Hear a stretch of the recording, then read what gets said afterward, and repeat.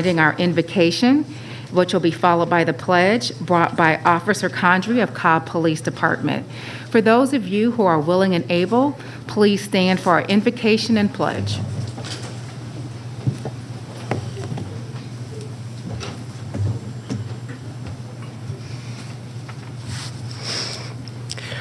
Our Father in heaven, we are thankful for our lives today. We are thankful that you sustain us, that you refresh us, that you provide for us.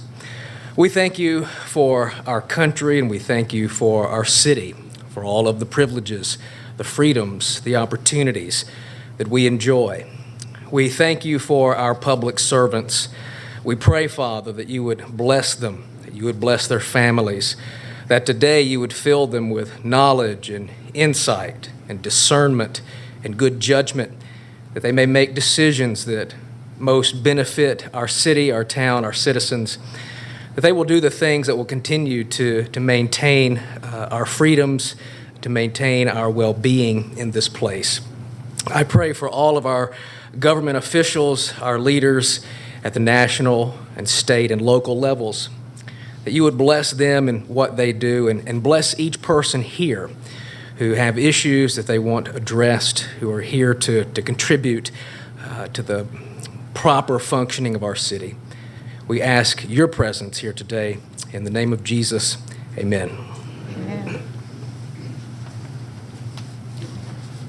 I pledge allegiance to the flag of the United States of America and to the republic for which it stands, one nation, under God, indivisible, with liberty and justice for all.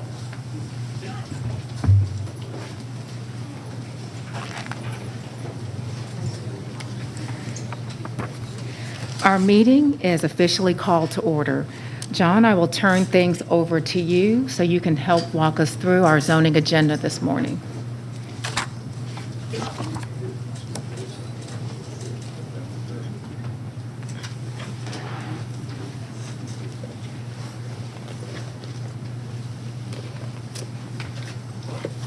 Chairwoman, if I may, at our last meeting, the board made a motion regarding virtual capability for this meeting.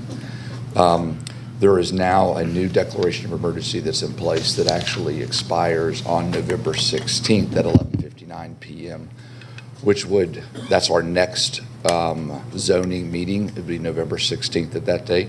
If the board wants to entertain a motion at this point in time to allow the November 16th BOC zoning meeting to continue in a virtual state, I can present a suggestion in form of a motion if you so entertain. All right. So moved as presented. Okay. Is there any discussion? Call the question. If I can just kind of read it into the... Sure. Go right ahead, Bill.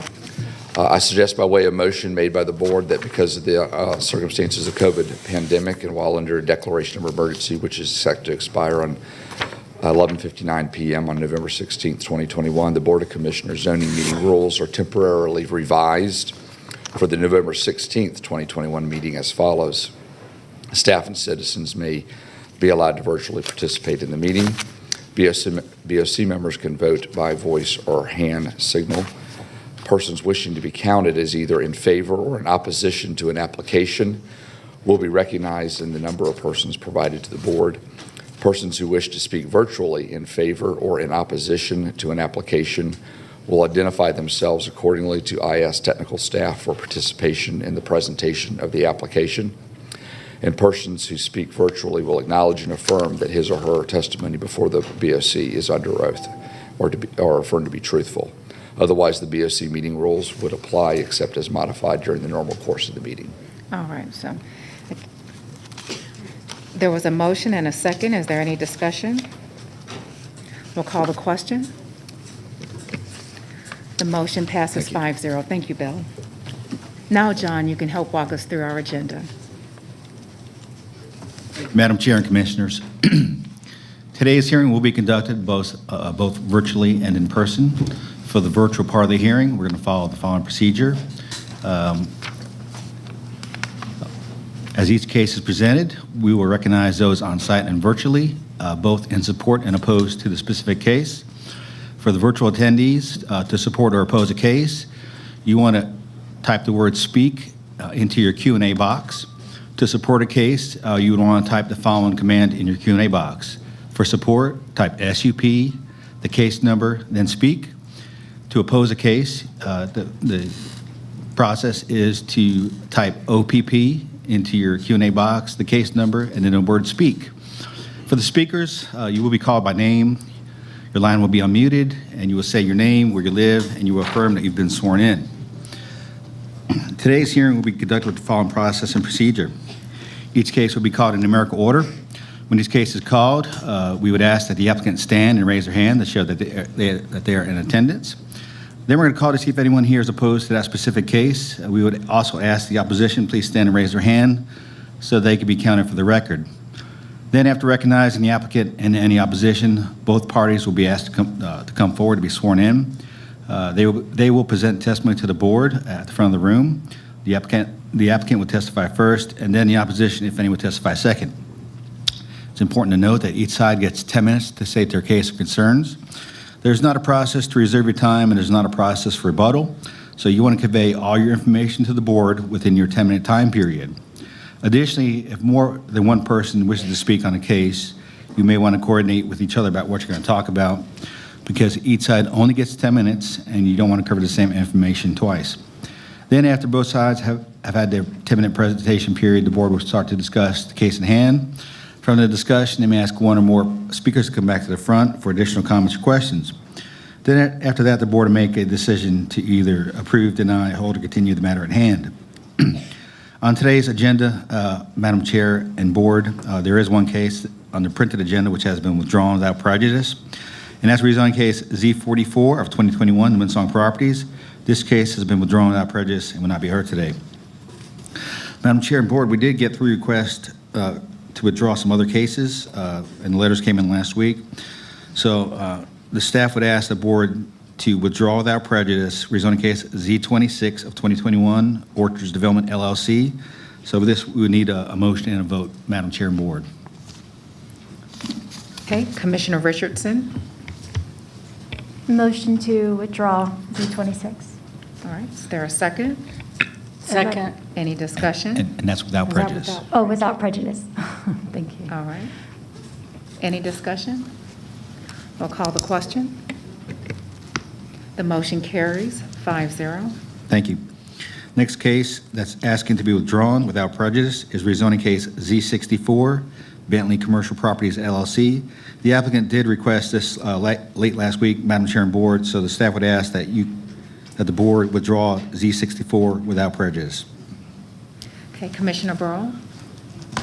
Can we ask if there's anyone here in opposition? Certainly. Is there anyone here for this case, zoning case Z64, Bentley Commercial Properties in District 3? There's one virtual. Yeah. In opposition? I don't know, is the person, yes, ma'am, the person is in opposition. Okay. Well, we may need to explain what we're doing here to her. I don't know. It's your call, Commissioner.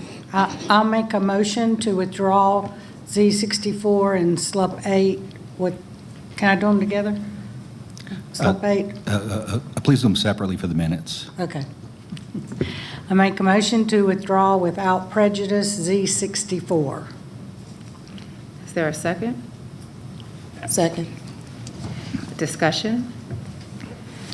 If we could let the person who's online in opposition know that it's being withdrawn. I will do so. Thank you. Thank you. And I do have a question as from looking at the PC hearing. This was prompted by staff, and there seemed to be some administrative issues with the property. Is that being resolved? It's my understanding that there was some miscommunication when they brought it in to add another building, and now they're not going to do that. They're going to operate as it has been for, I think, 50 years, and it's grandfathered in on the zoning, and they do have a business license and permit to operate. Okay, so the zoning was not needed for them to operate as they are. Correct. The rezoning, I should say. That's correct. And as Commissioner Burrow stated, the property is grandfathered right now, HI and R15. Okay. The only reason they came in was to put a new building on the property, which would cause them to lose their grandfathering. They've decided not to build a new building now, just to live with their grandfathered zoning. Okay, I thought there was also an issue of access on a residential part. Well, of the and the access road is grandfathered over the R15 piece. Okay, yep, all right. Thank you, Commissioner. Thank you, John. Thank you. Yes, there's a motion, a second. Any further discussion? All right, we'll call the question. The motion passes 5-0. Thank you. And the third case I have is SLUP 8 of 2021, Bentley Commercial Properties LLC. This is the companion case to the case the board just withdrew. So the applicant is asking SLUP 8 be withdrawn without prejudice. Commissioner Burrow. Motion to approve withdrawal without prejudice in the same discussion for Z64. All right, there's a motion. Is there a second? Second. Any discussion? Call the question. The motion passes 5-0. Thank you. Thank you. There are a number of cases on today's printed agenda which have been either continued or held by the staff or the Planning Commission or the board. The following cases will not be heard today. Rezoning case Z25 of 2021, the Furniture and Mattress Warehouse LP. This case was continued by the staff until the November 2nd, 2021 Planning Commission zoning hearing. So Z25 of 2021 will not be heard today. Rezoning case Z38 of 2021, Winsong Properties. This case was held by the Planning Commission until the November 2nd, 2021 Planning Commission zoning hearing. So Z38 of 2021 will not be heard today. Rezoning case Z48 of 2021, Ray Murphy. This case was held by the Planning Commission until the November 2nd, 2021 Planning Commission zoning hearing. So Z48 of 2021 will not be heard today. Rezoning case Z53 of 2021, Quintus Development LP. This case was continued by the staff until the November 16th, 2021 Board of Commissioners zoning hearing. So Z53 of 2021 will not be heard today. Rezoning case Z56 of 2021, Trayton LLC. This case was held by the Planning Commission until the November 2nd, 2021 Planning Commission zoning hearing. So Z56 of 2021 will not be heard today. Rezoning case Z57 of 2021, Stacy Bagwell. This case was continued by the staff until the November 16th, 2021 Board of Commissioners zoning hearing. So Z57 of 2021 will not be heard today. Rezoning case Z61 of 2021, Blue Tiger Properties LLC. This case was held by the Planning Commission until the November 2nd, 2021 Planning Commission zoning hearing. So Z61 of 2021 will not be heard today. Rezoning case Z62 of 2021, Perimeter Construction Group LLC. This case was continued by the staff until the November 2nd, 2021 Planning Commission zoning hearing. So Z62 of 2021 will not be heard today. Rezoning case Z68 of 2021, Tiffany Gray. This case was continued by the staff until the November 2nd, 2021 Planning Commission zoning hearing. So Z68 of 2021 will not be heard today. Rezoning case Z69 of 2021, Connolly Land Group LLC. This case was continued by the staff until the November 2nd, 2021 Planning Commission zoning hearing. So Z69 of 2021 will not be heard today. Rezoning case Z70 of 2021, PG Invesco LLC. This case was held by the Planning Commission until the November 2nd, 2021 Planning Commission zoning hearing. So Z70 of 2021 will not be heard today. Rezoning case Z72 of 2021, Serious Tree Services LLC, care of William Mazaragos. This case was held by the Planning Commission until the November 2nd, 2021 Planning Commission zoning hearing. So Z72 will not be heard today. Rezoning case SLEP3, Special Land Use Permit case SLEP3 of 2021, Ray Murphy. This case was held by the Planning Commission until the November 2nd, 2021 Planning Commission zoning hearing. So SLEP3 of 2021 will not be heard today. Other business item number 38 of 2021, 6M Properties LLC. This case was continued by the staff until the November 16th, 2021 Board of Commissioners zoning hearing. So other business item number 38 of 2021 will not be heard today.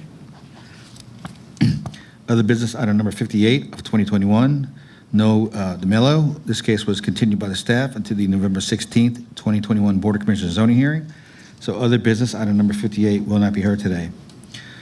SLEP 7 of 2021, Blue Tiger Properties LLC. This case was held by the Planning Commission until the November 2nd, 2021 Planning Commission zoning hearing. So SLEP 7 of 2021 will not be heard today.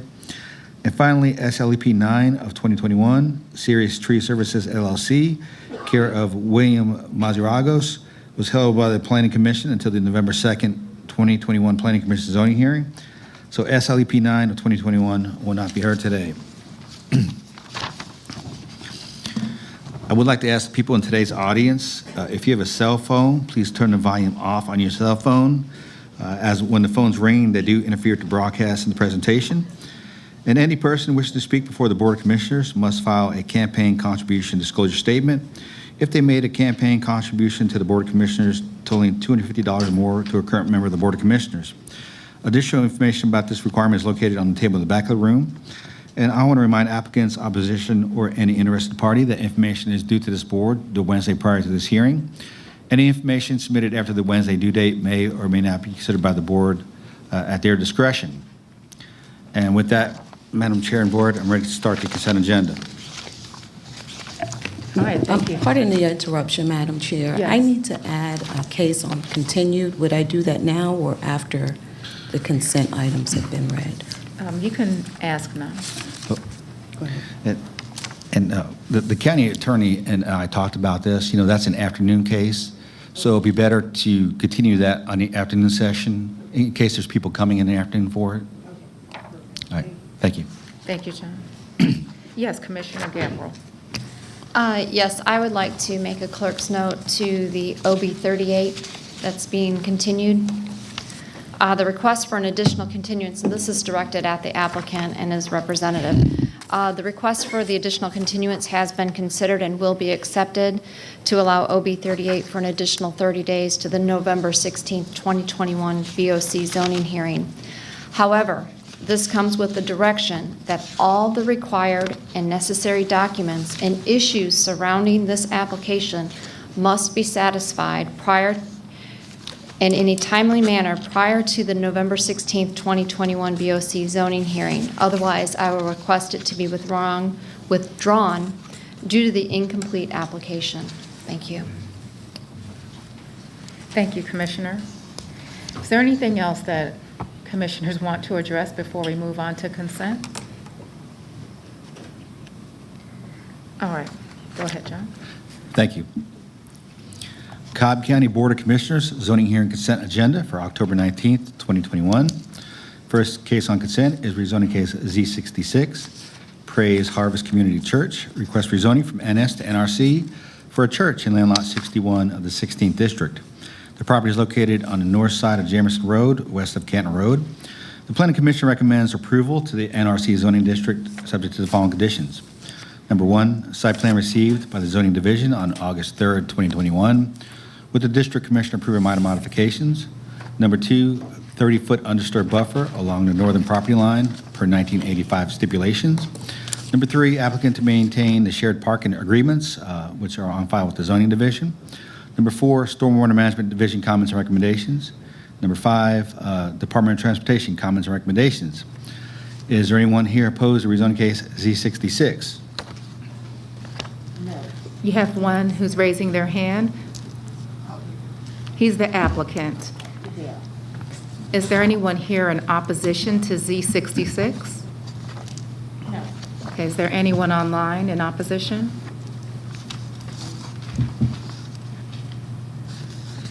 No. No, okay.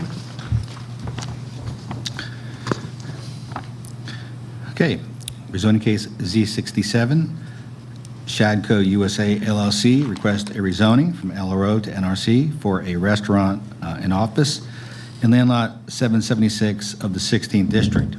The property is located on the east side of Scufflefoot Road, south of Sandy Plains Road. The Planning Commission recommends approval of Z67 to the NRC zoning district, subject to the following conditions. Number one, site plan received by the zoning division on August 4th, 2021, with the district commissioner approving minor modifications. Number two, property to be used for neighborhood retail uses. Number three, building exterior to remain the same with any changes to be approved by the district commissioner. Number four, applicant owner to maintain the 20-foot buffer area adjacent to all residentially zoned properties.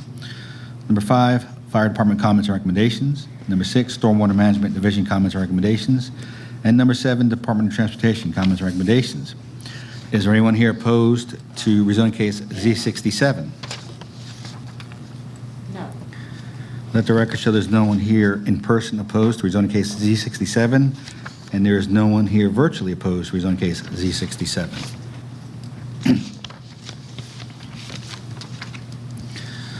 Moving into other business items on the consent agenda. First item is other business item number 51 of 2021, which is to consider a stipulation amendment for Rahim Lalani regarding rezoning application Z65 of 2004 in land lots 221 and 222 of the 17th district. The property is located on the west side of South Cobb Drive, north of Leader Road. Staff recommends approval, subject to the following conditions. Number 1, neighborhood grocery store and professional office use only. Number 2, Cobb DOT comments contained in the other business packet. Number 3, stormwater management comments contained in the other business packet. Number 4, fire department comments contained in the other business packet. Number 5, site plan contained in the other business packet with the district commissioner approving minor modifications. And number 6, all previous stipulations not in conflict with this amendment to remain in effect. Is there anyone here opposed to other business item number 51? Let the record show there's no one here in person or virtually opposed to other business item number 51. Other business item number 52 of 2021 is to consider a stipulation amendment for OHC Wigley LLC regarding rezoning application Z56 of 2017.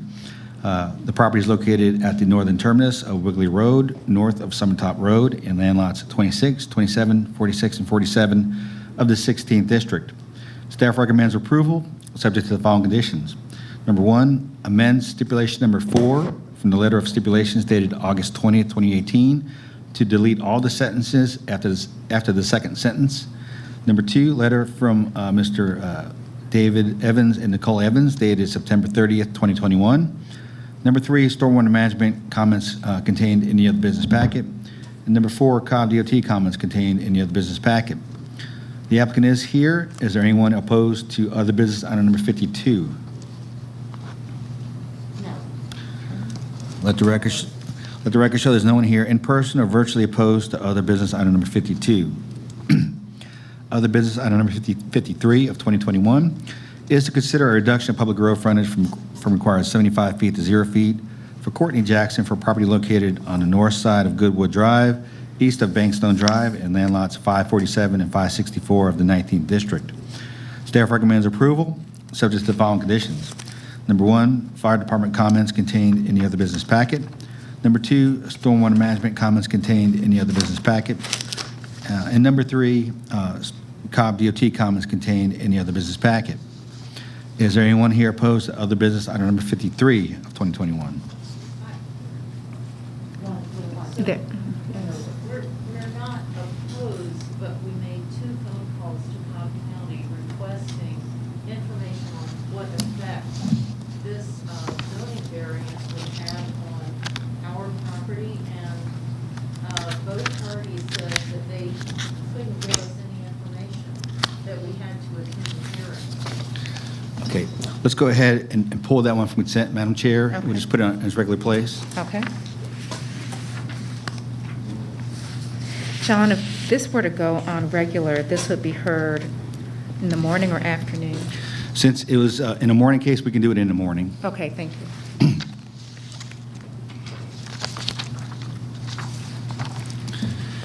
Okay, next case is other business item number 54 of 2021, which is to consider a reduction of public road frontage from required 75 feet to 0 feet and a reduction of required lot size from 80,000 square feet to 54,914 square feet for Janice Overbeck and Gunnar Overbeck for Go Contour LLC, for property located on the southeastern side of Allgood Road, west of Smithwood Drive, in land lots 883 and 884 of the 16th district.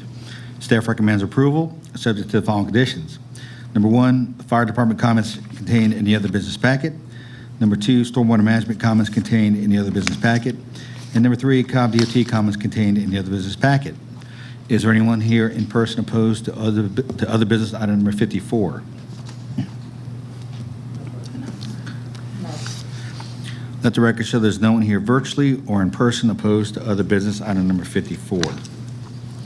Other business item number 55 of 2021 is to consider a reduction in public road frontage from 75 feet to 0 feet for Bobby E. Willoughby Jr. and Elizabeth K.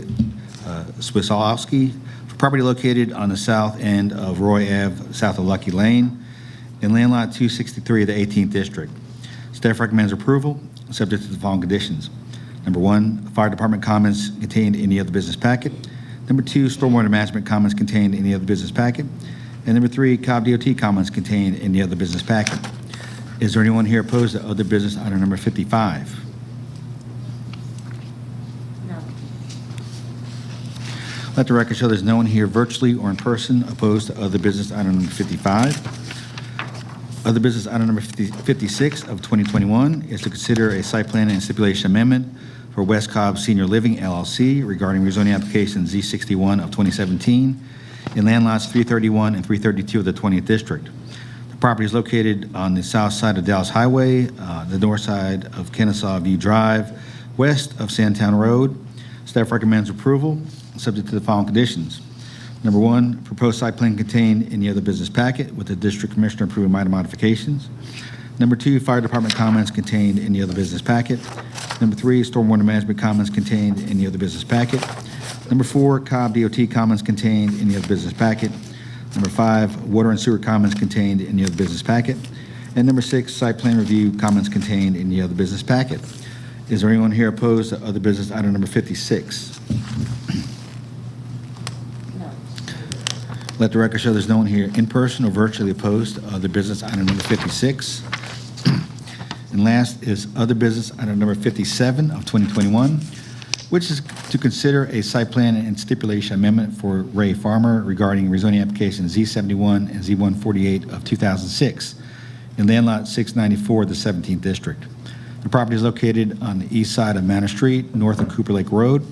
Staff recommends approval, subject to the following conditions. Number 1, proposed site plan contained in the other business packet with the district commissioner approving minor modifications. Number 2, fire department comments contained in the other business packet. Number 3, stormwater management comments contained in the other business packet. Number 4, Cobb DOT comments contained in the other business packet. And number 5, water and sewer comments contained in the other business packet. Is there anyone here opposed to other business item number 57 of 2021? No. Let the record show there's no one here in person or virtually opposed to other business item number 57. And that completes your consent agenda, Madam Chair and Board. Thank you. Before I make a motion on the consent agenda, are there any other zoning applications that need to be added to consent?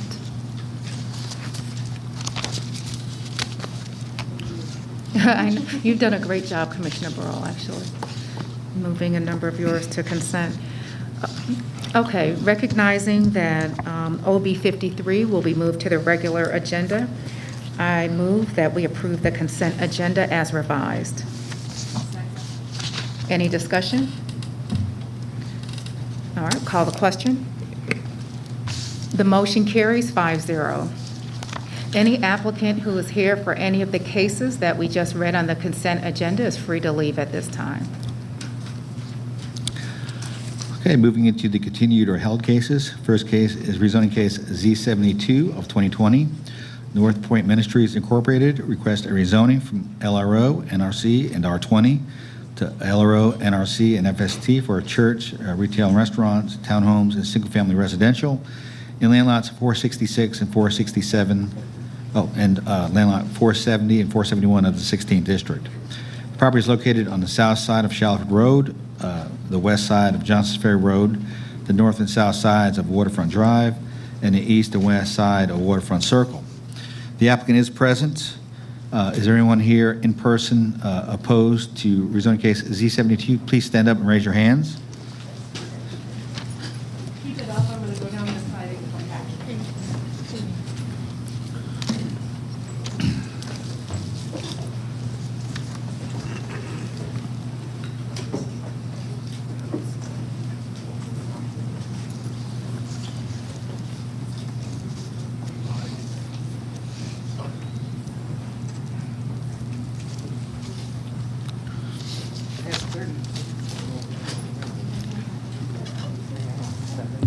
many do you have? 36. 36. All right.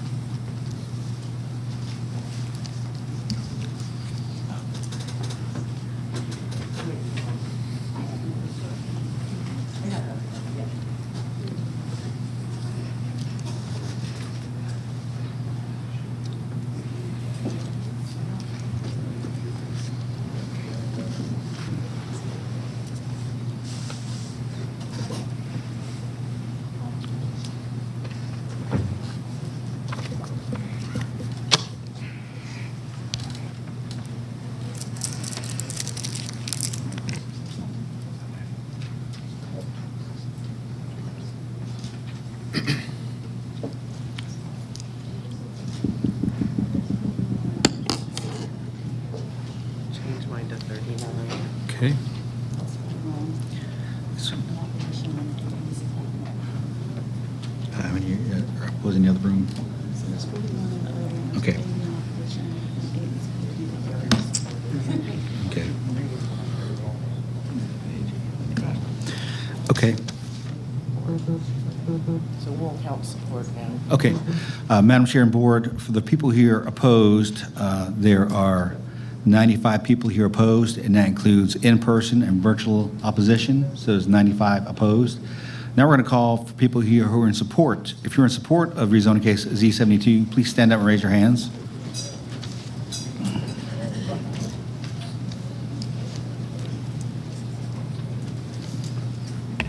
John, I have a question. I'm not sure if we also have any opposition or support in the overflow area. Yeah, we're checking those right now. Okay, thank you. And that number I just gave you, the 95 opposed, that includes the overflow room.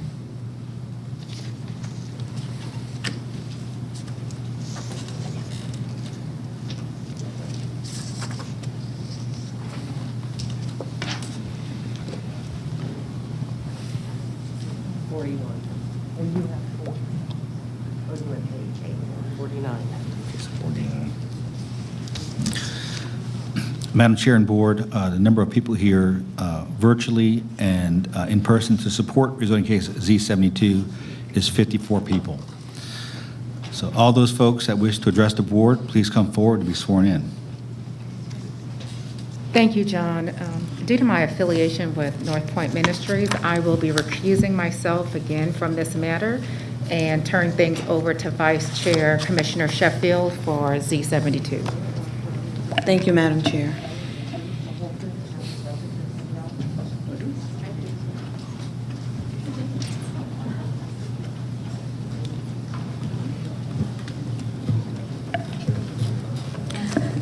Good morning, everyone. I hope that everyone is in good spirits today.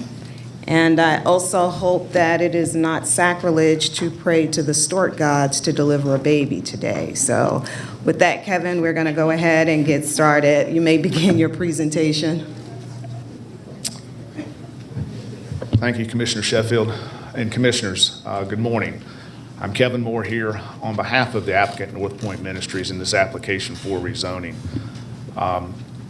We have presented this case to you now a number of times, presented it to the Planning Commission a number of times in the public hearing, and I'm not going to go through that presentation. You are well familiar, based on those prior presentations, with the surrounding area, with the surrounding developments, commercial and residential, which are entirely consistent with what we are proposing. But instead, I want to focus today on a plan that we want to present to you for your consideration, and it's going to be a little different. We've been working since the last hearing and have been working prior to that at each and every time. North Point Ministries has cared quite deeply about trying to meet community concerns and address those concerns with this development of 33 acres. We have made 22 plan revisions in response to comments from staff, comments from planning commissioners, comments from board of commissioners, and comments from community concerns. Not all of those are consistent. There have been somewhat competing types of concerns and comments and directives for us to look at, including what we need to do to accomplish what is a mixed-use development at a very critical intersection in Cobb County, Johnson Ferry and Shallowford Road.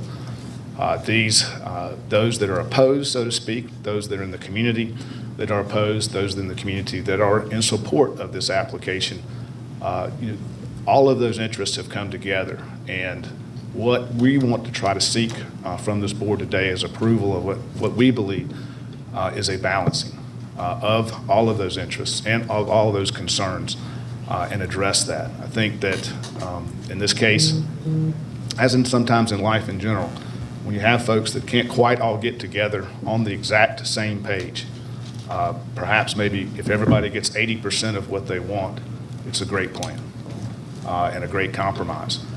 What we have presented and submitted as of just over a week ago, is the plan that you see before you. I'm going to go through that plan very generally and then speak to what we would like to present for your consideration today. Just to orient those who may not be as familiar, on the top of this site plan, this is Johnson Ferry Road, intersection with Shallowford Road here on the left-hand side of this site plan. This proposal, different from last month's proposal, does contain a relocated waterfront drive, which had been part of the plan that was recommended for approval by the Planning Commission in this location here that connects the neighborhood to the west of this property and those residential areas, maintains a connection, direct connection to Johnson Ferry Road at a signalized intersection here. This plan does propose two commercial NRC parcels here, and it proposes a total of 112 homes being comprised of townhomes as well as detached homes in the yellow. That totals 112 at 5.37 units per acre, the total residential acreage being 20.86 acres. This is the plan that we had submitted last week along with a 14-page stipulation letter that's very detailed in terms of the stipulations and commitments and conditions of this applicant of North Point Ministries in this effort. Since that time, we have received and continue to receive comments and concerns voiced from other residents as well in the community. And as a result, what we would like to do is try to take and present to you a plan today that balances these concerns to the best that we can, including the ability of this development, North Point Ministries as well as Ashwood Development, the residential developer, to build the relocated waterfront drive, which is critical to the redevelopment of this entire site, as well as critical to address the concern of ensuring that we don't have a cut-through problem with the neighborhood to our west. And in doing so, I'm going to flip back to a plan that was presented to you last month. This is the plan that's dated September 10th, 2021. It was presented to you last month. This plan contains NRC across the frontage of Johnson Ferry. Portion of this property, about half of it, is already zoned NRC here for NRC development across Johnson Ferry Road. This plan contains just over 19 acres, 19.08 acres of proposed RA5 development that has a total or a maximum of 95 homes, a maximum density of 4.9 units per acre. It contains 51 detached homes versus 44 townhomes. So more detached homes than townhomes in this plan. What this plan did not contain was a relocated waterfront drive. And what we would like for you to consider today is an amended plan for us. And that is to have this plan be what you're under consideration for today, but with the relocated waterfront drive to be placed on this plan. So it takes the relocated waterfront drive that we have before you today, and it places it on this plan. But that way, what we are doing with this is proposing to you not 112 total homes, but 95 total homes at less than 5 units per acre with NRC across the front. So it's really this plan with the relocated waterfront drive that we are presenting for your consideration here today.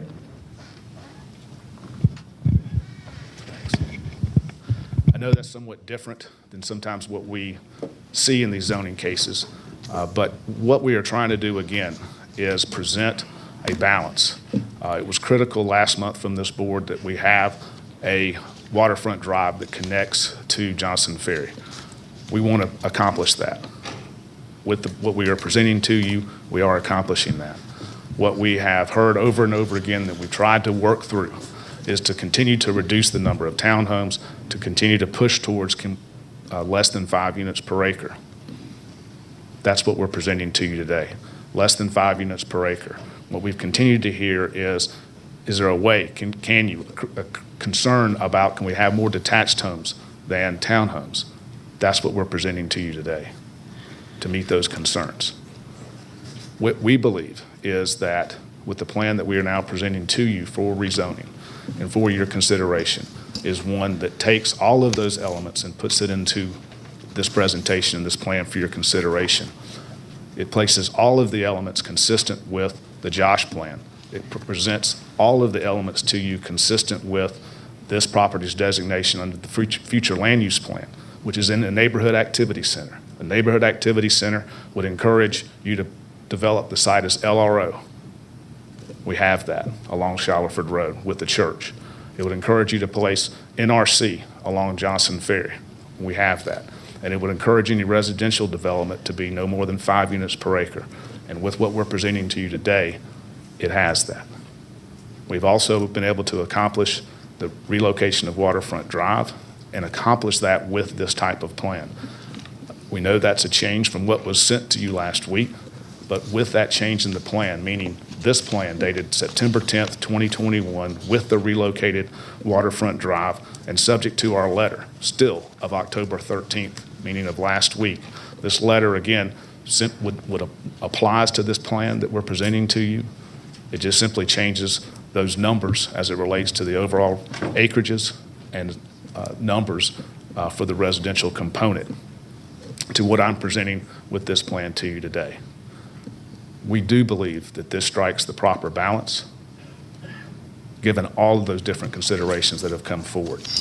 There's a lot that has to be accomplished in terms of this type of development to accomplish creating a look and not simply creating separate developments, to accomplish ensuring that this corner of the world, this corner of Cobb County at Johnson Ferry and Shilerford Road does have an identity. And we can do that with the plan that we are presenting to you today. And we can accomplish that by taking on ourselves the relocation of Waterfront Drive, which we believe is critical to really address what residents have spoken in terms of traffic movement and in terms of cut-through traffic, and to ensure that that doesn't occur. With all of those components, we ask that you consider that today. We ask that respectfully that you approve the September 10th, 2021 plan, the one you see on your screen, with a relocated Waterfront Drive, and subject to our letter of October 13th, simply conformed to the numbers that are reflected on this plan. Thank you. Thank you. Opposition may approach to speak. And please be mindful that you have a total of 10 minutes. That's to be shared among all of the speakers. And please state your name.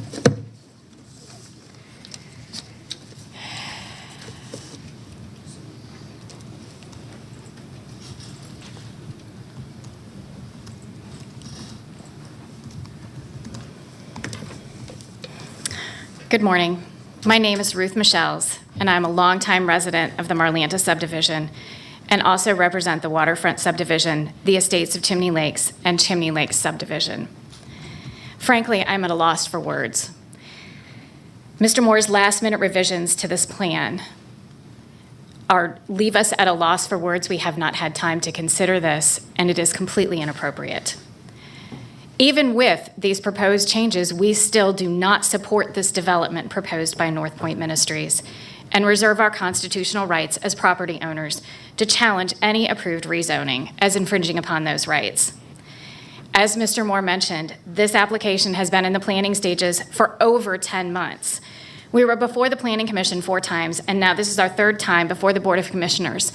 Mr. Moore has had plenty of time to present a plan that is acceptable and that has time to be reviewed by the community. it is inappropriate for him to make these last-minute changes and expect us to be on board with that. As stated numerous times, we want this area developed, but it needs to be the right development. And what Mr. Moore has proposed again is not that. If this application was not connected to a religious organization, would the Board of Commissioners even entertain it? Or is it simply because it is affiliated with a church that this has been allowed to drag on for almost a year with these very last-minute changes now? The fact that it has taken this long shows that the applicant is not listening to or working with the community. In fact, our comments and concerns have been referred to as banging gongs and clashing cymbals. That scripture actually states, "If I speak in the tongues of men and of angels, but have not love, I am a noisy gong or a clanging cymbal." But love is precisely the reason I and those who stand with me are here time and time again. Love for our neighbors and our community. And while the applicant has stated that they want to be a good neighbor, to date, their actions have certainly not reflected that. We have repeatedly expressed our concerns about the intensity of this development, which has insufficient pervious surface, resulting in a negative impact on stormwater management. Not much has changed in that regard since the last time we were here, even with this new proposed last-minute site plan. The applicant needs to be held accountable for ensuring that the pervious surface requirements are met. We have now flip-flopped back. Well, apparently now we're going back to RA5. That's still not appropriate for this site, and it isn't appropriate, particularly if the applicant isn't even going to conform to the code with respect to lot sizes and the number of permitted attached homes. The applicant has also stated, well, I can't even say that now because we've had a last-minute change to the site plan. At a minimum, regardless of what category of zoning is ultimately approved, the applicant should be required to conform to the code. A plan requiring variances from the code just shows that they are trying to force a square peg through a round hole with this proposal. What is the point of having the zoning code if it is disregarded by everyone? The applicant has previously stated that the church doesn't even have to come in to request a rezoning. That's true. And then they should just go ahead and buy the land that they want and build their facilities. They are the ones requesting this rezoning because they want to sell the residential parcel after the zoning has been completed, for reasons unknown to us, but we can certainly speculate. The rerouted waterfront drive has apparently been added back in to whatever site plan you all are supposed to be considering at this point. It isn't even clear what that is going to look like, how cut-through traffic is going to be mitigated to reduce the number of trips cutting through on Manor House Drive and the Marlanton neighborhood. As proposed in the site plan that was submitted to you all for consideration originally, it would add, with the placement of the exit, 300 to 600 more trips through my neighborhood past my house on Manor House Drive. Yes, that is a public road, but anyone who drives through knows this is a small neighborhood street. The least among us is a 6-year-old riding a bike in a neighborhood with no sidewalks. Adding this much traffic would be incredibly irresponsible. Again, another example where the applicant is not listening to the community. The applicant has stated previously that he has worked with the community. He might have worked with East Cobb Civic Association, but neither ECCA nor the applicant contacted anyone from the Marlanta 3 development regarding the latest site plan or even this revised site plan. While the applicant and others have cited a traffic study conducted in this neighborhood, which purports to show that traffic counts were lower than they anticipated, that study was conducted directly in front of my house during a 72-hour period in May during the week of the gas shortage, and included a day when Cobb County schools were not in session at all due to the pandemic. It also didn't take into consideration the significant cut-through traffic on the weekends as well. And it certainly didn't take into consideration the potential addition of over 100 new homes that would be using this as a cut-through. Because the applicant has failed yet again to present a site plan, even the revised site plan that we have not yet had time to consider, we respectfully request that application Z72 2020 as presented be denied. Thank you.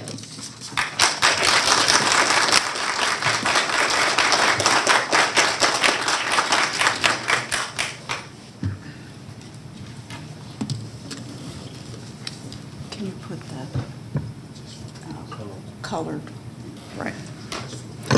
Good morning, Commissioners. I'm Thea Powell and have lived in Chimney Lakes almost 40 years. 1 week ago, to the day, a series of speakers came to the Board of Commissioners to share their concerns with respect to stormwater damage they sustained on September the 7th. Today, you have the opportunity and responsibility to take every possible precaution to avoid that situation and prevent increased potential flooding on this property, the surrounding developments, and downstream all the way to the Chattahoochee River. The picture, and commissioners have a copy of this, is worth 1,000 words. Obviously, this is the not plan that's being considered, but I think it still reflects the aspect of no pervious surface. The numbers may change because this plan is a little different, but even with this plan that is currently being considered, the pervious surface is not there related to the code. On the RA6, I should say on the RA5, the applicant used the creek bed acreage to calculate the units per acre. Why is this a problem? Well, from the very first site plan, the units per acre have been misrepresented because the applicant consistently used the creek bed acreage as part of the calculation not allowed by code. Perhaps they're going to build houseboats and place them in the creek. I did some calculations showing how reducing the lot size, not following the code, reducing the setbacks allows additional units to be built on a piece of property, which in turn increases the impervious area. It's hard for me to give you those units per acre because this is not the plan we're considering. Calculating the information was a tedious task, but needed to be done to demonstrate how impervious surface grows when lot sizes and setbacks are reduced. And for the previous plan, 6 adjoining townhouses in buildings 156 feet long are allowed. Finally, the tree ordinance has been totally ignored throughout this process. We all know the role trees play in absorbing water and preventing erosion. The only way to build this development, as presented, is to clear-cut this site and pave it over. This proposed intensity and density creates a high percentage of impervious surface, resulting in a greater potential for flooding. There are far too many variables on this property to accurately determine what can be built on land which formerly supported a lake, large lake, which helped with stormwater management. We request denial of this application. Thank you for your time.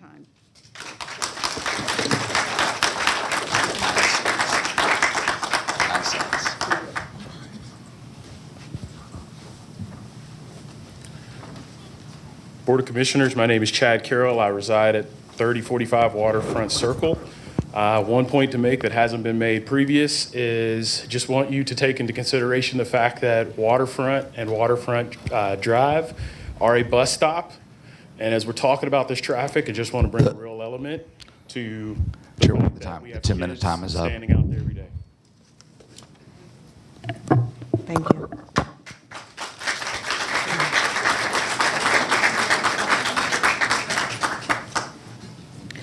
Thank you to all of the speakers. We have concluded the hearing from the presenting attorney and opposition, and I will turn things over to you, Commissioner Richardson. Thank you. And yes, we've got a lot to look at today, a lot to consider, and certainly many questions. I did want to start off with some of those questions that came up. So there was a mention about adding the creek bed into the calculation for the density. John, I was hoping you could provide some clarity on that. Yeah, as far as density goes, we take out two things to get to the net density. We take out the floodplains and the wetlands to figure density. Stream buffers, creek beds are not taken out unless they're part of the floodplain and wetlands. So whatever FEMA comes back with as far as floodplains is what they're going to live with. And I think it's number one in their stipulation letter that whatever it is, they're going to base the density on that number. So a short answer is floodplain and wetlands are the only thing we take out of the density calculation. Understood. So when they're adding, that's pretty consistent then with other zoning cases that that acreage is included from the creek beds? Correct. Mm-hmm. Okay. Let's see. There was also another question about the exit-only enforcement that came through as well. I believe that was one of Ruth's concerns. From an enforcement standpoint, with that entryway, I believe our fire, I don't know if we can address that. Or Kevin, it was a question around enforcement, and perhaps you can give detail from which staff member that was worked out with. Yes, the access for there's a rear access to be provided to the relocated waterfront drive. That rear access would be emergency only and exit only. And what's the enforcement around that? The way the enforcement works is how you would arrange for those gates, because it's gated. And so residents would not be able to come in. They just can go out. And they can go out? Is that? It's exit only for them, yes. Okay. But we can. Right out only up to Johnson. Pardon me. If we would please, if we can just respect the person at the podium and not yell out in the audience, that would be tremendous. And it will also show consideration to those that are around you that may have difficulty hearing. Thank you. I think the question from Commissioner Burrow was whether the access could be limited to right out only, so that residents, if they utilize that exit, would only be able to go right up to Johnson Ferry as opposed to left through the neighborhoods to the west, Marlanta and so forth. And yes, that can be accomplished. You do that through, this would be on a smaller scale, but it's sometimes referred to as an R-cut, where you just have the single lane coming out and go into the right so that you can't take a left, but also accessible for fire and emergency services. That can certainly work there. Thank you. There was another mention about cut-through. We've brought this up every time we've had these hearings. Mm-hmm. So from a cut-through mitigation perspective, what do you perceive as is something that allows for the mitigation of cut-through traffic? Sure. There's a number of things. Number one, we've just discussed how the residential would not be cutting through because they would not be able to access that rear access along Waterfront Drive. So the other thing would simply then be left to cut-through traffic that exists today or additional cut-through traffic through Waterfront Drive. What we have proposed for that drive, for that road, and let me, I'll just show you so it might make more sense.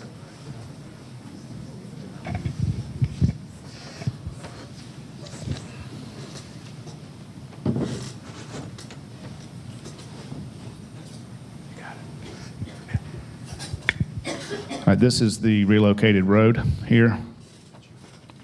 A couple of things that help with or deter cut-through traffic. Number one, these are provided for, this road would be built and provided for parallel parking along the street, as well as landscaping, tree placement along the street with landscape tree islands within that area along the street, as well as with the curvature of the road. All of those are considered to be deterrents to cut-through traffic. We could also, subject to DOT, because again, this is a public road, we could institute whatever other elements that DOT believes would be appropriate for the public road to deter cut-through from that standpoint in use. That's certainly acceptable from our standpoint. Speaking of the rear access, again, that is proposed for here. That would be emergency gated, and they would not have the ability to go through the neighborhood, per Commissioner Burrell's question and response. Okay, thank you. And I will, I don't know who's here from DOT, but I will want to have someone from DOT at some point. But before I let you go, I do want to ask one more thing and then let other commissioners ask you questions before I bring up other staff members. Do you have a map of the stormwater flows related to this property, and what considerations for those that actually live on, that would live on this property with regards to stormwater management, what considerations have been taken Sure. especially since there was a lake?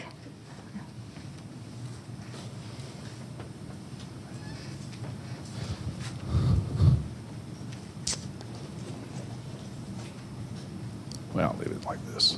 All right, in terms of stormwater flow,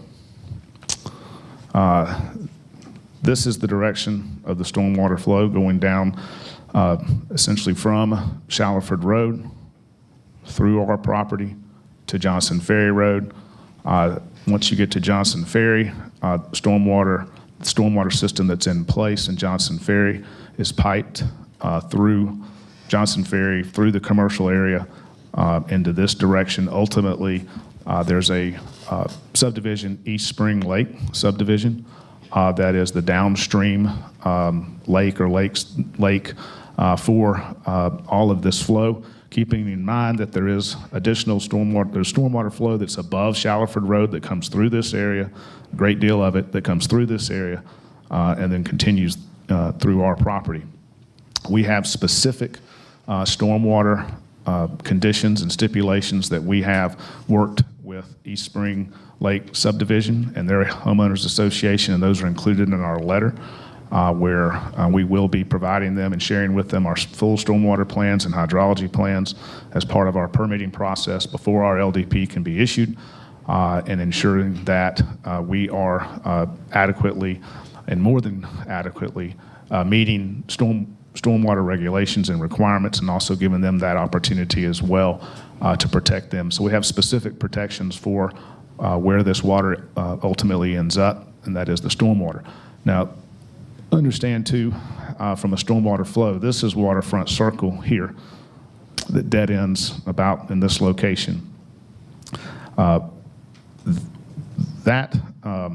stormwater, any stormwater that is found on waterfront circle comes from this area here, coming down their street. It is not from our property.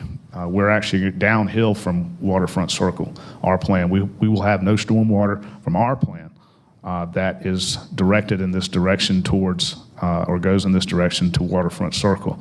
All of our stormwater plan will be managed both within this area here, as well as on our own property, as our stormwater and hydrology plan dictates, with Cobb County Stormwater Management Division as well, regulating that.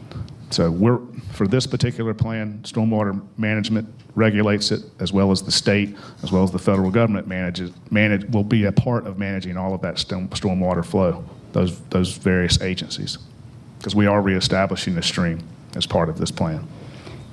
And it's my guess that that's estimated against 100-year flood levels? It will include a FEMA study called a LOMAR study that will have to be conducted. That's an extensive engineering study that's conducted based on a final approved plan that then, and I say final approved plan, based upon the final engineering, that study is conducted and to the extent there's any floodplain within this property, then it's identified as part of that study. Thank you. I'll let other commissioners ask Kevin questions. Regarding the site plan change, I don't want that to get lost in the conversation. So if you would, because some are surprised by the change, if you would just quickly go over the two plans that you did at the top of your presentation, just for clarification for people. Sure. Thank you.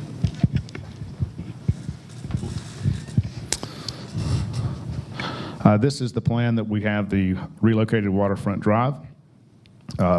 This area along Johnson Ferry shows this two pieces or two tracks as being identified as NRC that have proposed stipulations as well.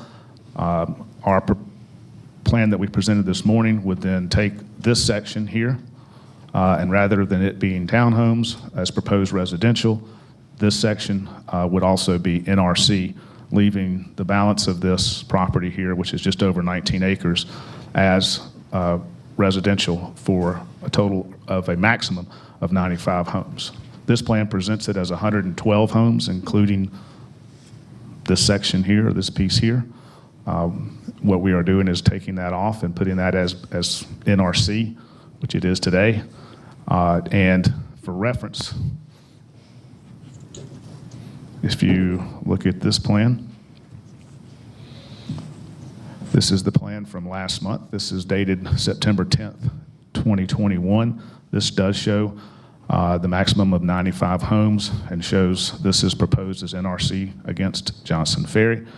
The only thing this plan doesn't have is a relocated waterfront drive that would simply follow just like this, just like it shows on the plan from before. And that's a reduction of how many townhomes along Johnson Ferry? It eliminates 18 townhomes on Johnson Ferry. All right. Thank you. So that the total number being presented is 95. That's 51 detached homes and 44 townhomes.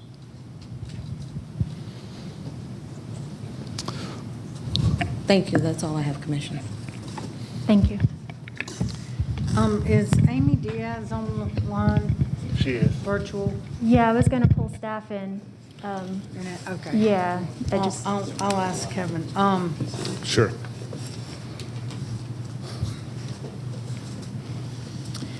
The ride out only, are you going to have like a pork chop there or something to prevent people from turning left and signage, no left turn? So yes. If that's a condition of the approval, then yes, that's how that would be arranged. Okay, so if this is approved, the 95 homes would not have access to waterfront and waterfront drive and waterfront circle through their development. That's correct. And the current signal at Johnson Ferry and Waterfront Drive would only be accessible to this development. It doesn't go through to the new waterfront would be over here by the church, and it wouldn't go through. So they would have access out to Johnson Ferry, but not through waterfront. That's correct. If I can turn, I just want to answer that for you very clearly.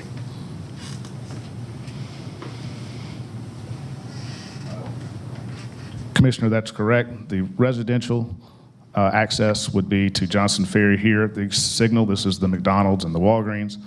That's where that access is, where the existing waterfront drive or segment is here, and that's where we would access. In the future, with relocated waterfront drive, which would be here, then the neighborhoods and residential areas to our west, references Marlanta as a general term, would still have their direct access to Johnson Ferry, but you're essentially separating those who can access it. And the new waterfront at Johnson Ferry is full access? That's correct. Can you switch to the other map to make this easier? Thank you.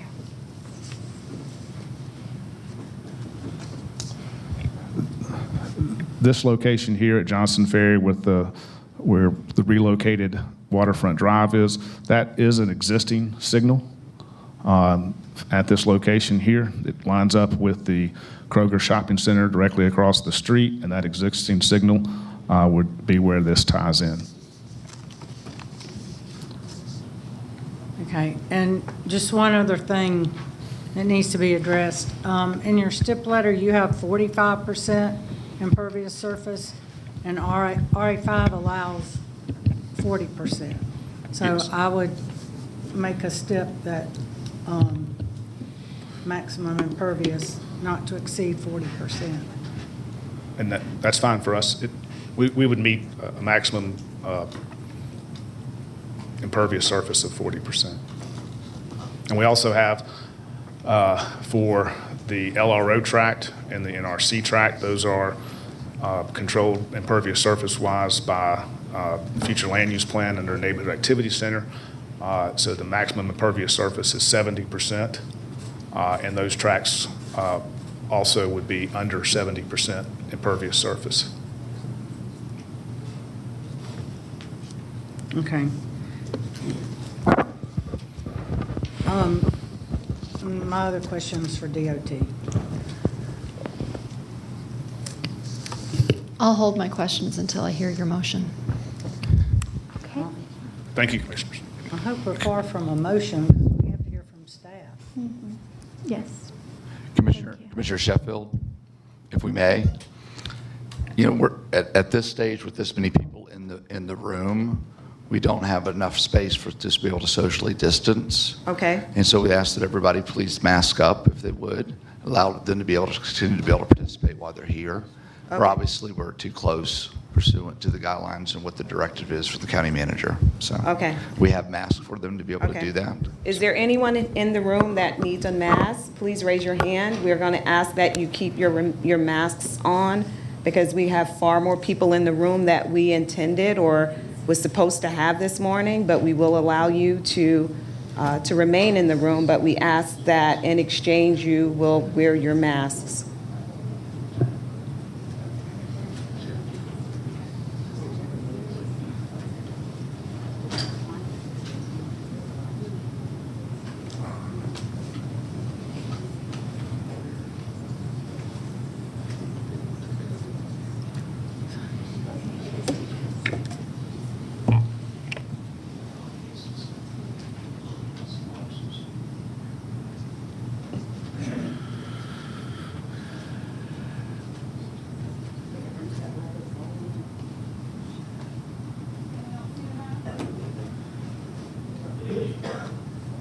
If you have been handed a mask, would you please put on your mask? If not, I will respectfully ask you to leave the room.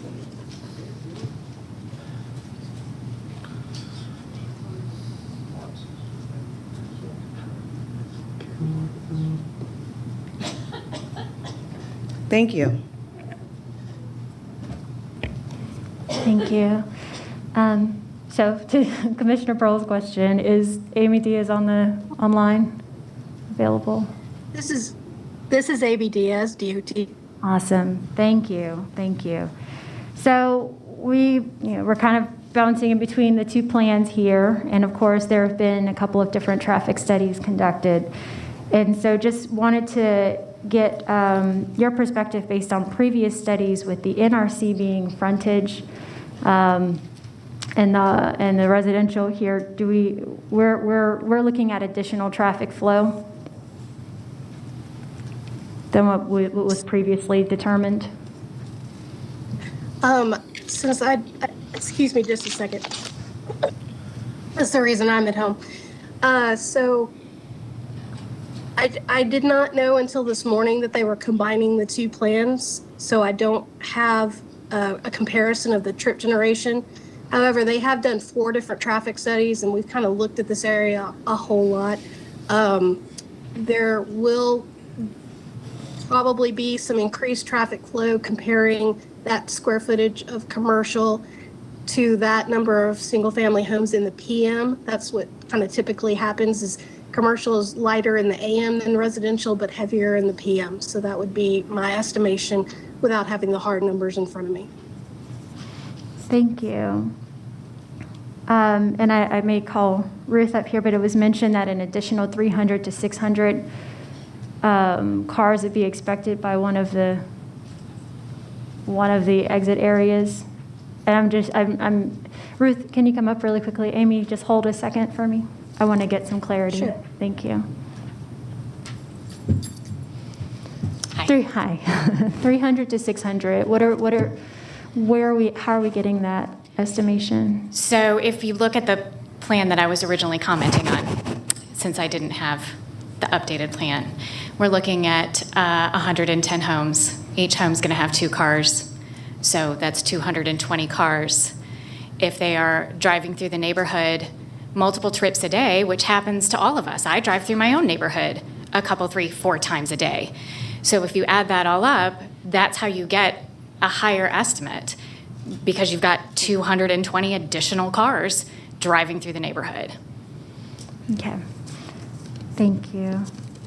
I guess it's not necessarily an Amy question then, so I appreciate your clarity there. Sure. I wasn't sure if you had seen a study or something of the sort, but understood. Okay, well, that will work Okay. good. All right. Commissioner Burrow, why don't you ask your question? I was trying to do away with the traffic cutting through Waterfront and Marlanta, but by making this bottom exit on the new development a right out only, so that they have to go back up to Johnson Ferry and not cut through between the 2 R20 homes. And their other access on Johnson Ferry just lets them out there, does not go through. This Marlanta and Waterfront have had cut through.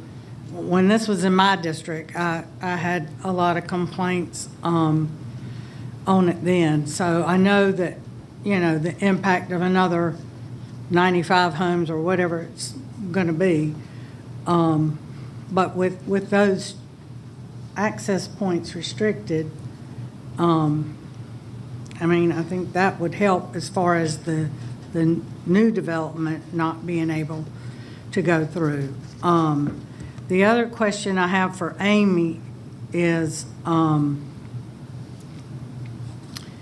at Waterfront Drive and Waterfront Circle, does DOT recommend a 4-way stop there rather than the 2-way that's there now? Treating that one first, I would say not at this time, that if the traffic volumes there change where the traffic volumes are more balanced, then that might be a situation. But because there's kind of limited use on either end of Waterfront Circle as opposed to Waterfront Drive, that would be unlikely. I will also speak to the right out only. The thing that raises the concern there is if it is an emergency access, in order to give an emergency vehicle enough clearance to enter that access point, that it's hard to then geometrically restrict the right outs. The left outs. So to restrict it to a right out only, because you have to give enough pavement for the fire trucks to be able to go in. So looking at the fact that they have a signal access to Johnson's Ferry anyway, it might be worthwhile considering that to be emergency only access and not have the residents have access to that exit at all. But wouldn't the fire have to have 2 access points for over 30 homes? Yes, and fire would still be an emergency only access, but then at that point, the residents have access to it. Okay. So the only access for residents would be out at the signal at Johnson Ferry and Waterfront. Correct. And the right, where I was at, where we were asking for a right out only for the residents, that would be emergency access only. Yes. And gated. If you and Commissioner Jerrison wish to basically put it in as a conditional, either it is done as a right out only, or if it needs to be emergency only because of geometrics, that sort of condition is fine. It can be worked out in plan review. I just have concerns about having enough pavement to allow an emergency vehicle to actually use it, yet still restricting the lefts out. I think it's a very strong point, and I really appreciate that recommendation and consideration. Okay, and one of the speakers mentioned a bus stop, and a four-way stop wouldn't help with that, with crosswalks. Amy? I assume that they're speaking of a school bus stop, so you wouldn't usually do an all-day traffic control for a school bus location.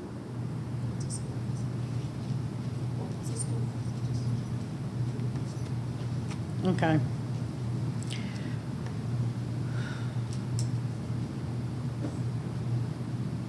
That's all I had for Amy.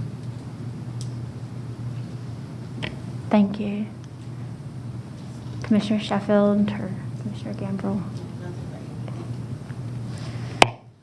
All right. Well, those are the questions I had. So if there are additional staff members you would like to call up. Carl. Is Carl here? I think he's virtual. He's online. Thank you. I'm here.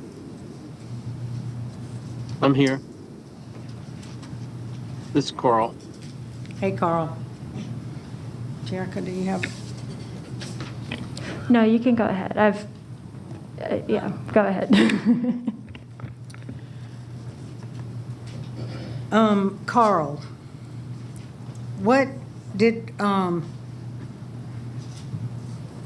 is there a post and a pre and post sediment study that was done or will be done with the lake being removed and all?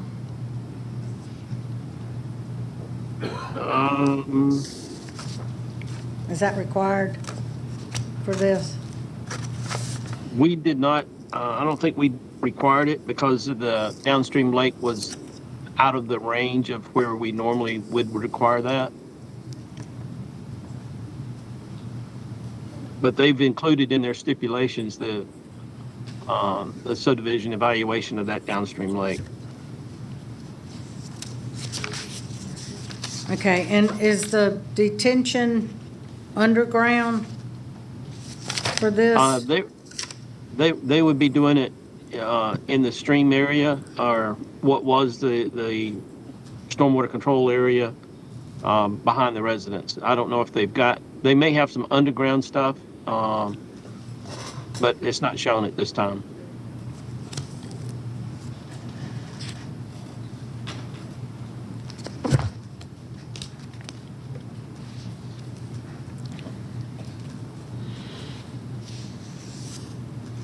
Okay.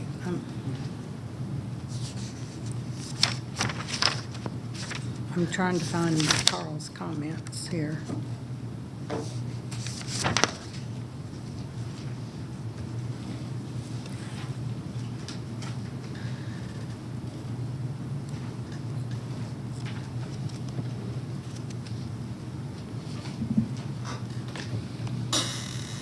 Okay, and have all your recommendations been met with the, that you have in your analysis? They will be during plan review, most of them.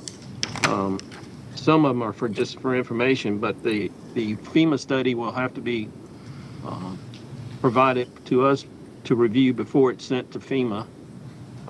And I think he's included in his stipulation letter the hydrology, which all of that's going to be tied into one big report that will be reviewed by us and the downstream neighbors before it's sent to FEMA. Okay.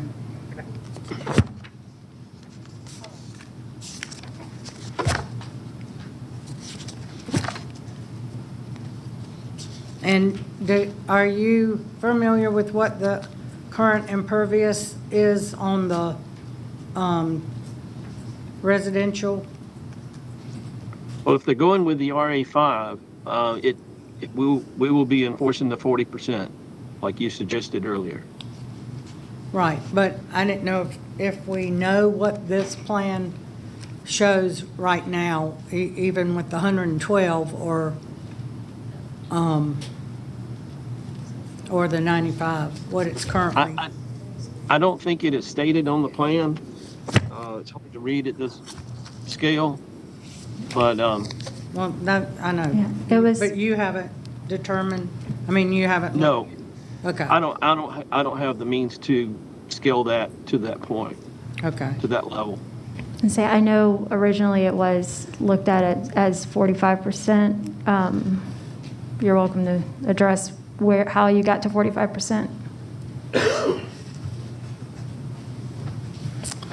And so the 45% came from the proposal for the zoning category of RA6 allows a maximum of 45%. So that's why we had calculated the impervious surface and it was less than 45% to ensure that we met that with this plan. I verified with the project engineer, Steve Rowe, that the plan that shows the smaller residential development at 95 homes is in fact less than 40% from impervious surface. Thank you.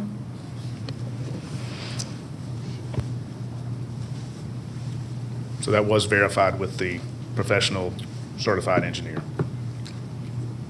And the NRC is under 70? And the NRC is under 70%, as well as the church parcel, which is LRO, is under 70% as well.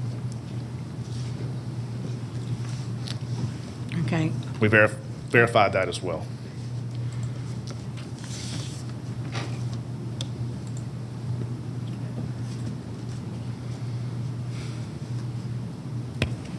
That's all. Okay. Commissioner Gambrill?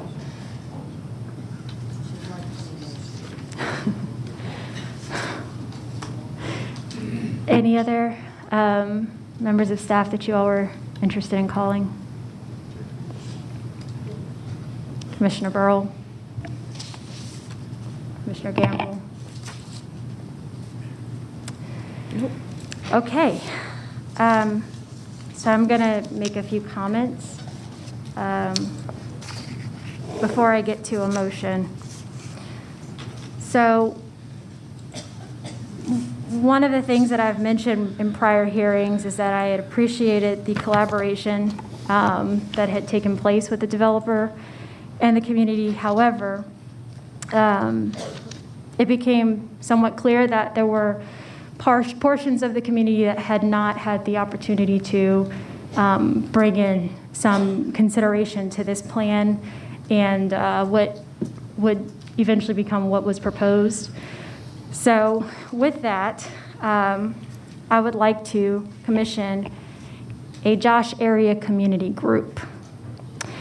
And the goal of this initial group, so I'm going to ask a few to come up and let me know if they would be willing to be a part of this initial group, will be to ensure adequate representation from the Josh area and all related subdivisions. Thea Powell.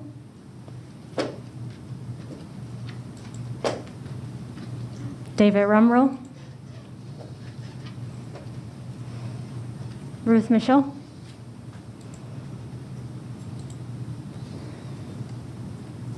In establishing a Josh area community group, would you all serve in this capacity for current and future zoning cases in review and recommendations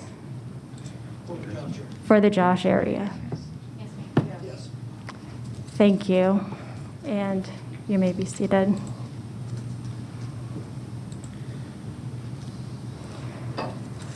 And of course, there have been so many different hearings. We've covered a lot of different issues. They are recurring. Cut-through traffic, stormwater, the floodplain, the density calculations. I think at this point, everyone has had a chance to at least operate off of the same set of facts in terms of how we come to these decisions of density calculations or how we're looking at some of these studies. And, certainly want to reiterate the importance of the FEMA floodplain. We do know that we have stormwater issues in the area. There are some things that need to be addressed, certainly. And with regards to the floodplain, the goal of estimating zero floodplain is to create a max, an upper limit per se, because anything that would be determined floodplain would reduce the overall units given a cap on the density. So with that, I would like to move to approve Z72 with the request of LRO, NRC, and RA5 for the designated areas, limiting the residential area to 5 units per acre. That the final number of units will be approved after the FEMA floodplain study, still capped at the density of less than 5. That all STIPs from the letter dated 10/14 are also included that are not otherwise in conflict with this proposal.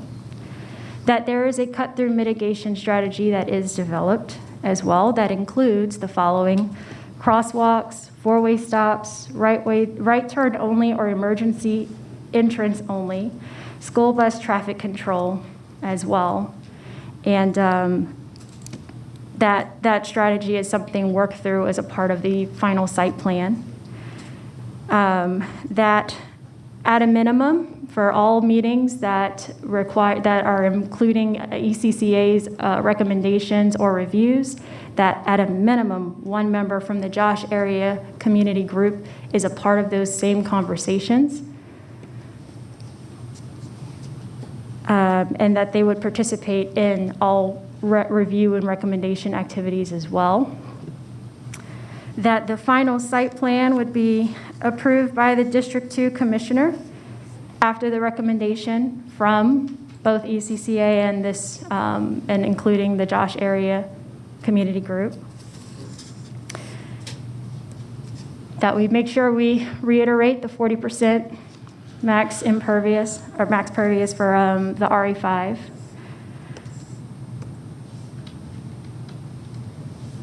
And that, let me make sure I have all of my steps in here. Yeah, it looks like it. And staff comments not otherwise in conflict with the Commissioner, I think also the pork chop, as you referred to it, on the right in, right out. For the cut-through mitigation, thank you.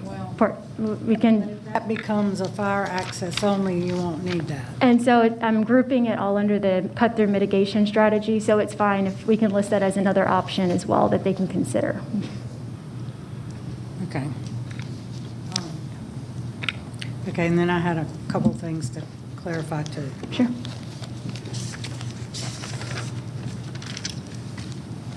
Do you want a second for your motion, or do we still just? I believe so. I need a second before we can go to discussion. I think so, yes. Okay. Second? We have a motion, we have a second. Any further discussion? For the LRO and the NRC, if the LRO, if that changes from a church, it has to come back for other business to the board. I would agree with that. And I think there were some prohibited uses for NRC or permitted uses that would be allowed for the NRC in the stip letter.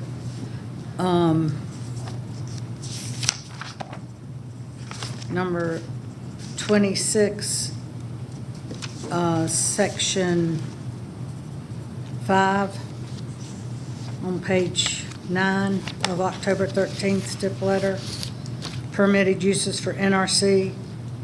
But there are a couple that are being replaced or replacing the residential now on this new plan. So that would need to carry over. Same steps. That would need to carry over to the new NRC.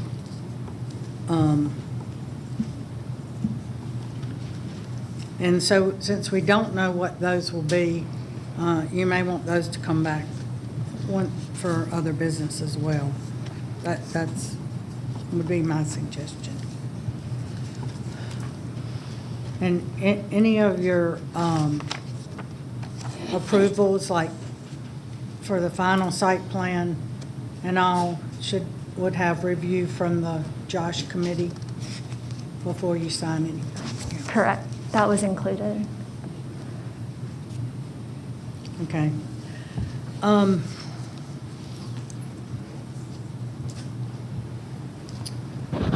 And I would like in plan review for them to consider the four-way stop if it's warranted, especially if there's a bus stop there and crosswalk and sidewalks.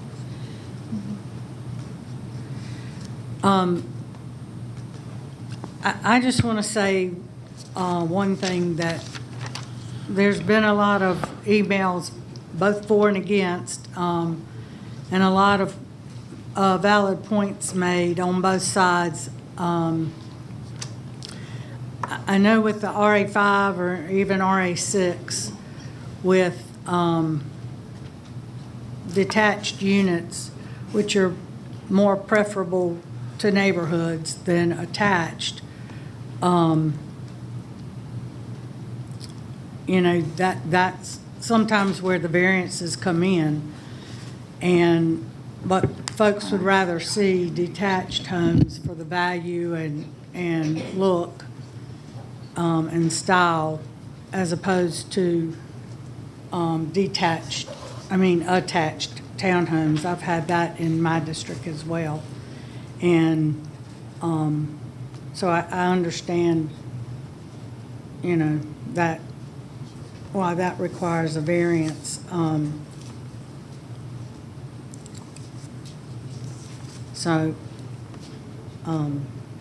You've got a motion and a second. I don't have any other comment. For the other two, about the LRO, any change of the church coming back to other business, or the NRC, the translating over the NRC steps, do I need to repeat that, or is that added? Can we just add that?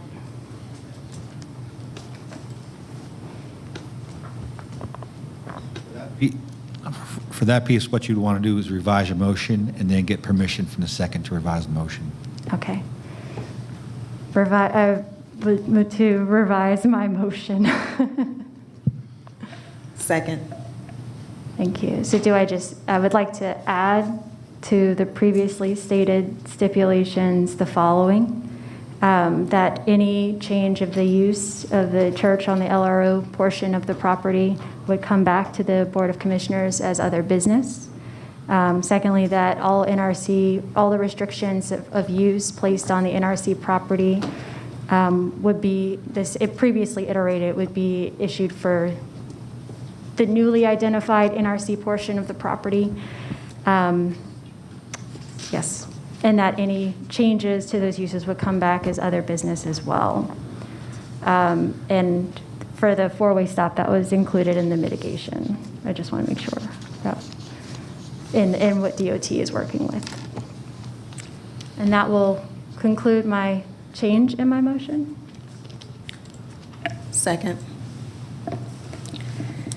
Any further discussion? Commissioner Gambrell? I'm done.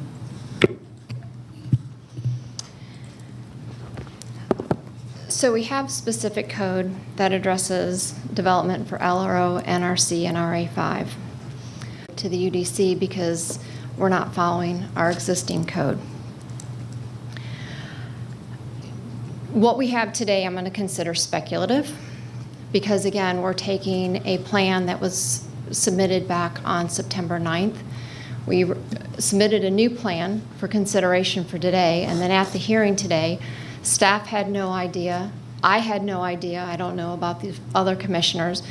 If you knew this plan was going to be changing, we obviously know the members of the community did not know this either. Hence, that is speculative. I also find it interesting where the district commissioner is going to bring back the LRO and the NRC portion of this as an other business approval, so that way the community can see it. But the RA5 portion, which is the most impacting to the adjacent neighbors, is not being brought back as another business item for review. Going to that even further, the September site plan was private roads. The lots didn't meet the requirements of the RA5 code because it was private roads. Private roads do not have minimum lot requirements, and hence the applicant was able to do much smaller lots than is currently required by the RA5 code, which is 6,200 square feet. The application that we had today for consideration that has been withdrawn was at 4,200 square feet. So again, what is the lot size that we are looking at? Are we looking at the lot sizes that were under the private road considerations or the public road considerations? And which will it be? Because with Waterfront Drive coming in, obviously we know that's a public road, so we don't even know which site plan, if this is going to be a public road or private road. Also, I find it interesting, his application on the printout that we have is for fee simple townhomes. I'm assuming it's been revised again because fee simple townhomes is not allowed in low density residential.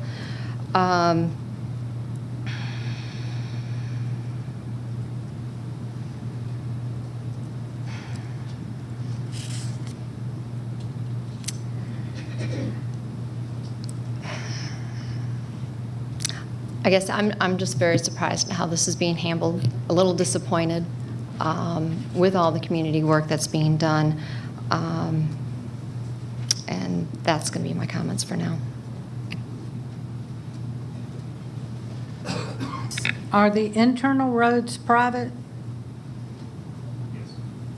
But Waterfront is public to Johnson Ferry?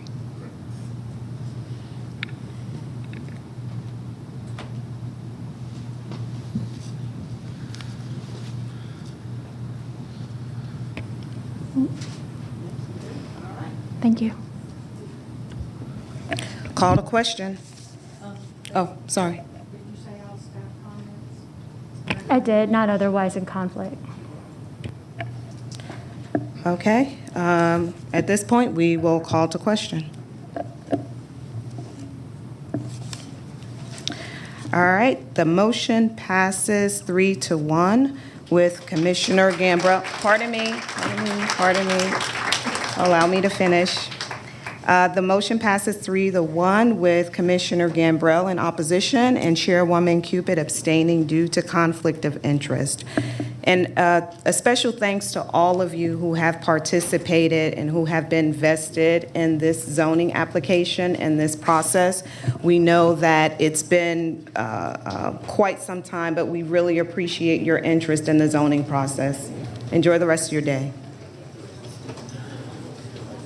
And John, if we can take a 10-minute break.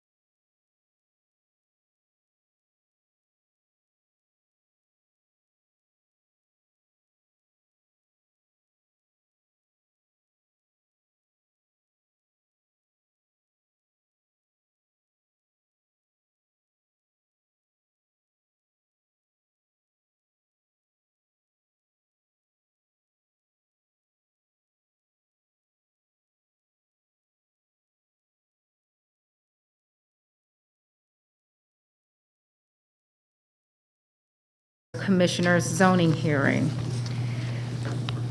Considering that the next case, Z26, has been pulled, our next case should be Z54, but I understand there has been some movement on an item that was pulled from the consent agenda, specifically other business item 53 in District 4. Correct, Madam Chair. The applicant and the people here in opposition did get together, and they came up with some conditions. So I think they're okay with putting it back on consent. So we're first going to need a motion to amend the agenda to add it back to consent. And then after, if that motion proves, I'll read in the conditions for the consent agenda, and the board can vote on it. All right, very good, thank you. With that, let me go ahead and defer to Commissioner Sheffield. Thank you, Madam Chair. At this time, I make a motion to amend OB 53 to be added to the consent agenda. Or amend the agenda to add OB 53. Yeah. I said it right? To add OB 53 back to the consent agenda. To add OB 53 back to the consent agenda. Thank you. Second. All right, any discussion? Call the question. The motion passes 4. Did we have another one? Okay, you have to have a reason for abstaining? We've already voted on the consent agenda. Okay, Commissioner, County So Attorney. I would ask the county attorney to please weigh in. And John and I talked about this beforehand. There's one of two different ways of doing it. One is the way we're doing it now, which is adding it back on the consent agenda. Or you could consider it as an isolation because the consent agenda has already been voted on. So Yeah, we thought this way was speaking with preferable, John. but both ways get to the same result. Thank you. And so in speaking with John prior to us resuming our Board of Commissioners zoning hearing, he stated the protocol would be for us to amend the agenda to add this back to consent, and then for us to approve the individual matter, which is one of the ways that you shared. Commissioner, unless you have another reason, I perceive you need to vote either yes or no. All right, the motion carries 5-0. Thank you. Thank you. Okay. And this is for other business, item number 53 of 2021, which is to consider a reduction of public road frontage from 75 feet to 0 feet for Courtney Jackson for property located on the north side of Goodwood Drive, east of Bankstone Drive, in land lot 547 and 564 in the 19th District. Staff recommends approval, subject to the following conditions. Number one house only on the 3.44 acres. Number 2, the house to be 3,500 square feet minimum. Number 3, the house to be located behind lot number 8 in the southeast portion of the property. Number 4, house to be set back 35 feet off the access easement. Number 5, fire department comments and recommendations contained in the other business packet. Number 6, stormwater management comments contained in the other business packet. And number 7, Cobb DOT comments contained in the other business packet. The applicant is here. Is there anyone here opposed to this now? No. So you're in agreement now? Okay. And the opposition is in agreement, subject to those 7 conditions. All right, John or Bill, the proper motion would be for us to move to add these conditions to this other business item? Or would it just be to approve the other business item as presented? This is now added on consent as it's been now revised and printed to the record. So Commissioner Sheffield could then make a motion for it to be approved. Okay, Commissioner Sheffield? I make a motion that OB 53 is approved and added to the consent agenda as revised. Second. Any further discussion? All right, we'll call the question. The motion passes 5-0. Thank you, John. And thank you for those in the audience that came together to resolve their differences on that matter. Okay, next case is rezoning case Z54 of 2021. Chuck Awuzu requests rezoning from PSC to RM8 and NRC for a townhome community and retail in land lots 621, 638, and 639 of the 19th District. The property is located on the east side of Powder Springs Road and on the northeast side of Pear Road. Is the applicant present? Yes. Let the record show the applicant is here. Madam Chair and Board, is there anyone here in opposition to rezoning case Z54? No. Madam Chair and Board, there's no one here in person opposed. There is one person virtually opposed to the zoning case, so we'll hear from that person after the applicant's presentation.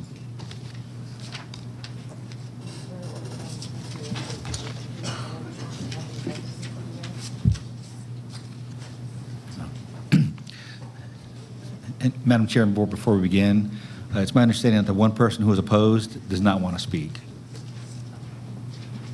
Okay, thank you. Good morning. Good morning, ma'am. Good morning, everybody. Again, my name is Chuck Owuzo, and I'm here to rezone my property, this property. Let me put this up here.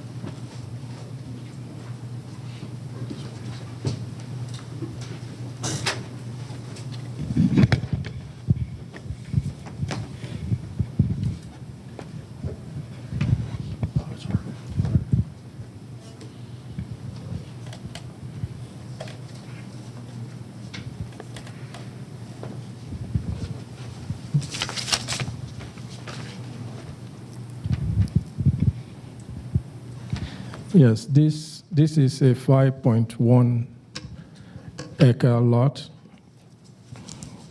that is located at the corner of at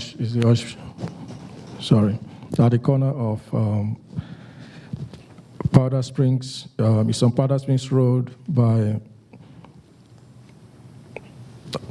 Horseshoe Bend and Ampere Road. We are looking to do a mixed development. One part is NRC, and the other is residential community that will be used for townhomes. For the NRC, we're looking to do a child care center. We have about 24 parking spaces. The county requires about 21. We have 24. And also we have green spaces to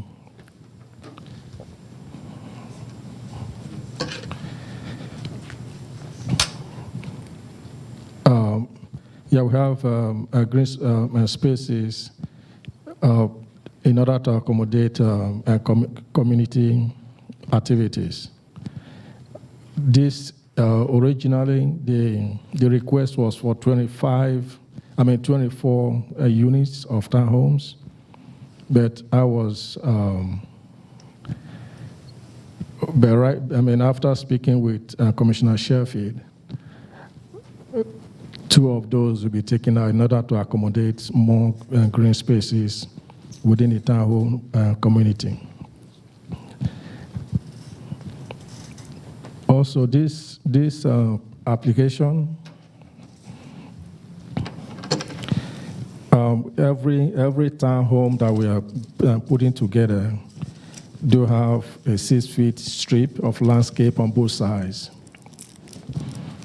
Then we have 5-foot sidewalk on both sides of the community.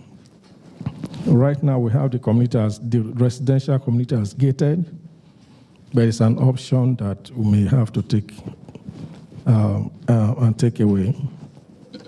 We have child care play areas within the community, and we're also looking to have homeowners association to address any concerns within the community, and also to make sure that all the maintenance activities and the upkeep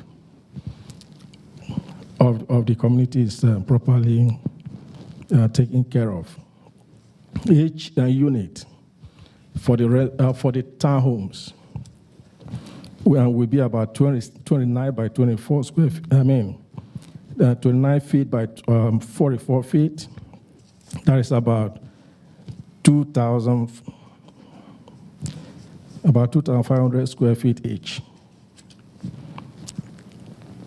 Each house or each unit will also have 2 parking spaces, and each unit will be about 3 to 4 bedrooms each. So these are what we are looking to do, and I am pleading if this could be approved.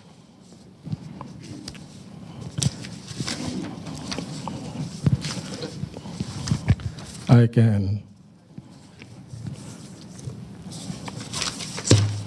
show the board what the community would look like.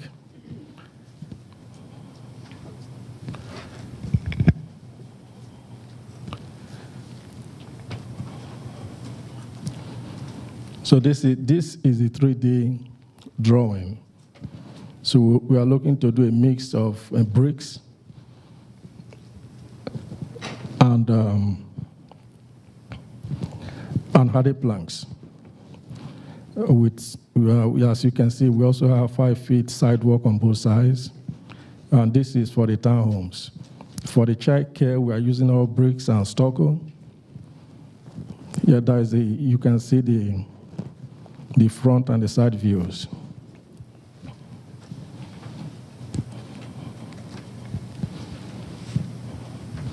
And also there's a great distance and landscape areas that separates the child care operation from the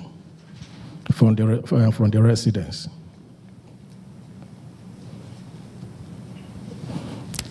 That's all I have, and I'll be glad to answer any questions.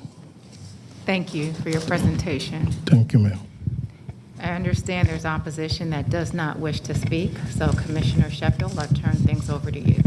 Thank you. Chuck, if you would just remain there, I have a couple of follow-up questions for you. In reviewing the site plan, if we can put that back up, I did not find the kiosk, the location for the mail kiosk.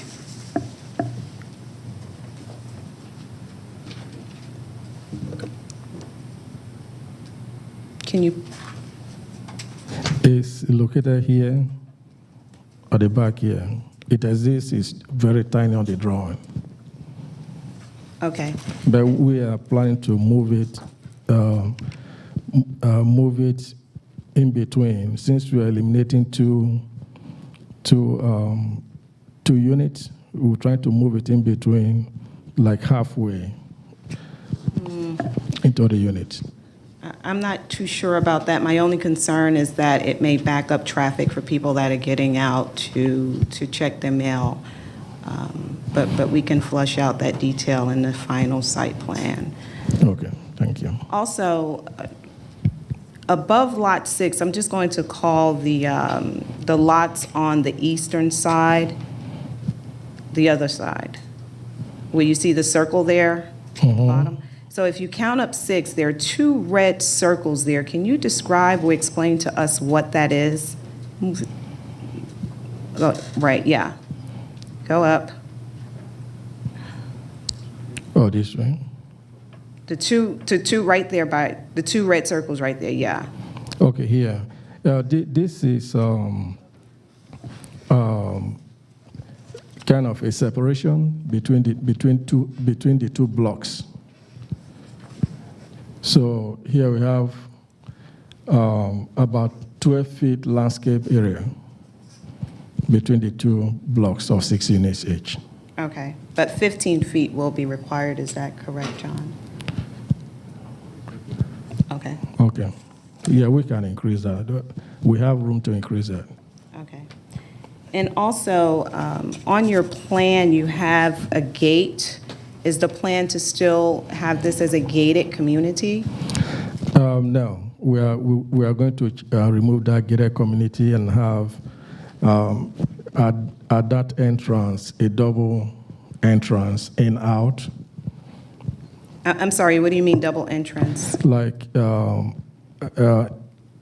and out entrances, but with like a brick that separates the middle, so that when you are coming in, I don't have to explain that, but like there's no gate, but when you are coming in, you have in and out. People coming out can go in, but in between there is maybe like a landscape that separates the 2 entrances, the 2 in and out ways.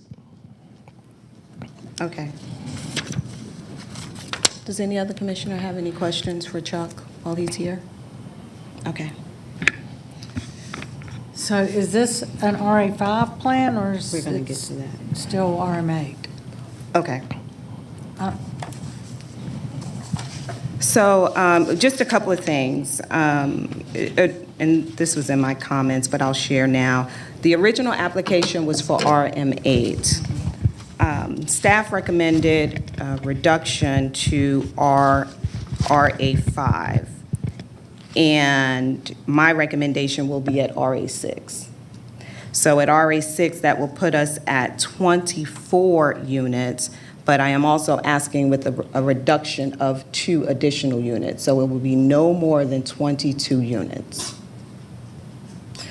Also, I'd like to add, which Chuck neglected to add earlier, the breakdown of the parcels will be 1 acre for the daycare and 4.01 acres for the residential development.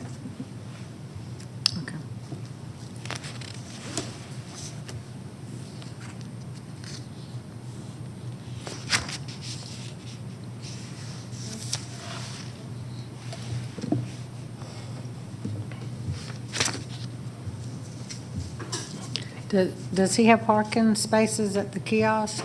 Mm-hmm. Yes, I do. If we can slide down, yeah. Can you slide it down so she can on see? the clubhouse side. I couldn't tell. Yeah, it is.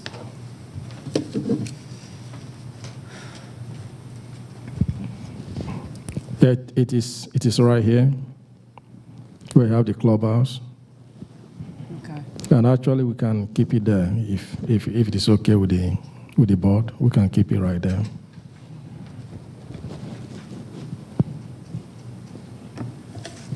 Can you increase that a little bit more for me, Continuances?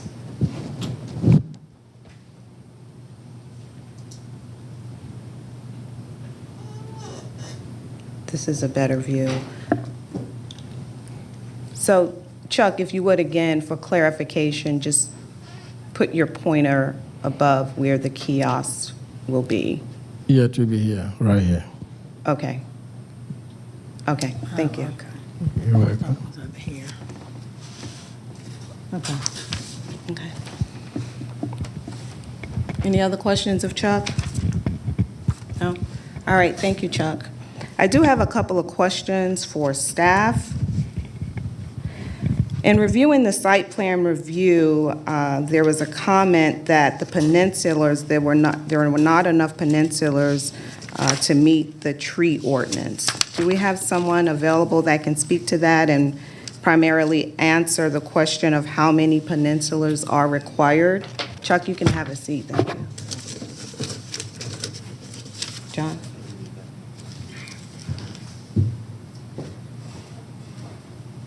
Commissioner Sheffield, there's no one here today from site plan review, so I guess I'll be that person today. Okay.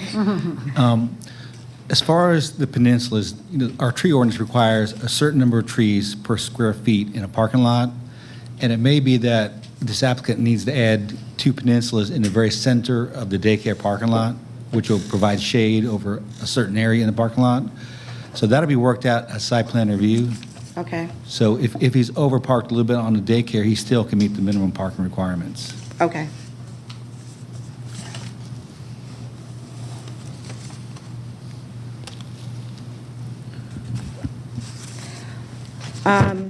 Also, on the daycare, John, if you can confirm that there is a 20-foot buffer requirement between the daycare and the residential, and if that would still be required if there's a street that separates the two, as we see here on the site plan. There is a required buffer between the NRC and the RA6, and it would be 20 feet. So if the board approved this plan, it would be to the site plan because there's not enough room in there to put in a complete 20-foot buffer. There may be enough room to put in maybe 4 or 5 feet of buffering, but I think once you remove those 2 units, there's going to be enough room for a 20-foot buffer. Okay, fantastic. Okay. So just for my own edification, for the 20 feet, would it be allowed to put 10 feet on each side, on both sides of the street? That would give us a total of 20, or would the 20 have to be adjacent to the Well, daycare? And typically, we want it all together so it can grow as one unified buffer. Okay. Okay, thanks. That was all of the questions I had for staff. Does anybody have any questions? Yep. This question is for John Peterson. Did staff see this site plan prior to today's hearing? I believe Chuck submitted this last Wednesday, Commissioner. Okay, we because- did see it. Because it is not in our online information, and therefore it is not in my zoning book for review. So that's why I'm asking when this was submitted, because I know in my book, and I just pulled it up online to verify, we do not have the current site plan online. That would have been an oversight. The plan did come in on time. I will check as well, but if you're saying it's not there. Because Jeannie, you also forwarded a copy to all of the commissioners Yes, I upon my forwarded it to request. everyone, but it had been received prior. It's in there? Bill, are you showing that it's in there? It's not in there? If it's the colored one like this, it's in there. Okay. It is on, for me to pull it up. So I guess then the question is how did you get to it? Because I went through the county clerk zoning, and then I pulled up today's hearing date. And on mine, I don't have it. Yeah, And the same thing, if you go all the way down to the last site plan revised, 1013. And that is the plan we're looking at right now, the one that's online that Mr. Rowling just referenced. That one is online. Okay, I'm going to keep my computer up, and John, we'll meet afterwards, and I'll show you what I see. I think it's actually more amazing that I was able to find it, so. I will add, with the addition of the full final analysis to each case, we're now putting all new documents at the end. And I do believe that that is a departure from what we were used to in looking at the very first site plan. So we've kind of tweaked the process a little in the last two books. And so it's probably located right after the document called full final analysis. And like I said, I'll keep my computer pulled up so you can see exactly what I'm seeing, and I'm not seeing it. Commissioner Pearl?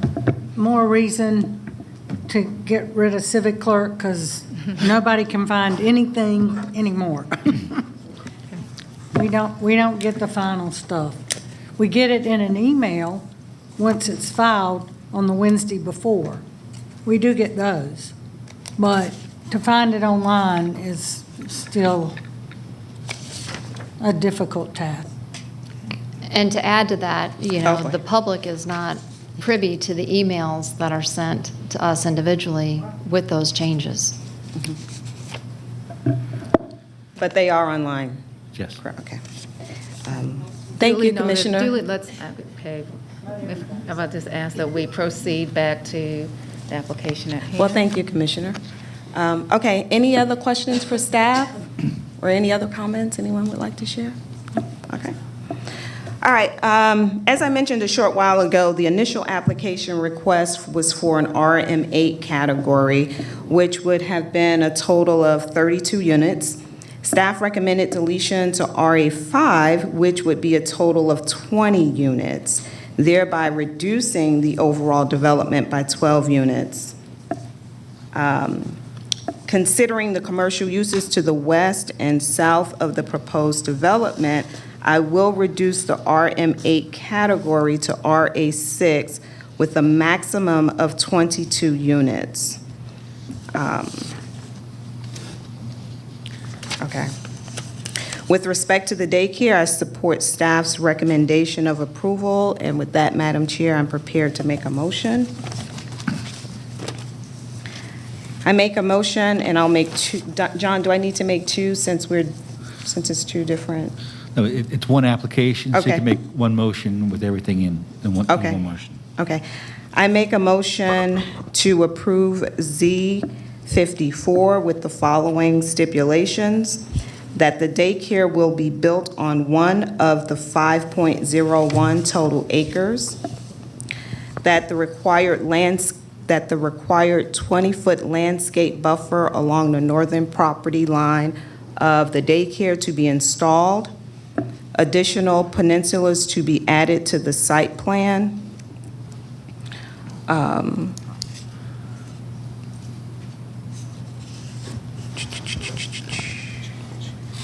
Okay. The units reflected on the October 13th site plan that are adjacent to the gate are to be removed and replaced with landscaping. The landscaping plan to be approved by the district commissioner. 5 feet of sidewalk to be installed on both sides of the main road of the development.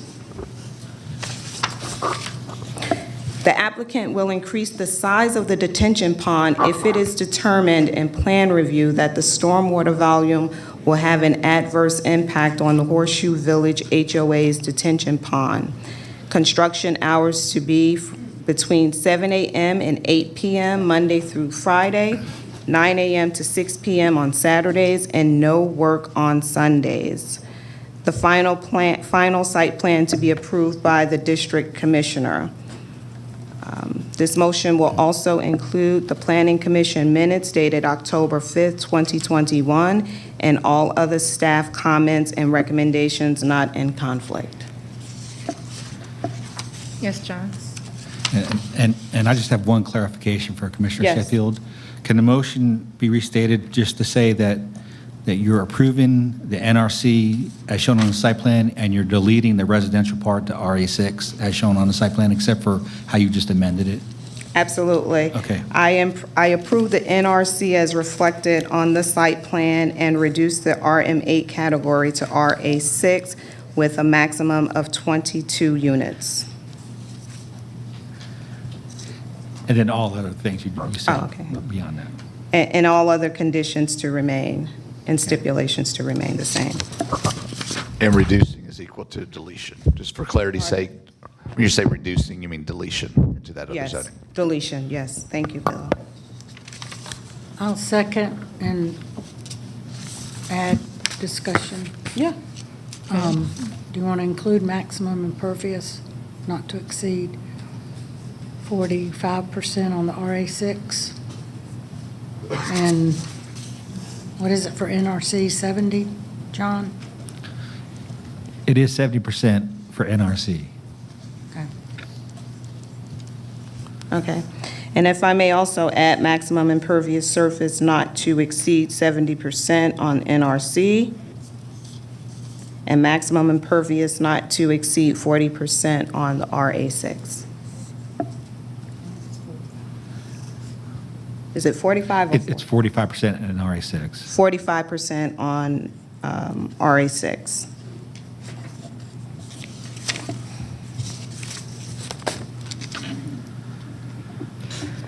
Just out of curiosity, John, with that stipulation on impervious surface being added, is that a given if it was zoned to RA6 that it would meet all of the requirements of RA6?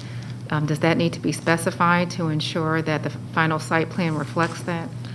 It's better to state it as Commissioner Sheffield has stated it, because then we know for sure it's a maximum of 45%. Okay. Okay, this is just the second case. We also heard it on the prior case. And just, is this a practice for this to be explicit on our zoning cases?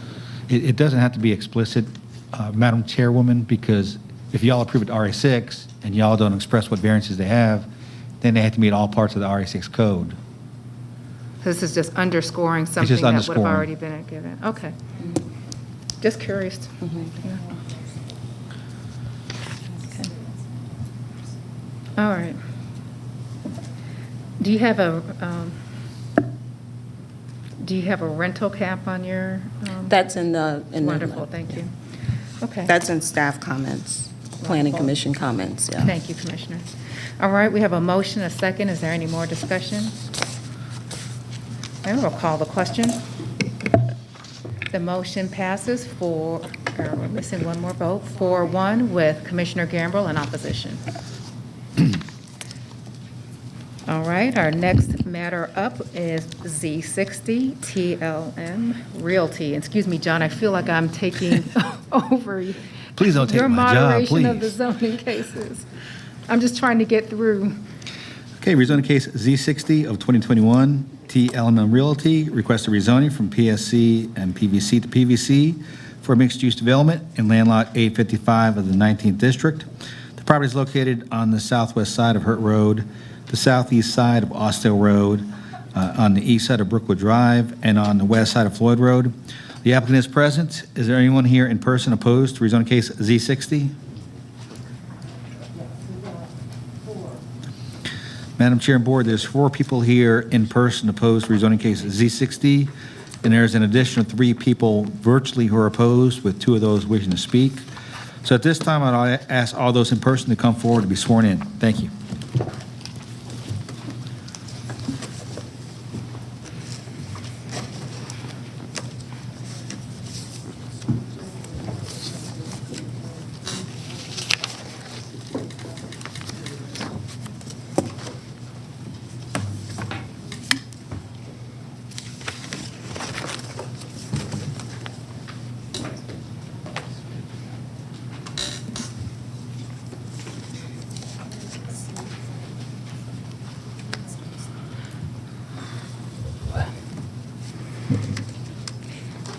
Garvis, you can just bear with us a moment so we Yeah, can. of course. John? Yeah.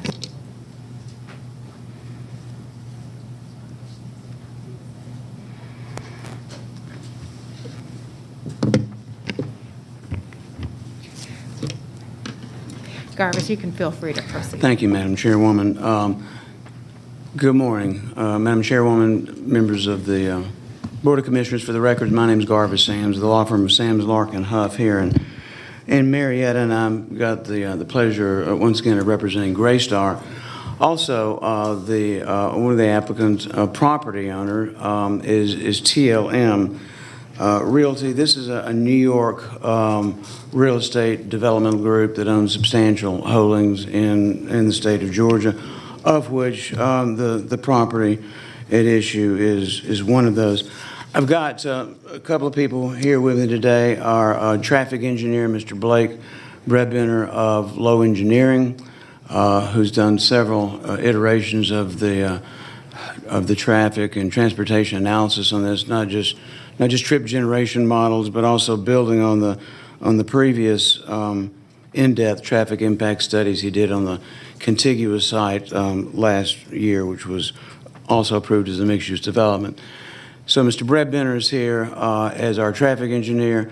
Also I have with us today Rob Sucher, who is Graystar's Director of Acquisitions and Development. So between the 3 of us, we can respond to any questions at the appropriate time as we have all the people in place here to talk about this. This is an application that was heard, considered, and originally held by the Planning Commission, not this month, of course, but last month. And the purpose for that is to allow our traffic information, our analysis to catch up with DOT, not to catch up with them as in they were behind, but for us to catch up with them so they, meaning Amy Diaz and her group, would have an opportunity for the operations division of DOT to take a look at and analyze in totality the bulk of traffic information that we've presented to them and, of course, that they have. To date, with respect to the hearings from last year on the contiguous mixed-use development and the 2 hearings before the Planning Commission, we've not had any opposition. So be happy to, we're interested to hear what the opposition is, number 1. Number 2, be pleased at any time to establish a dialogue with the folks that are there and see if we can diffuse or certainly address and resolve any concerns that they may have. This is an interesting piece of property, as was the one next door. The one next door that that you rezoned and entitled last year was a 270,000 square foot shopping center, and then we added residential components to that, both townhomes and multifamily. In this particular instance, as you can see here, this is the Burlington Coat Factory. I think it's changed names and iterations over a period of time, My understanding is they're changing their business model. Their footprint's going to be smaller. They intend to replicate within this sub-area of the county, or at least that's my understanding. I'm not getting that from Burlington nor my clients, just what I seem to understand. But in any event, this building was built decades ago. It's in a fairly sad state. If you look at that with the sea of parking that's around it, you're looking at right at 84% impervious surface for the totality of the site right now. What we're working to do is a mixed-use development here, which fills a void within this sub-area of the county regarding service-related uses, also regarding residential options, dining options, and frankly, the things that have been expressed to us by Wellstar and other corporate entities in the area that are sorely lacking. In fact, when we presented last year on the other case, we had done some research, and within 12 years, there had been no market rate multifamily residential that had been built in this 10-mile radius of this property within the 12-year period that I just mentioned.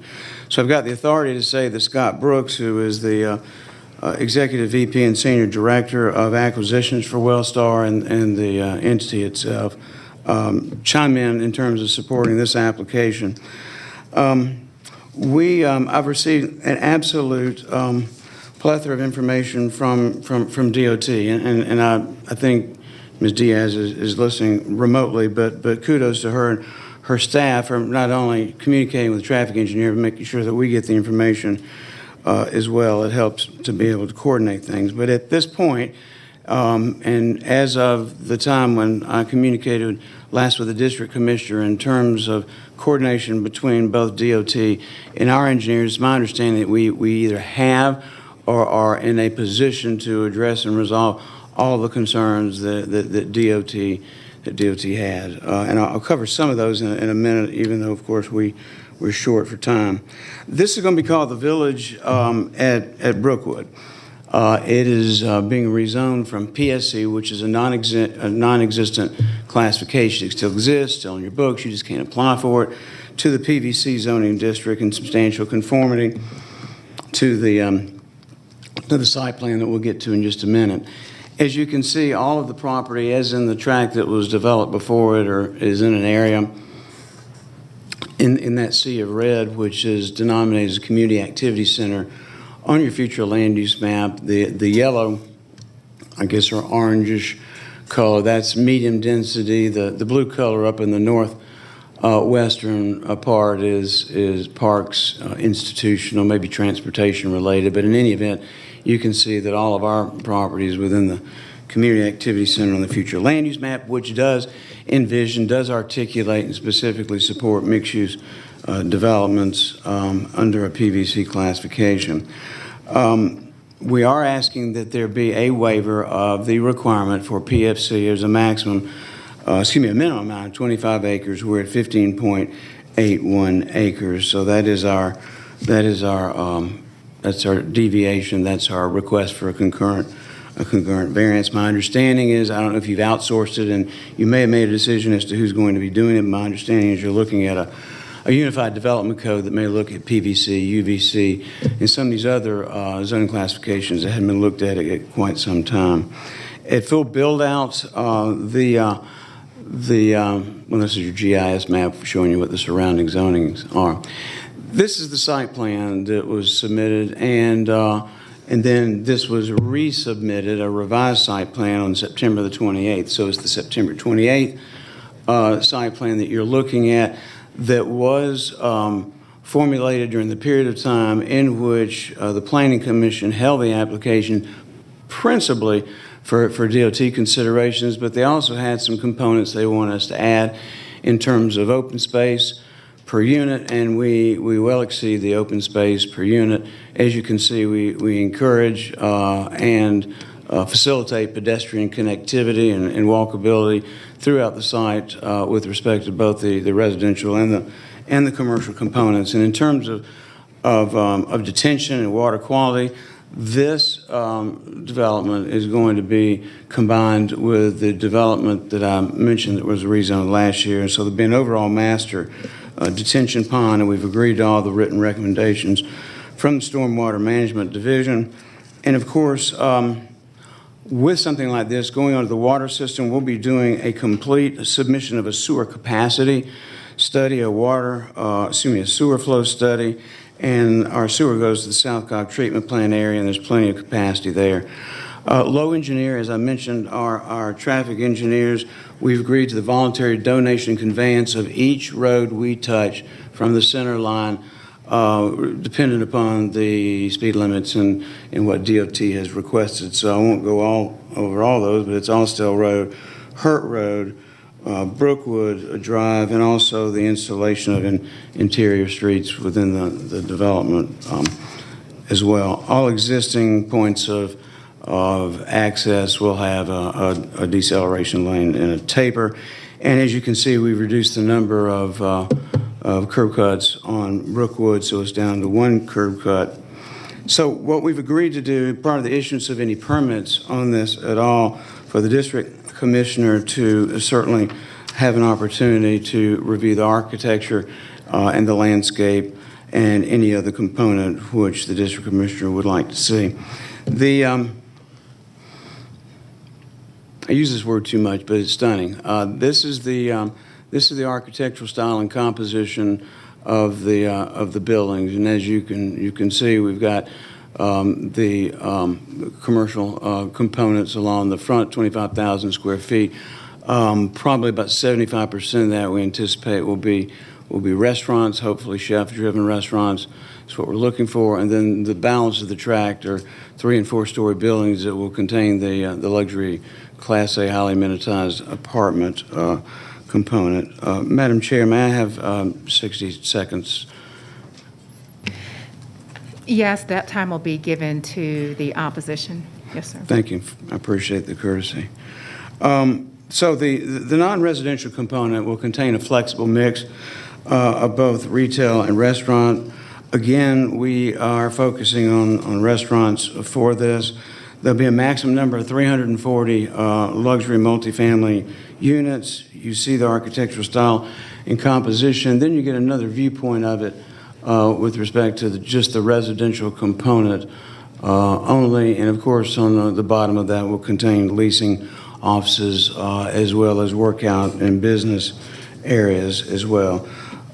You've got to start somewhere, and where we've started with this, and this is the behest of the District Planning Commissioner and the District Commissioner, and that is of the entirety of the 340 residential units, 10 of those will be leased to individuals or families whose incomes don't exceed 80% of the area median income, or AMI. That's based upon Invest Atlanta and is refigured every year. We're agreeable to complying that and keeping that workforce component for a duration of Thank you, Garvis. of 10 years. So we do ask that you follow your staff's and your Planning Commission's recommendation for approval. Madam Chairman, thank you for the extra time. You're welcome. Thank you.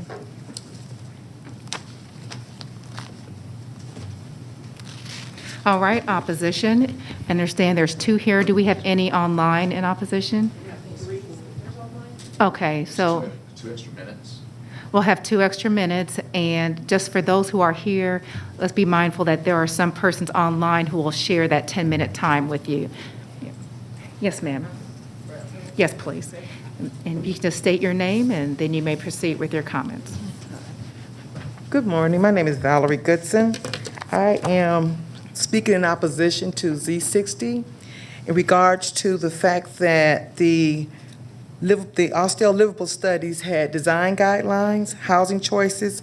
We want to encourage home ownership.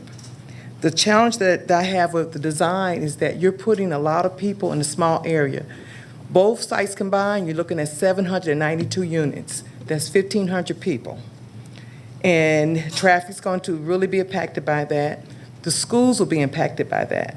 Traffic is also already heavy there. I would like to see more focus on home ownership and not to have people locked into eternal rental. We have a lot of rentals that started out at high end. For example, Favor Road, we have a glut of apartments up and down there.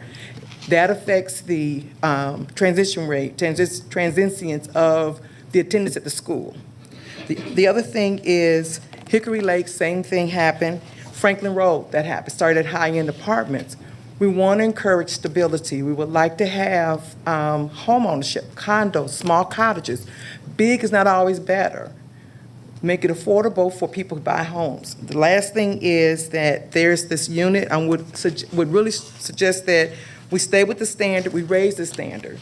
We don't want to do status quo, big box apartments. We want home ownership. And willing to work with them and talk to them, but thank you very much. Thank you.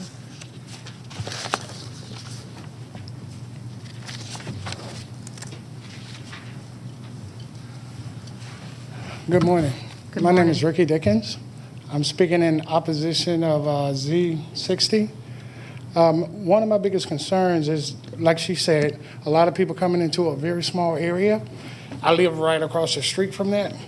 I'm concerned with the effect of what it'll do to people coming into that area, that many people. Not just those people, but those people have friends. The area we live in right now is now beginning to become a very, there's a lot of crime starting to happen. I'm on the ring, and it shows me areas all around where I live that crime's going on. I've seen it as close as 0.3 on the map. And to bring that many people in is also going to bring other people in who may not be up to no good. The design of the development, I think it can be more conducive to the people that live there. Actually, just my opinion, it looks like more of a Switzerland Alps type hotel area, and that's not what it looks like in that area where we live. So if it could be more conducive to the area where we live and even have more greenery in the area for the community, just don't come in the community, but come in and be a part of the community.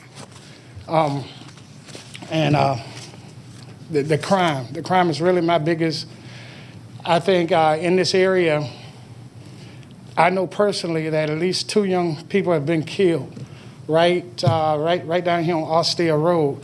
Not putting this on the development, but there's more people coming in the area and more things like this will be happening, and all the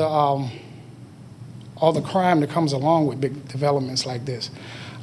Sure, let's do good things, but let's make it where everybody in the neighborhood doesn't have to be pushed back and this come up and it's just for them.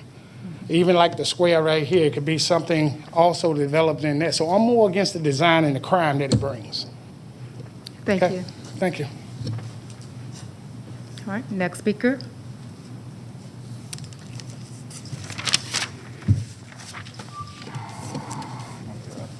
Pictures here. Can I set these up here? Sure. My name is Alan Rohde, and I am a local realtor, a commercial real estate developer, steering committee member of the Osborne-Milford Civic Association, along with Valerie, and a member of the Osborne-Milford Stakeholders Group. I've been involved in the design guidelines for Austell Road, and I've been reading up on the LCI study. The LCI study that was done in 2015 encourages housing choice, and what we're seeing with this development is just less housing choice. We're seeing more apartments.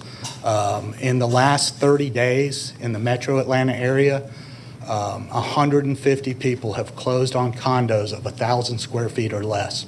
Only 9 of those were in Cobb County. We need more condos in Cobb County, and we can do that here. This particular area is highly congested. We have not had a chance to review any transit studies or any transportation studies. It's flow rate that concerns us. We don't want any more stoplights. We want to keep people moving, and we want to use the alternative transportation modes that have been recommended in our study. The LCI study recommends that, my understanding, we have an approved redevelopment overlay, and this is a catalyst site. It allows the development at a regional level, and when you take a broad look back at the area, you'll see that the closest developments of this character with all the big box retailers are out in West Cobb, or they're in Hiram, or they're in the Cumberland area. We're the center of a regional area. We're unfortunately classified as a community activity center, and the LCI study pointed that out, that we had problems with our comprehensive plan that need to be changed. So the land use here under PVC, I believe, is inappropriate. Should be a ROD, and we should follow those guidelines instead of PVC. As far as options, as far as options go, there are a lot of communities providing much better options for their communities. Since this is in the heart of our area, we believe we should have a best-in-class design.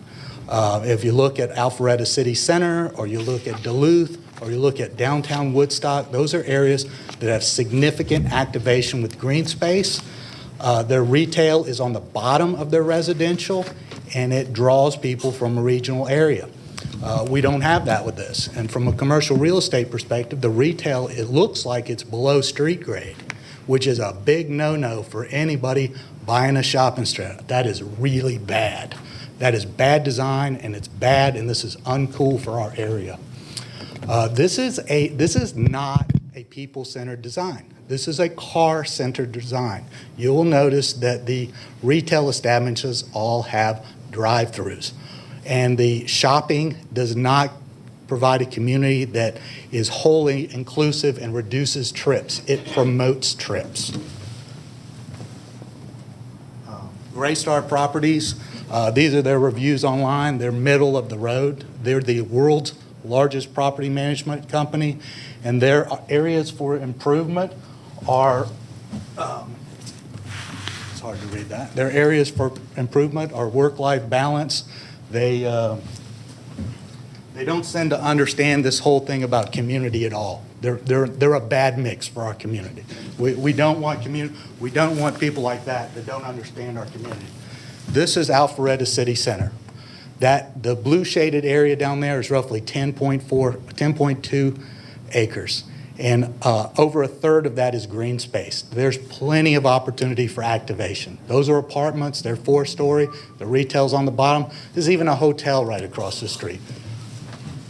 If you look at the before and after, before, it was an ugly, car-centric parking lot. Afterwards, full of life, now the talk of the town, one of the prize developments in our community. When we look at the condos that are selling in the metro area, these are small scale. They're 675 to 850 square feet. They were either built in the 1920s or 1950s, highly popular. They're selling like in the $300 a square foot range, right next to great parks. This is something we can do in our area. It's something we could probably do in our redevelopment overlay. And many of these are low density. There are plenty of natural light. These are the 9 that sold in Cobb County. Not quite as forward as what was available in the 1920s. This is what's being built that's new stock. Brookhaven, Chamblee, even Calhoun is selling affordable condos under 1,000 square feet.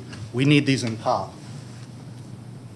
And to get a better sense of what it does to our tax base, this is one right across from Georgia Tech. It's a 25-unit, built in 1925, 1 bedroom, 1 bath for 850 square feet, sold for $295.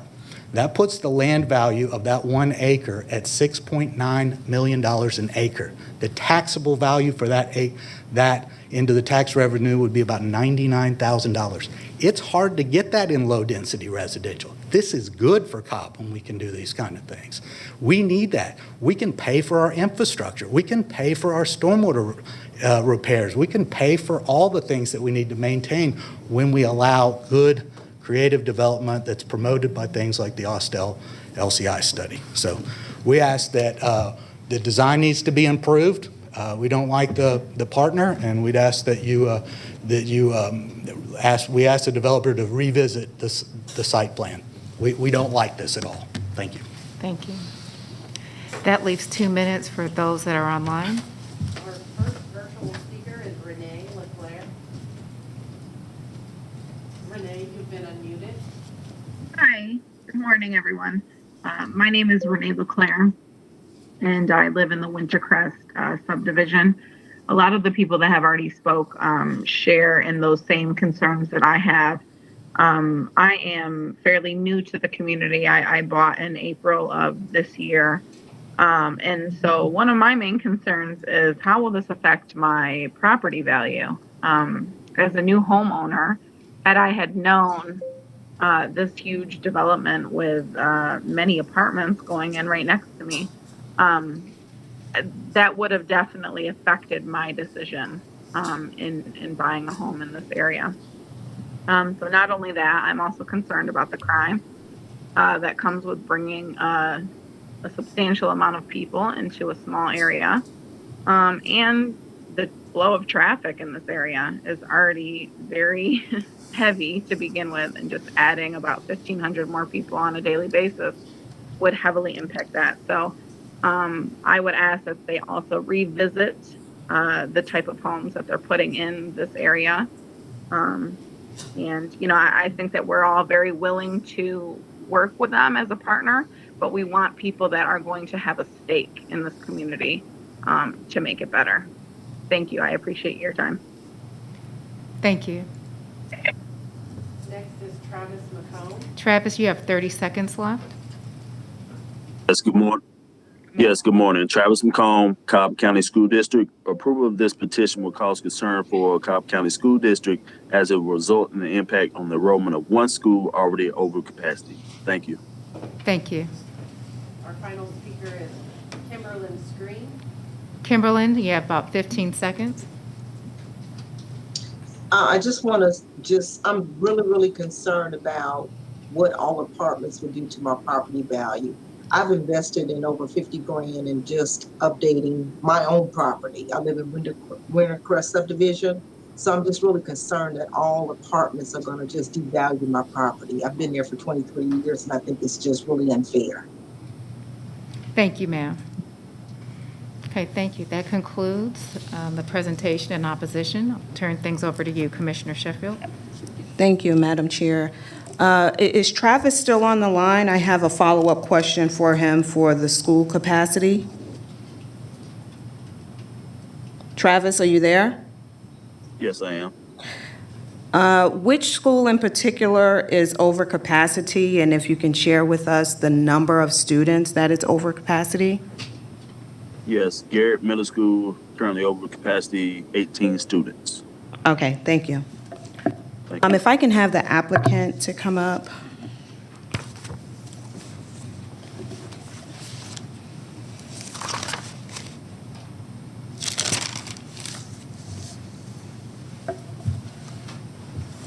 Yes, ma'am. And at some point, you may want to have your client to join you just to address some of the opposition.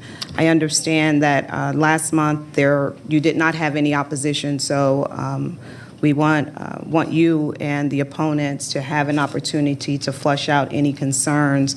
So if you would address some of the concerns, but let's speak first to the property management of the development.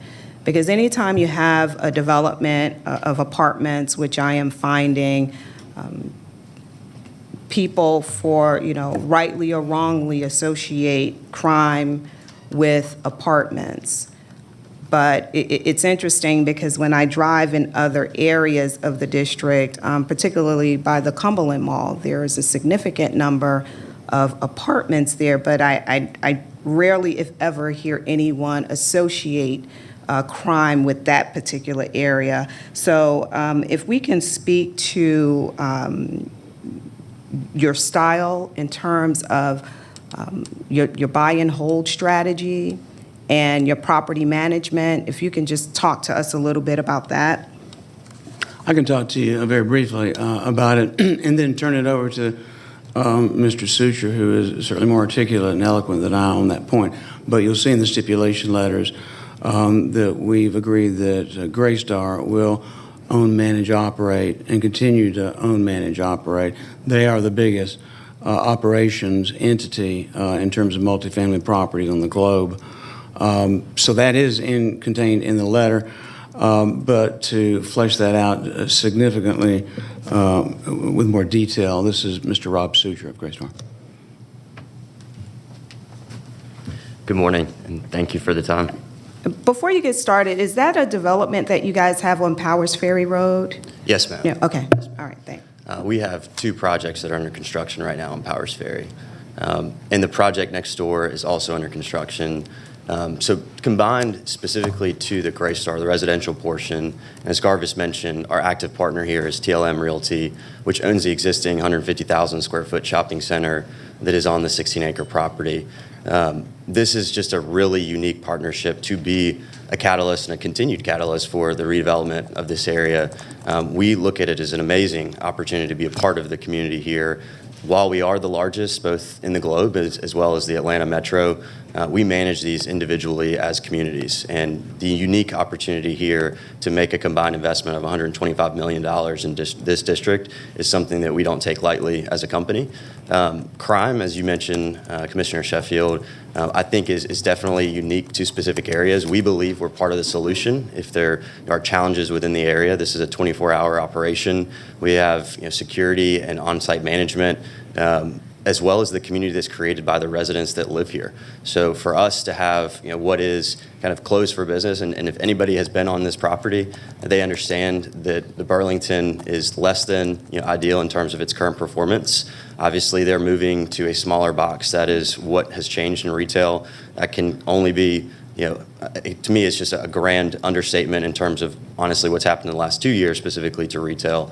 But this is something that at night, there's a lot of opportunities on the site for people to hide. And that's just not going to happen with an activated community that combines the 2 areas and really becomes an opportunity for continued redevelopment north on Austell Road. So we're very excited to be a part of the community here, but also a solution. And we look at creating more solutions and creating challenges. Okay, thank you. And with the retail space that runs along Brookwood Drive, there was a comment made earlier that those structures will be below grade. Can you address that? Yes, ma'am. So on Brookwood Drive, and this is one of the challenges of the site, and really one of the primary challenges for how we've kind of tackled the access, there's currently 2 curb cuts on Brookwood. We're looking to reduce that to a single curb cut that aligns with the commercial business across the street on Brookwood Drive, working with DOT. But there's a dramatic rise in the grades that starts to the south of the site and moves towards Austell Road. So what that does is create some challenging grades. Currently, it is dramatically below grade. We are looking to completely demolish the existing site within the improvements that are on the site today and regrade that. So we will be raising that slightly, but you can see the orientation of the retail. It's intentionally inward facing to the residential. Part of that is the grades and some of the challenges of the site. The other part is the activation of this as a mixed-use development. So you have a linear park that's shared between the 2 uses, but the front door for the retail is essentially internal to the site, as well as you're going to have the opportunity to have essentially 2 front doors in terms of the facade treatment, because they will be dressing up the facade that faces Brookwood, but also dressing up the facade that faces the internals of the site, which is where primarily the patrons of those businesses will be entering. And also, if you would share the breakdown of the number of bedrooms? Yes, so we have typically within our communities, the lowest percentage is going to be the 3 bedrooms.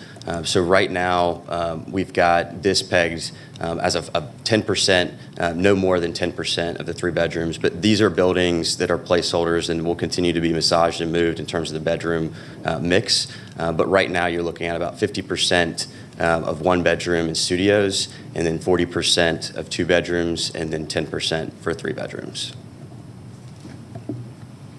Okay.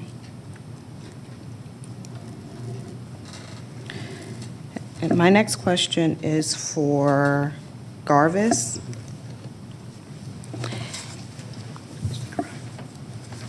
In your stipulation letter of September 24th, you mentioned, or you have, that the impervious coverage was to increase to 5.25. Now, the overall development has an impervious surface of, I think, 73%.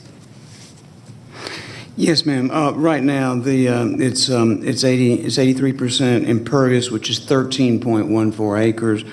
Once this is done, it'll go down to 10.57 acres of impervious, which is at 70% impervious.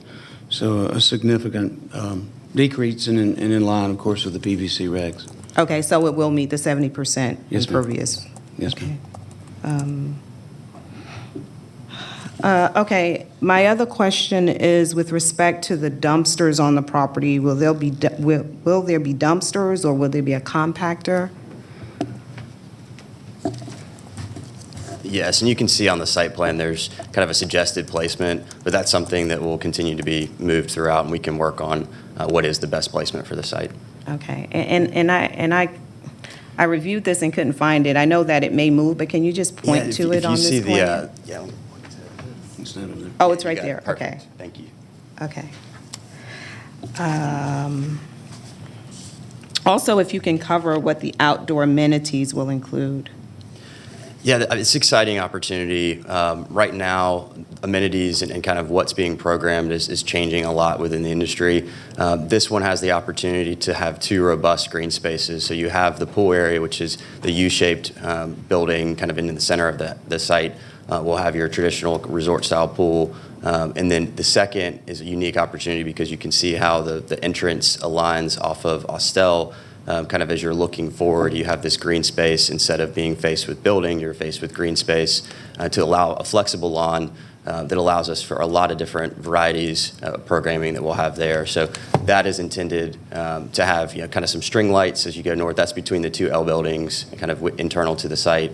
But you'll have a lot of opportunities there for people to eat outside. We'll have kind of movie nights and have different things that are allowed to be programmed specifically by the community. But the other part within this site is you do have that linear park that's shared between the commercial portion. And what we see is kind of some pop-up tents, some interesting opportunities for those businesses to have either invite other businesses within the community or do some things outside of their brick and mortar footprint that benefit the overall community as well, not just specifically our residents. Right, but on the residential side, Yes, I ma'am. mean, I get the amenities for the commercial, but on the residential side? Yeah, the residential side, so you have the dog park that's in to the rear. That's a significant area there. That's typically separated from your central amenities, then the pool area within the U-shape, and then that second kind of grand lawn area that we have between the 2 L-shaped buildings. Okay, so the pool is where the cursor is, or is that the? Correct, within the U-shape, where the Within the cursor is now. U-shape. Yes, ma'am. Okay, so with the pool, would that cut into the acreage of the total green space?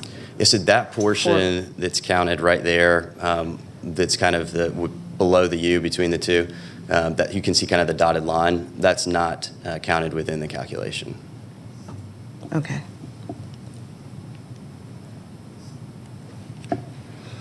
Okay. Also, I would like to address the parking spaces. I understand that there was a variance for the parking.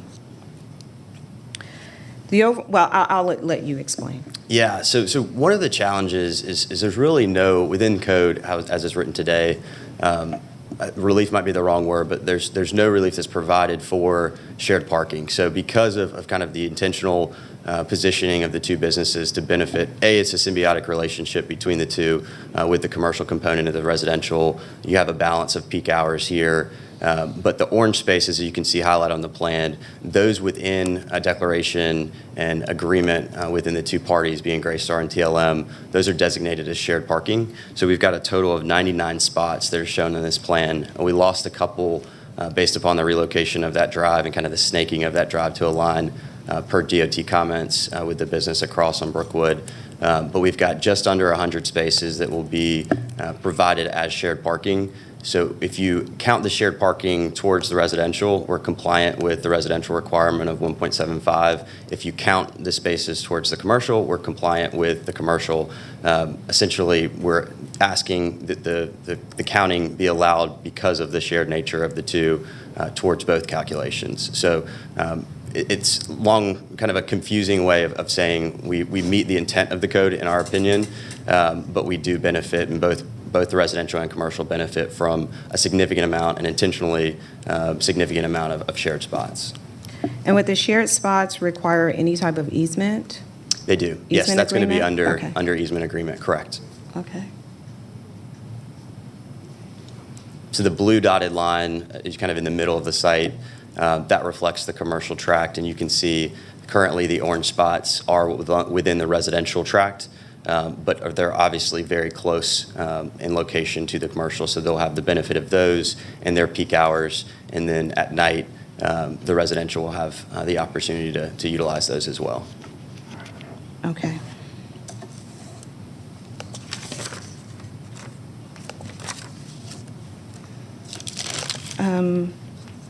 That's all I have for the applicants. Do you guys have any questions while they're standing there? Yeah. Commissioner Gambrill? Thank you. So you're going to be sharing parking with the development, the Gray Star, adjacent to you? No, ma'am. The retail towards the bottom along Brookwood, that would be the proposed. Okay, but I guess there's no interparcel connectivity but so I'm misunderstanding then. So the shared parking is then within this development, not the adjacent development? Correct. Yes, ma'am. You're thinking of Z51, the Hobby Lobby? No, that, if you look on towards the bottom of the screen where it has buildings 2, 3, it's shared within those commercial spaces. Thank you. Anyone else? Have any Yes. questions? It's been a while since I looked at the Austell Road LCI, having been a commissioner in this area, and so I just pulled up the document in front of me to get a sense of what the concerns are of the community, and also to weigh that against what I see as quite a catalytic opportunity for this area. And I think that's exactly what the LCI study does try to encourage is transformation of the strip, and it looks at that transformation being concentrated at Austell Road and East-West Connector. And that is the most dense or commercial part of the study of the LCI study.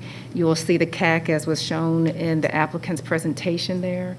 And then there's also additional language which does refer to redevelopment of older or abandoned shopping centers. It does refer to consideration of affordable housing, which this project does do. It has some emphasis on mixed income housing and also mixed use. And I perceive this project to be what was contemplated. Now, there were some concerns that I do share with some of the residents in the area of looking at mixed housing type. It does look at different housing options and ownership options being considered along the entire State Route 6 corridor, not necessarily in this particular parcel. And over time, I've seen 3 owner type housing moving forward. We've had 4 developments of owner-occupied housing on Austell Road. And so, believe it or not, you are actually moving forward on this plan, which was contemplated back in 2001. And I think, again, if you look at how the future land use was crafted on the Austell Road plan, it is looking for this particular area to be kind of that more dense mixed-use type of development. And I think that is what this is. I am sensitive to including green space, so I was listening attentively to that. If there's greater opportunity to consider it. Well, I do see on this map, before it was shown white in my plan here. So I see where it says outdoor activity space in between some of the mixed-use family, multifamily residential developments. But I presume that would be more for the residents that live there, not necessarily for the public. If you were to scroll down a bit so we can look south, I don't know the width of that strip that's along Brookwood Drive. Can we get a measurement on that? That's where the grades are. That's not. Commissioner, I'm not sure of the dimensionality of that, but that is where the problematic grades, of course, filling and grading and compacting the site will alleviate that and it follows what Mr. Sucher said. But right now, we've got 5.24 acres of open space, which is 228,348 feet, which is over what's required of the PVC in terms of open space per unit. But if you're looking for other points of connectivity and that can be utilized, we'll certainly would entertain that. Ultimately, the site plan has got to come back to the district commissioner. So. Yes, and I would ask for that to be considered, just because this is going to be the draw for the community. A lot of the green space will be for new residents that are there, but I do appreciate one of the speakers' reference to some other areas in the region and how that's become a draw for the community. And I think green space helps to invite that, so it's not just a footprint for people to drive in and shop and then leave, but it can be a place for people to gather. And in this part of the district, which is the most intense commercial part of the district, you really don't have that. So that would be the only thing that I would contemplate. But as far as the intensity of use and just the design, I think this is everything that LCI study has contemplated. And I'm excited to see something that can be this transformative come to the area, which has a lot of older retail. If you go look at that Burlington Coat Factory shopping center, I mean, it's an older site. It's run down. And the unfortunate matter is there are other retail sites that are coming back along that area. And this can be one that's added to that mix. So I'm strongly in support of this. I think that this area is moving in the right direction, and it has a very unique opportunity to take advantage of this type of investment during a pandemic, when you may not necessarily expect for areas to be moving forward and growing. You have such a great and unique opportunity before you today that I am excited to be able to support.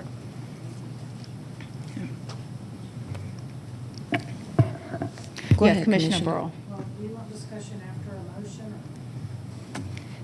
I don't know, the commissioner asked if anybody had any comments, so we can comment on. I don't have any questions. Comment. My concern is allowing 15.81 acres in a required 25-acre PVC development. I think it's setting a precedent, and I can't support it. I was just going to echo the comments about some type of shared amenity with the community. I think it seems like that's a key component. So however you proceed, I would like to see that be a part of the consideration moving forward. Thank you, Commissioner. Commissioner Gamble, did you have any comments?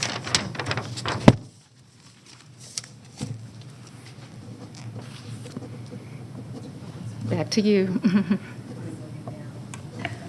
I just want to visit again the outdoor amenity space and the pool. How much of, and I don't know if you know this by looking at it, but how much of that space will be utilized by the pool? Because naturally that will reduce the green space. We didn't include that in calculation. Yeah. It's not included in the calculation within that dotted area, but it's a much smaller, the pool is not going to compromise that entire area. So we actually have our fitness oriented, so you can have that to be an outdoor flex lawn. So it'll have an indoor-outdoor yoga opportunity there that kind of spills out into the pool area. There's going to be multiple seating areas, dining areas, grills, all these things that are going to be very well landscaped. But the pool would not be the entire portion. The scale's a little bit challenging here, but we just haven't designed that, and that'll be a part of the final landscape plan that you'll have the opportunity to review. Okay, and will there be a fitness center? Yes, okay. Yes. So up front with the leasing, and this was kind of intentional to activate the front of the building to have it appear more commercial. You'll have the leasing, but you'll also have an indoor-outdoor opportunity. What we have is a large co-work flex space programming as more of our residents have the option to work from home, or at least a couple of days, have some flexible working, and not wanting to do that within their unit. We have a robust co-working platform that we'll have at the front of the building, and then your fitness would be oriented internally to that pool courtyard. So a lot of that is kind of up front, that bottom right-hand corner of the U-shaped building. Okay, thank you. Commissioner Richardson. Thank you. Just one more thing that was brought up, not necessarily to give credence to the idea that people equate to crime or certain income levels equate to crime, but have there been considerations considering the safety of this parcel, and whether it be lighting, cameras, security, gates, et cetera? Question. Yes, Commissioner, there has. There's going to be strategically positioned video surveillance, which will be monitored. Of course, internally, we have checks and balances systems with respect to what we do internally in terms of gating, fencing, and other components such as that. The overall community, of course, is not gated, but there's only one classification which requires that we submit a safety study per se and coordinate with the Cobb County Police Department, and that would be a purpose-built student housing classification. But there's sort of a template or a pro forma that we've created as a result of that and others, and as a part of the plan review, if that's something that you or the district commissioner, any of you would like to see, we can formulate that, because we've done it before. In fact, I think we did it with a convenience store set of circumstances on City View, so it's been done in the former district commissioner and this district commissioner's tenure. So we can do it as part of plan review. We honestly think we do just the opposite. We dissuade crime from the higher price points and the more sophisticated restaurant and dining opportunities that we have. But if any of you would like, we can put together that safety plan, coordinate with Cobb PD. Correct. And like I said, I don't want to give any credibility to the idea that there are correlations or what have you that exist, but certainly I know lighting should also be a part of that consideration. That tends to be a value add and altogether for any community. Yes, ma'am. Thank you, Commissioner.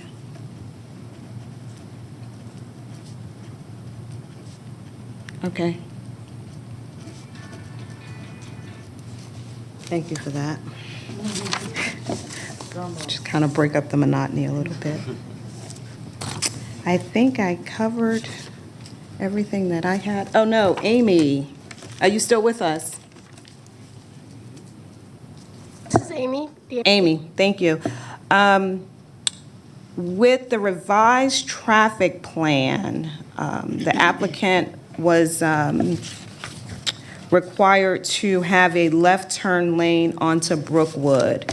Can you share with us your findings for the revised traffic plan? Yes, so they submitted a site plan to us. There are challenges for that left turn lane because of the narrowness of Brookwood Drive, but we talked to them and worked out using some existing pavement that is basically currently a right turn lane into a commercial development across the street. They submitted a plan to us. Our traffic operations department did give a number of comments to it as far as taper length requirements and things that usually get done in the plan review process. We did them at this point in the process because of the concerns that left turn lane was not feasible. But based on our comments and their response that they can address all of those, it appears that it is feasible and will go in. Okay, thank you. Also, this property runs along Floyd Road, which is a very busy road in the area. Can you share with us what some future mitigation measures might be for Floyd Road? Yes, Commissioner, this is Mr. Blake Redbender of Low Engineering, and I won't say he can answer that question adequately, but I'll say he can answer it more than adequately. He is so full of information, he can take up a lot of time, but he can also give you some valuable information on that very important question. My name is Blake Brebner. I'm with Low Engineers. I'm with Low Engineers. As Actually, it far was as Floyd mitigation with the site, I think we do acknowledge that there is congestion in the area. This area does have quite a bit of traffic in the area. As part of the traffic impact study process, we did not take any reductions to any existing traffic that might be present with the Burlington Coat Factory, nor did we do any comparison if that was to be redeveloped and fully activated outside of anything else. So this development would contribute less traffic than if it was to be a true shopping center again. As far as the mitigation for this site, since most of the traffic was considered an existing condition or a condition that arises as part of a background growth rate that's not associated with this development, most of the mitigation was centered around site access. And then we did provide some alternatives to assist DOT in identifying future projects for the area that would happen with or without this development. Some of that would be looking at Austell at Floyd Road. There's a little bit of congestion there up to, I don't know if it's going to be up there. Yeah, so it would be past this. That has the opportunity to be signalized at a future date.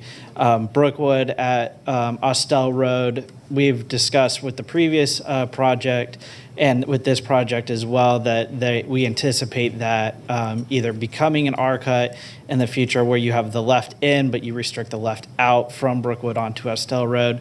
Although right now it functionally operates that way during the peak hours. We have very little traffic turning left there. So we did not add traffic to that knowing that it was pretty much impossible to turn left out. So most of the mitigation does happen with the driveways. Thank you. Does anyone have questions for Just DOT? wanted to make a couple of observations. One with respect to the schools, there was a speaker that stated that the middle school had 18 over capacity. Just an observation, the elementary school there has 153 students under capacity, and the high school has 652 students under capacity.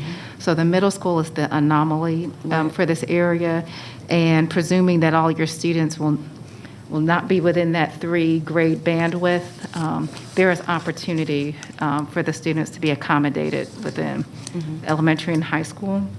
Also, since we've been focusing on stormwater and impervious conditions, on the comments and recommendations for stormwater, number 2 doesn't have the percent impervious percent. I think it's just a typo, but it says calculate and provide percent impervious project site. The maximum allowable is, and then it's left blank. And I think it's supposed to say 70%. Just so when we do refer back to that condition, that is explicit somewhere in the document. Those are my only 2 additional observations. Okay. Okay, thank you, gentlemen.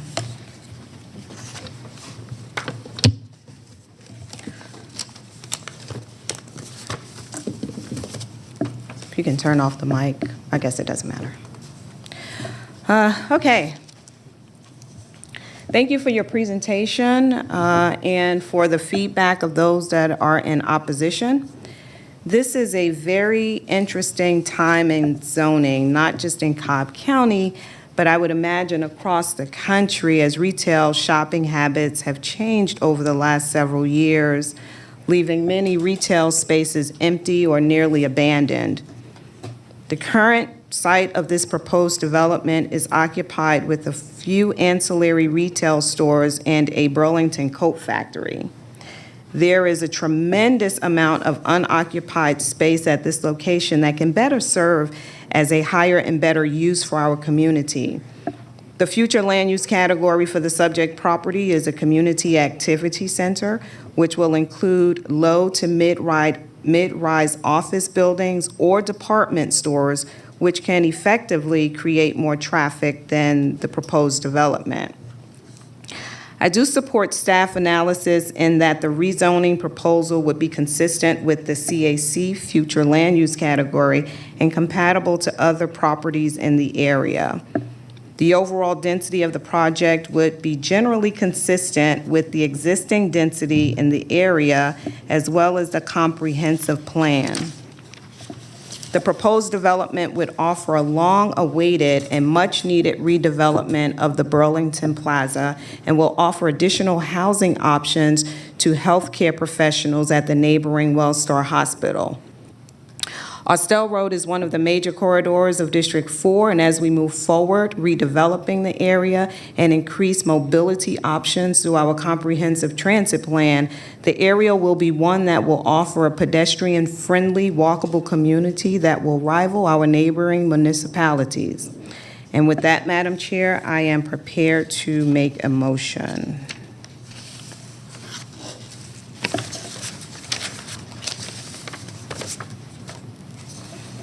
I make a motion that Z60 is approved with the following stipulation. If I can revise stipulation number 10 for the non-residential component of the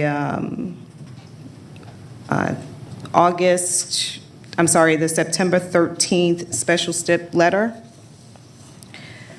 Revised stip number 10 for non-residential component to include lighting to be approved by the district commissioner.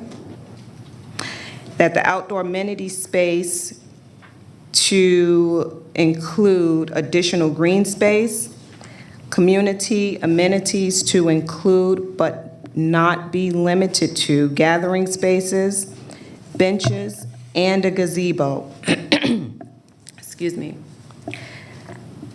That the applicant is to submit a lighting and safety plan to the district commissioner during site review for approval.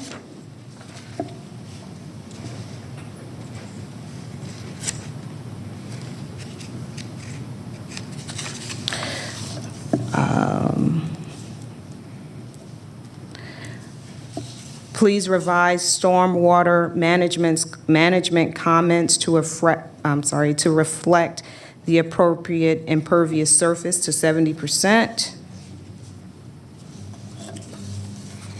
Construction hours to be 7 a.m. to 7 p.m. Monday through Friday, and 9 a.m. to 6 p.m. on Saturdays, and no work on Sunday.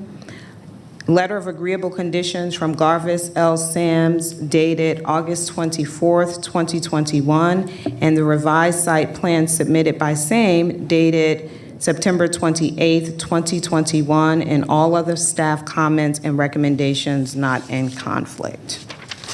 That is my motion. Is there a second? Second.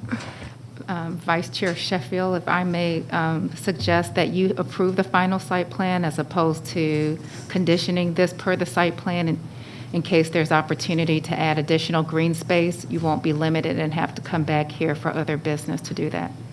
Yeah. Thank you, Madam Chair. I had it on here, but I skipped over it. Thank you. And the final site plan to be approved by the district commissioner. Okay. All right. We have a motion, a second. Any further discussion? Oh, I'm sorry, I didn't realize you amended it. Pardon?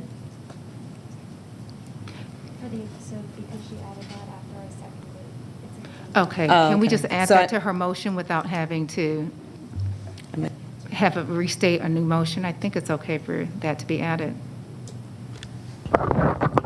That's fine. After it's been seconded, it's the boards, and the board by mutual consent can accept it, yes. We've done that by mutual, yes, we don't have to restate it. Okay, is there any further discussion?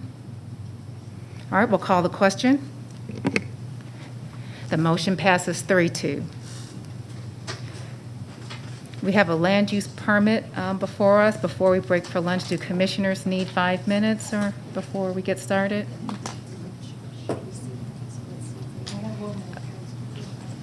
Okay.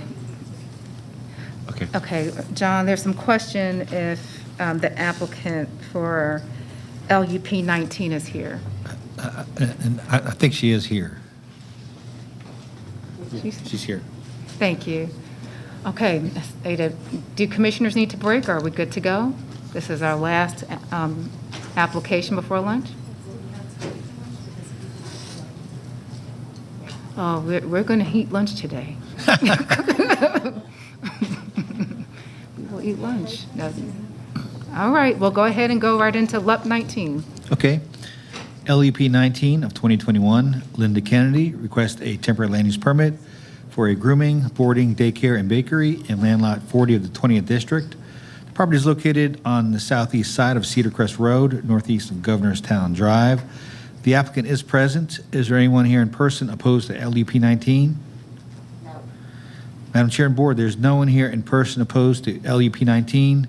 There is one person virtually opposed to LUP 19, but they do not wish to speak. So at this point, I would ask the applicant to come forward to be sworn in. Okay.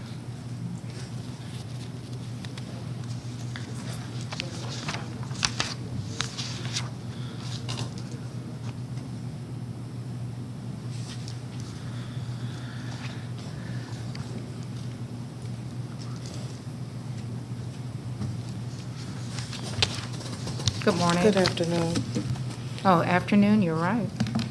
I'm Shawnee McShay. I'm the owner of Sherry and Marie's Heavenly Puppy and Cat Resort. This is my landlord, the owner of the building that I am leasing. Okay. I came here in September 7th, I believe, to get temporary land use of the grooming, bakery, and boarding facility. I have a petition from people in the community. It's about 50 names and counting in regards of wanting me to be there. One of the concerns back in September was the parking and that there was parking on the grass. I did print out how the parking is. There is no way that you can even park on the grass. There's only pavement that's there. I don't know if it'll come up on this little, what do you call it right here, but I do, yes, please.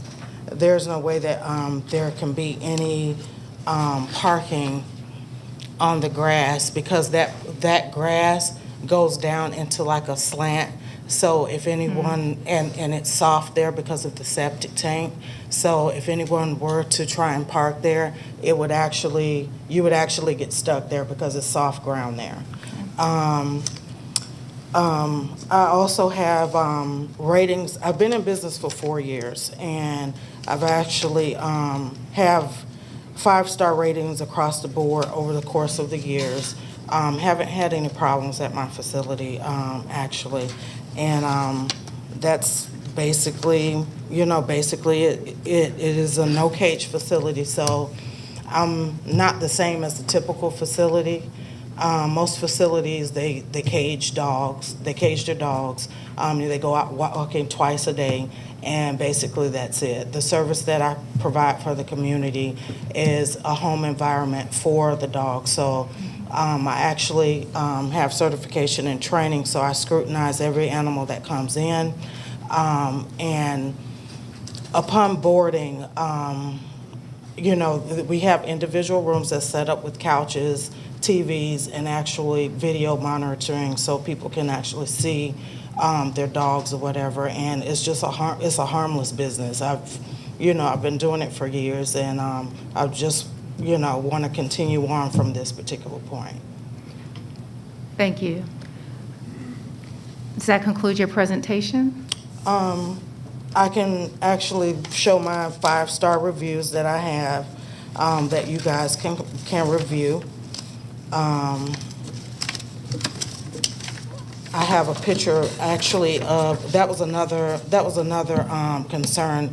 Now that I remember back in September about the residents, the property sits here, and there is, I believe, over 1,000 square feet to the next property, over 1,000 square feet to the next property. So you can't even hear anything. I can't hear what he's doing. He can't hear what I'm doing. On the left-hand side, there is a commercial space over there, which I believe Ms. Kennedy actually owns some of that greenery over there, but then there's commercial on the left side. So there's no residents over there. The only residence I would be affecting, which I don't affect him, is the one on the right side, which we're over 1,000 square feet from each other. Showing how far his is. Yeah, I do have a picture of how far his house is. So that, in the trenches, you can actually see a little bit of the roof, but it's very far from where I'm located as well. And the only residential area would be across the street, and it's a gated community, which I service their dogs over there. It's a gated community across the street, and it doesn't affect for as noise ordinance is concerned. They wouldn't hear anything because it's across the street, it's too far. And I have a picture of that as well.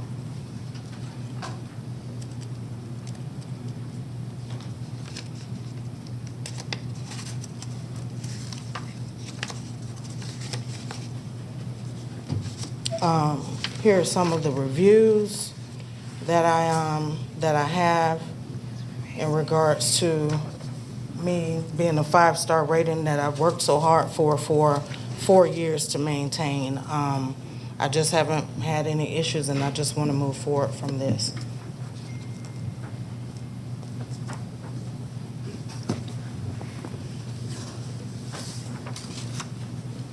Also, the petition, I forgot about that.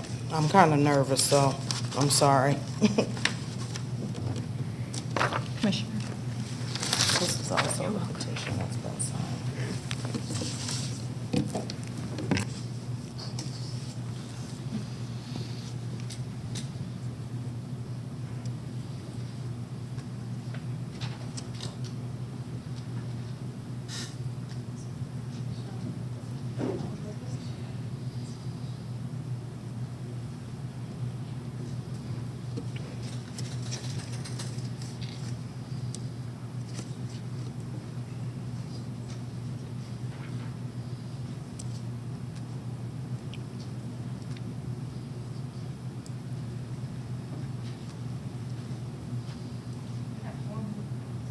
There are 4 more minutes left for the presentation of support.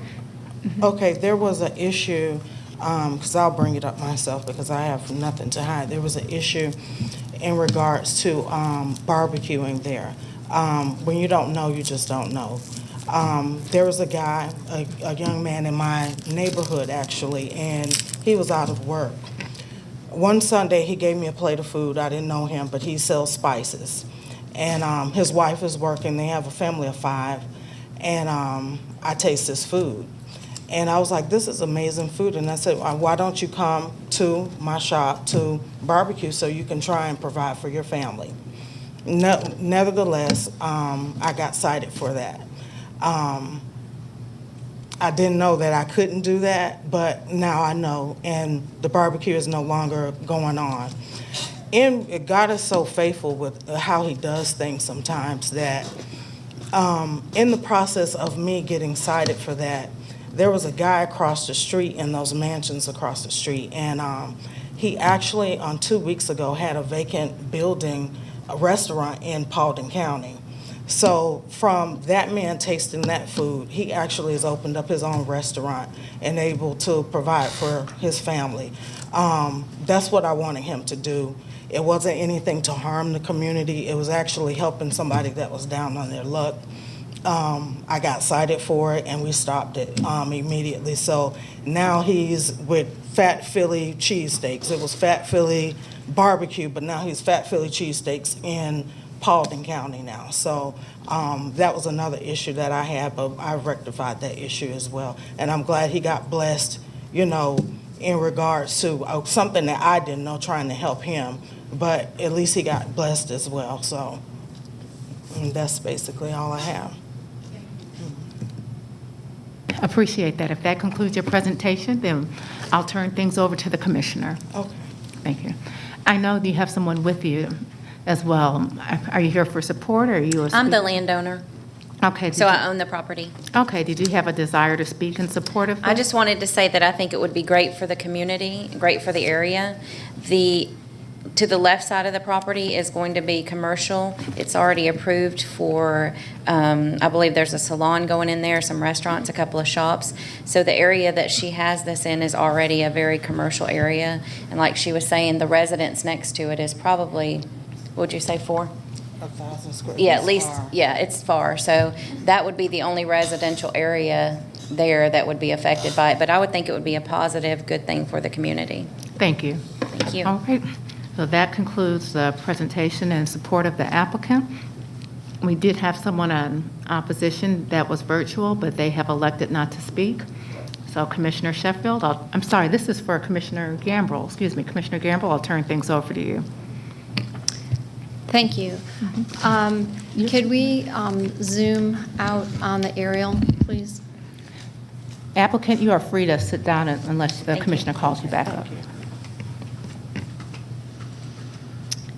Okay, first, it was stated that this is adjacent to a future hair salon. That is incorrect. You can see on the screen here the pink where it says NRC.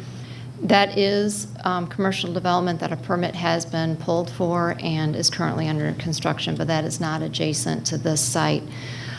This site is surrounded by residential, and the reason why we're here today is because of complaints by the adjacent neighbor to code enforcement, which they were sent out on. In addition, there has been issues with the posting of the signage. And I know I drove by multiple times, did not see the sign posted. John, I know I contacted your office. When I contacted your office regarding the signs not being posted, what was the process after that?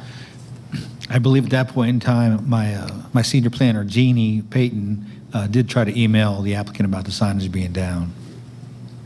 I initially tried to contact her for calling her and then sent. And as of last Friday when I drove by, those signs had not been posted since the September 7th hearing.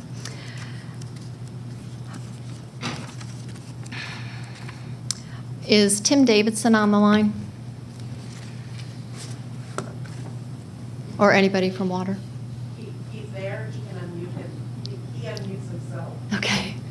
So, he's not unmuted yet. Okay.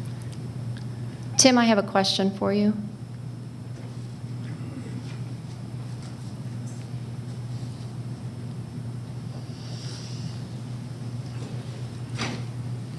Or Jeannie, can you type the question into the chat box for him? I cannot, but I can email him to try to get his attention. JJ, can you communicate with him? Yes. He's indicated as being online. That's not responding. But he is. Or John, I don't know if this is a question you could answer, but it's regarding the comment that was made about the septic in the ground being soft. My question is can residential septic systems hold what seems to be a commercial business with the dog grooming? Is it able to handle the capacity? Typically, for septic systems, you don't have high water uses. You know, they're mainly meant for low intensity commercial or residential uses.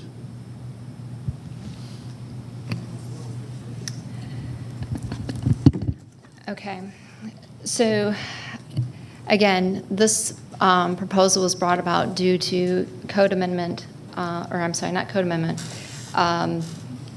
code violations. The use of a boarding, daycare, and grooming, training, and/or bakery for cats and dogs is not compatible to the residential area. The proposed use is a full-time business and should be located on a commercially zoned property. Again, within this area, we do have commercially zoned property that would be available and suitable for this use. There is, again, existing neighborhood and retail commercial. The request is the result of a code enforcement. Therefore, I would like to recommend denial of LUP 19. Is that a motion? All right, they have a motion. Is there a second? and have some questions. All right, go ahead, Commissioner. And I guess this is for the applicant. Does she need to come back up?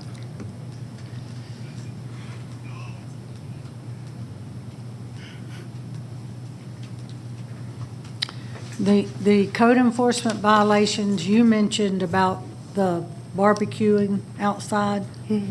But you also mentioned someone complained about parking on the grass. Is that a code enforcement violation? I think that it came up last time I came to court, to the hearing, but there's not an issue if you see in the lots that are next to in that vacant wooded area. That's 3 lots. Those are commercial. Those are commercial. It's not residential.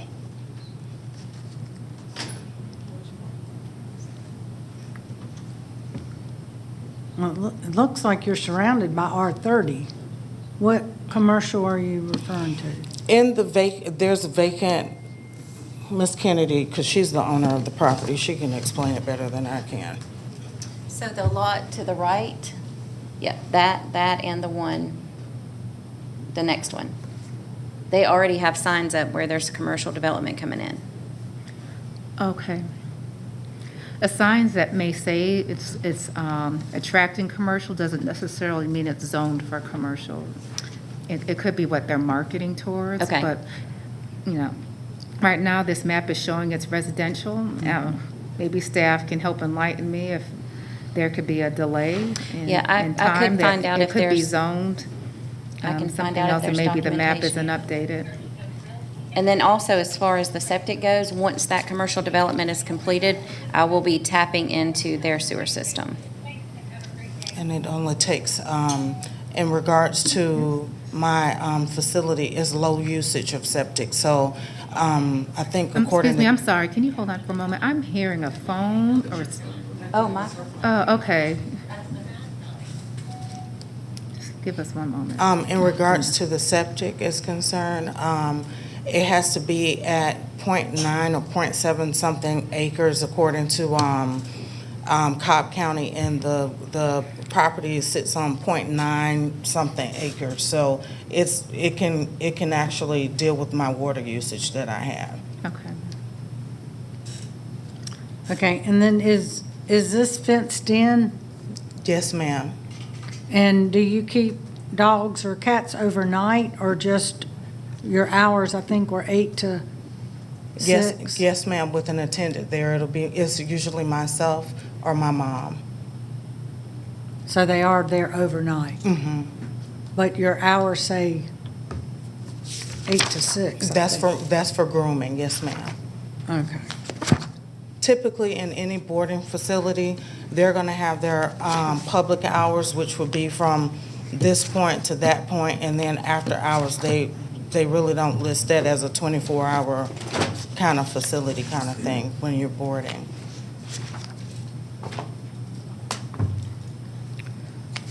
Yeah, okay. I just found the code enforcement sheets, and it does have parking, but, okay.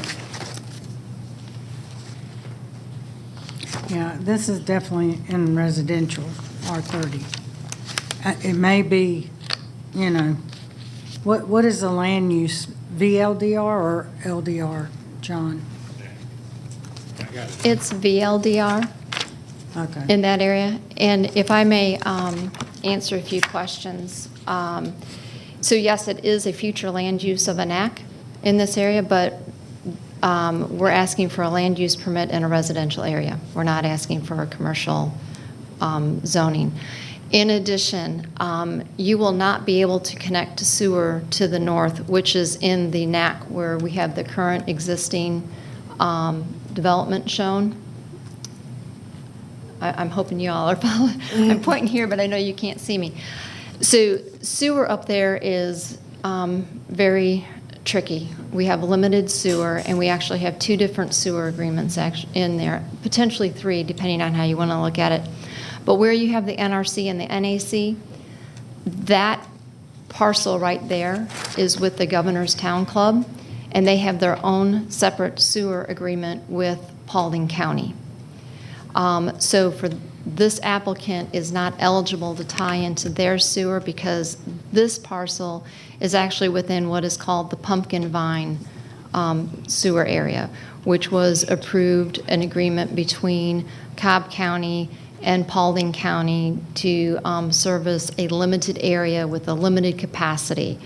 Currently, there is no sewer connection here, so in order for you to get sewer, you would essentially have to install sewer going to the south on Cedar Crest to get to the bottom of the basin where the flow would be. So you would not be able to go up to Governor's Town Club. So Mr. Norton, that was the developer for Governors, would be who I would be connecting to.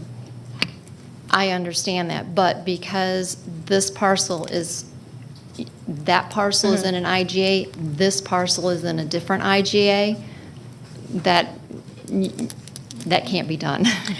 I don't really know, but I know that the 3 lots to the right of me is what he's doing the commercial development on or whatever he's working on. So when he does that, that's when I was going to attach to that. And So we haven't even got to that stage, but it has been proposed. And it's not needed for me to run my So, business. so my advice to you is when talking about infrastructure and the availability, I would advise you to get with staff and hear directly from staff what your options are, not from a potential developer. Gotcha.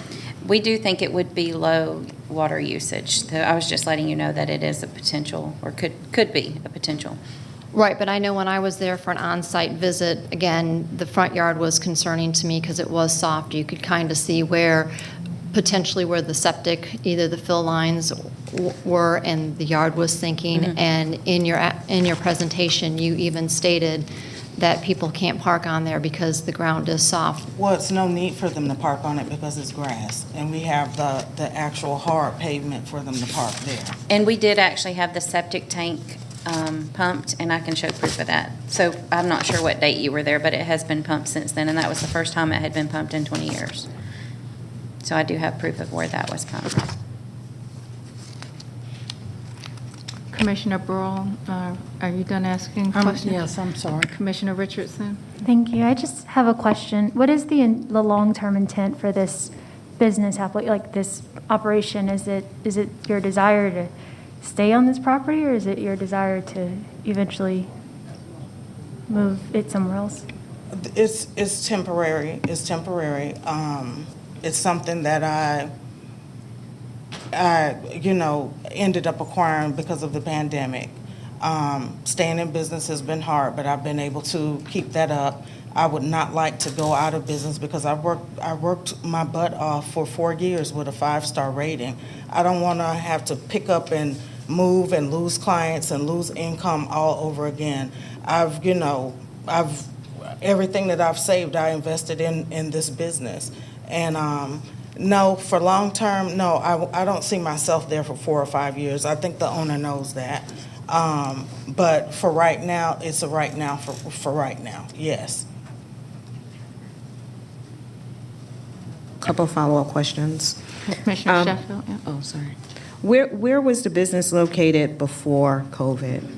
I started out in, I'll just go back 4 years ago. I started off in Ackworth.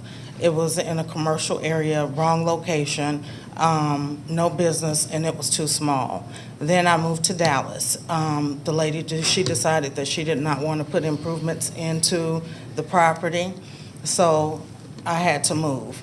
I found another property that I was, that would have been a perfect property, but I couldn't get approved for it for the city, so I couldn't stay there. And then this property came up, so I was like, okay, this is great, great location. The community loves me there. I haven't had any issues there. I haven't had any issues since I've been in business. Okay.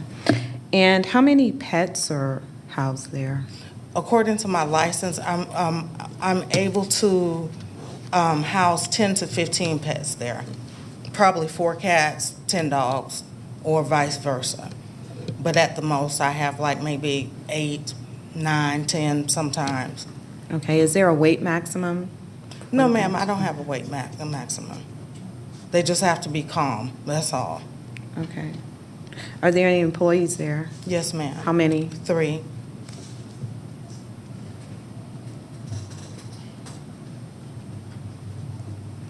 Okay, you mentioned that it's not a long-term goal for you to be there. Do you have an idea of how long you would be there? According to Cobb County, they're stating that temporary land use permits only last for 2 years. So I'm gathering the 2 years would be suffice for me.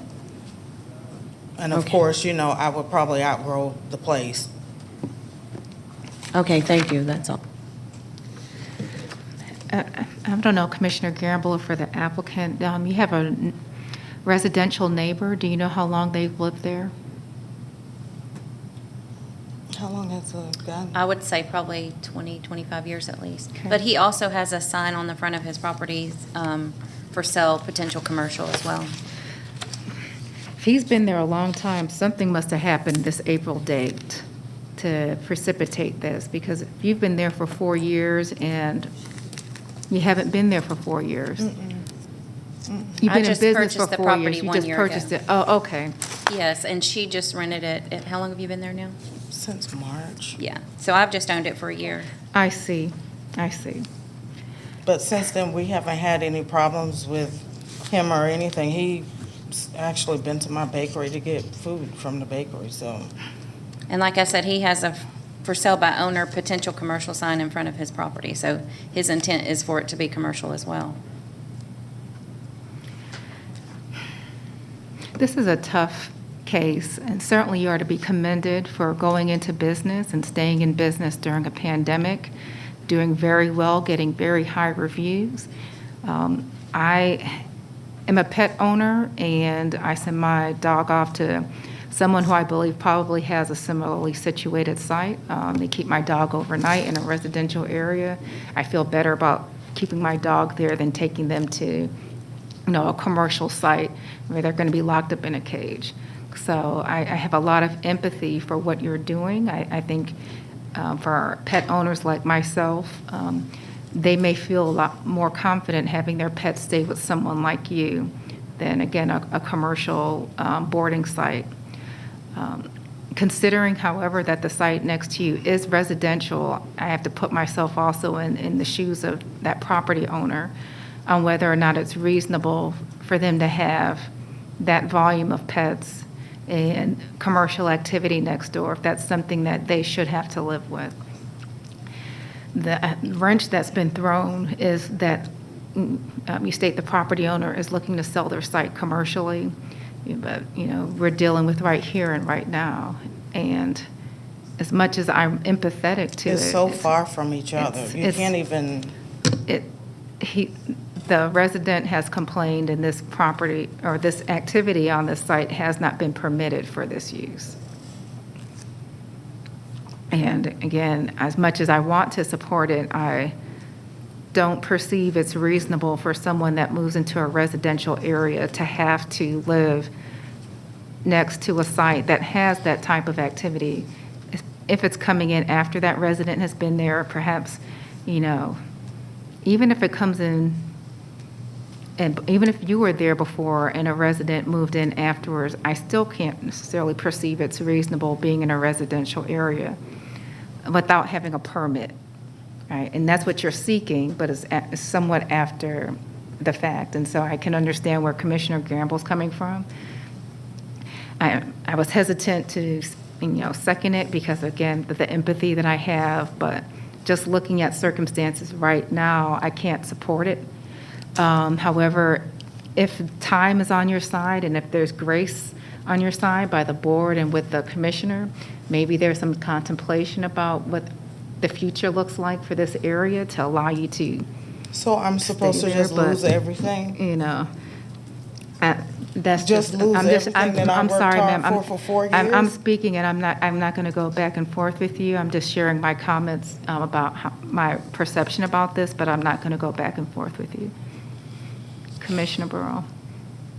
Commissioner Gamble, will you add a time frame of compliance if the recommendation is denial, like 4 months, 6 months? Commissioner Brill, and I forgot that in my motion, the PC had provided 60 days. And please note that the applicant nor the property owner showed up for the Planning Commission hearing. At that time, they were a no-show. So the Planning Commission went ahead and had the hearing and essentially made the motion to deny with 60 days. Again, I understand what she's trying to achieve. Again, we all support small business, but the proper procedures have not been followed with this case, nor with posting of the signs. The adjacent neighbors were under the impression that this case had been withdrawn because the signs had not been posted. I'd be willing to maybe give 3 months, give them to the new year to find a new location instead of the original 60 days, knowing that goes into the holidays. But again, not really wanting to go too long because there are violations that are happening. Could I say something? I'm sorry. We weren't aware of any other date we were supposed to be here, just so you know. Okay. Mr. Peterson, can you please clarify for the board and for the applicant when they filled out their application what was included in that as far as the hearings?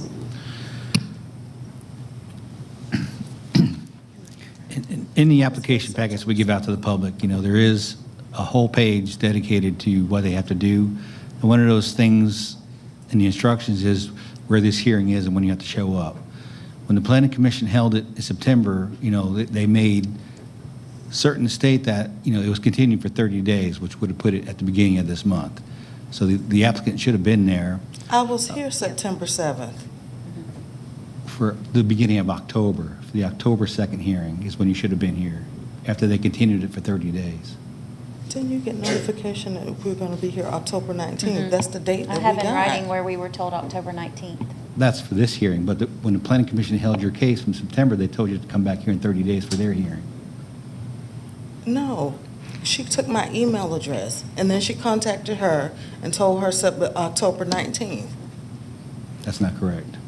There may be some miscommunication, and unless we see that email that transpired, that went back and forth, it was one thing for one person not to know, but for two people not to know, we won't know. You're here today. I know in some circumstances when the applicant doesn't show up, the case is continued, but you're here today, and I can't speak for that. I can't speak for that. I just hope for us not to be arguing over that's water under the bridge unless unless the commissioner wants to provide more time for maybe people to come back in opposition. I don't know. Again, because I knew there was an issue in September where the signs hadn't been posted, but they still had the first hearing, it was continued. Mm-hmm. I was driving in that area to see if the signs were posted. They weren't. Staff was trying to contact the applicant, trying to inform them to have the signs posted so it was properly noticed, and that still has not been done. Would you like to continue? Would you like to, I know when we've had similar instances, a matter has been continued so the public has adequate notice to participate in the hearing. And again, I know the adjacent homeowner sent the entire board an email, opposing this. I don't think another 30-day hold is going to change his mind as to the business being conducted. So I guess at this time I'd like to amend my motion, again, to deny LUP 19 and provide the applicant 90 days to cease operation and find a new location. Is there a second for that motion? Second. Okay, Commissioner Richardson? I just wanted to make the comment before the revised motion to maybe consider through the holidays, considering it's difficult. We're going into Thanksgiving, Christmas, New Year's. I think 90 days would be, January 15th? Yeah. She said 90 days. Okay. I lean towards even a little bit longer. I know things do wind down. It's a hectic time frame. I would be personally would be amenable to a longer time frame, but I'm not in support of disallowing a business to continue to operate, knowing that the adjacent neighbor has concerns. And I guess I would be open to extending the time, but then I would want to restrict the number of dogs. Okay. Because again, over the holidays, it could get very, very busy and be even more impactful to those neighbors at that time. So I'm not sure what the thought is on 10 that. dogs is not even a lot of dogs to have at a facility anyway. It's not. And just to cut that income, that's just like, how am I supposed to even have money to move? If I took my whole savings to build this business from 4 years ago, then you want to cut that too, then I got to move, then what? How am I supposed to do all of that? It's not easy for a small business owner, I'm sure. No, it's not. And, and for a county that has a number of small businesses, there's reasons why we do have requirements in place.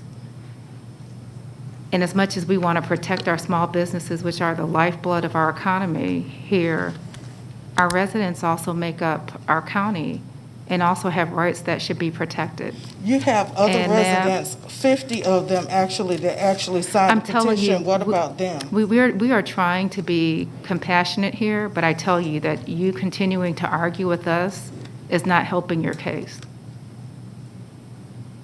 Because right now, the original motion of the commissioner was to deny, which could have made it effective immediately. She did go ahead and provide 90 days. You have this board and that same commissioner contemplating longer. Please allow us to have the compassion that we can have. And I'm sorry, it's not going to meet you all the way where you are. But I think right now, considering the circumstances, we are trying our best to consider you and the rights of the residential property owner. So Commissioner. Go ahead, Commissioner Sheffield. If, considering the business has been impacted by COVID and she was in business before moving into her current location, would you consider 6 months with a reduction of 25% of the pets or 50% of the pets? Commissioner Sheffield, where I struggle with that is the 4 years has been in 3 other locations, and she's only been in this location since March. And the first code enforcement complaint came in April. So that's where I'm finding it difficult because, she was located in 3 other locations prior to coming here. So that's where I'm having a hard time going at a longer time period, even if we reduce the number of pets. And now that you state that, the 3 months is something I can support.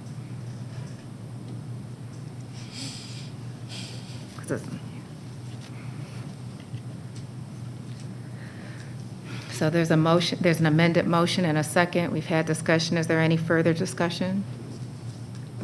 We'll call the question. The motion passes 5-0. Thank you.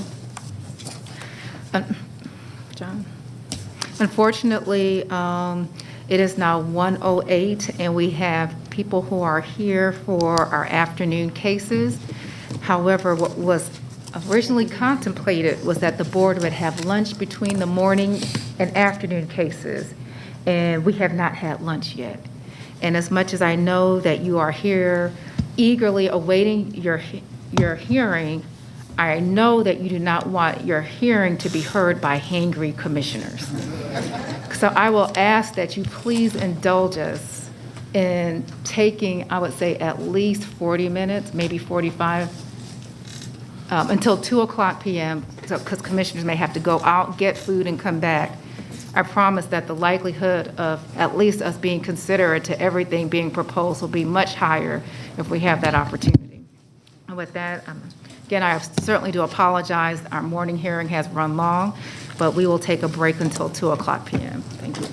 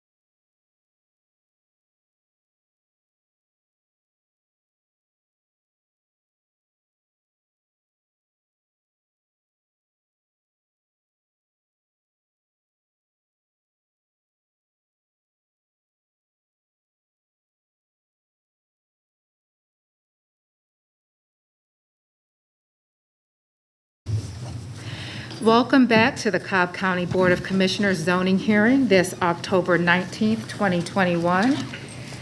We will be starting our afternoon cases with Z31. John, I'll turn it to you. And Madam Chair, before we start those, I do have a bit of good news. There are two cases that want to continue their cases till next month. So first case is other business item number 48 of 2021, Alan Parvinian. Okay. The applicant would like to continue this case to your November date to continue to work on some things. Okay, Commissioner Richardson.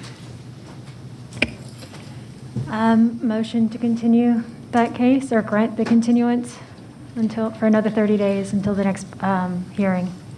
Okay. I'm sorry, what number was that? OB 48. This is OB 48.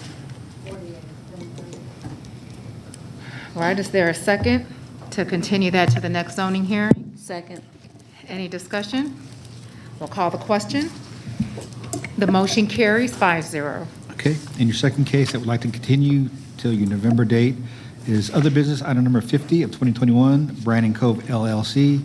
The applicant would like to continue this case, Madam Chair and Board, so the staff would ask the Board continue this case until your November 16th hearing date. All righty, Commissioner Sheffield. I make a motion to continue OB 50 to the November 16th Board of Commissioners hearing. Second. Any discussion? We'll call the question. The motion carries 5-0. Thanks, John. Thank you. Okay, getting back to the agenda for this afternoon. First case we're going to hear this afternoon is rezoning case Z31 of 2021, Pulte Home Company.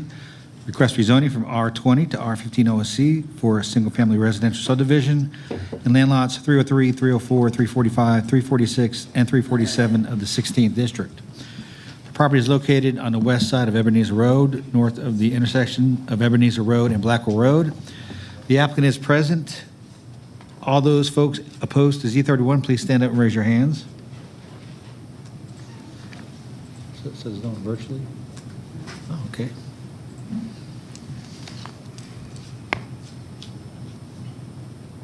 That's 10. Okay. And let the record show there's 10 people here in person opposed to rezoning case Z31, and there's no one here virtually opposed to rezoning case Z31. So at this point, I'll ask the applicant and opposition who wish to speak to please come forward and be sworn in. John, is there anyone here in support?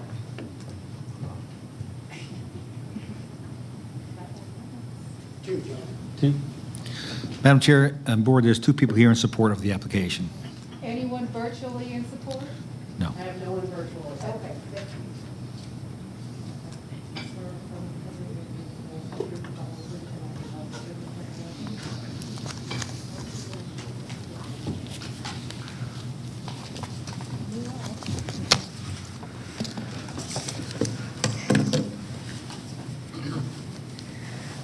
All right, Rob. Good to see you. You can begin whenever you're ready. Thank you. Madam Chair, good afternoon. My name is Rob Hosack. I'm with Taylor English Decisions. I'm here today on behalf of the Pulte Home Company, seeking rezoning from R20 to R15 for a tract of land at 3801 Ebenezer Road. It's known as Z31. Wanted to bring the board up to speed. We have updated our site plan since the original filing some time ago. That was based on the sentiment among the neighbors for increased minimum lot sizes of 15,000 square feet as opposed to the OSC that we originally sought. We are now seeking a straight R15, total number of 92 lots yielding a density of 1.96. We have also committed to providing a minimum heated floor area in a range of 2,500 to 3,000 square foot houses. We anticipate price points being $500,000 plus. Also have committed that the product will be branded to the Wheelan line that Pulte owns and operates. There'll be a mandatory HOA responsible for maintenance of the entire community, underground utilities with internal sidewalks and decorative street lighting.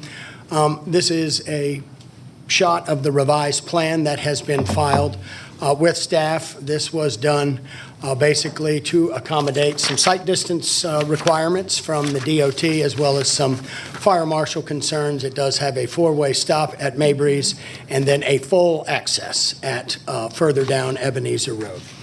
Did want to also mention that we have made some commitments in the stipulation letter as it relates to our view shed protection efforts. The materials that are being shown on this particular slide are indicative of materials that will be included with a berm, as well as a 30-foot landscape buffer that will contain also a unified wood fence. All of this will be subject to review and approval by the county arborist. Ultimately, we will be reviewed by a committee appointed by Commissioner Burrow if the application is successful. And as is customary, will also be subject to Commissioner Burrow's final approval. This is just another rendering that we wanted to provide to the board that shows how we think that combination of materials that will lie or reside within the 30-foot buffer along Ebenezer will provide the necessary view shed protection efforts that we are seeking. I did want to mention we have completed a traffic study and forwarded those recommendations to the Department of Transportation. We believe this should improve conditions as well as identifying project-related improvements that the applicant will comply with. At the community's request, there was also some concern about materials within the berm being irrigated correctly, so we have agreed to make sure that there is irrigation installed within that particular buffer and the berms. We're also providing landscape easements for lots 1, 17, and 18 to protect the view shed of folks that live at the opposite ends of Ebenezer Road access, to make sure that as they view the access roads going in, that those particular lots will be providing for screening as well. Again, the goal being to provide view shed protection. Also agreeable that the fencing stipulation along Ebenezer Road will restrict undesirable types of wood. And I wanted to mention as well that there has also been a request that the mail kiosk be covered. We are fine with that. We believe actually that the Postal Service is going to require something like that. But as far as reading it into the record, I'm happy to do so on behalf of Pulte. Next slide, please. We also have provided a site plan that evenly distributes required guest parking within the right-of-way as per fire marshal recommendations. It will also accommodate the mail kiosk that, again, will be covered. Applicant has agreed also to specify that any lighting will be downlit. Applicant is also agreeable to providing a 24-hour construction contact to surrounding neighborhoods, installing a wheel wash station during construction. We have also been requested, and we are happy to read into the record, that we will install signage that informs construction personnel of the need to keep the job site clean on a daily basis, as well as specifying the hours of operation that are associated with any type of approval of the application. There is an existing pond on site that's jointly owned. We have been approached by a certain group of the joint owners about potentially deeding that over to them. We are happy to do that, but if that is not the case and it ends up being a jointly owned pond, we are still agreeable and feel like it's our responsibility to participate with the joint owners on a maintenance plan for the pond should it stay jointly owned as opposed to being transferred to them entirely. I did want to take a moment, this map's a little hard to read, but I did want to make mention of the fact that we do believe we're compatible with a number of nearby subdivisions that are also zoned R15, similar to what we're requesting. You've got Blackwell Chase at 2.08 units per acre. Dillon's Glen, also zoned R15 at 2.00 units per acre. Magnolia Court at 2.06 units per acre. We have Princeton Grove, also R15 at 2.22 units per acre. And then finally, we have some nearby subdivisions of Lincoln Estates and Philmont Estates that have minimum house sizes of 1,200 and 2,000 square feet, respectively. We believe that this is proper for your approval today. Most importantly, the professional staff has recommended approval for OSC at a higher density.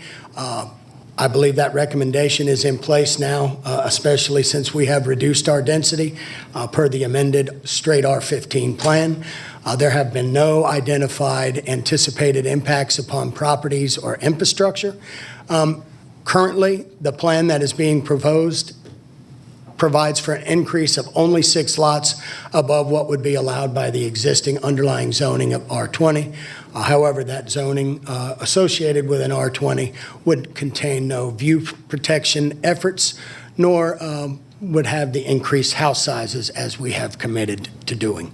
I did want to make a mention, this may be one of the only applications that you consider today that has been identified as not having an impact on the enrollment of schools, and there were no variances or deviations identified by staff, which is unlike some of the R15 projects that we mentioned earlier that did have site-specific variances approved at the time that they were presented to the board. Next slide, please. We also feel like there are a number of comp plan initiatives, Madam Chair, that this helps further if the application were approved. Most importantly, preserving important view corridors, protection of environmentally sensitive areas, water use efficiencies, connectivity, as well as a compatible distribution of land uses that provide a good transition to communities while respecting the individual rights of the individual property owners. Wanted to thank the board for your time and attention. We certainly are available for questions should the board have some at the conclusion of the public hearing, Madam Chair. Thank you. We'll now hear from opposition.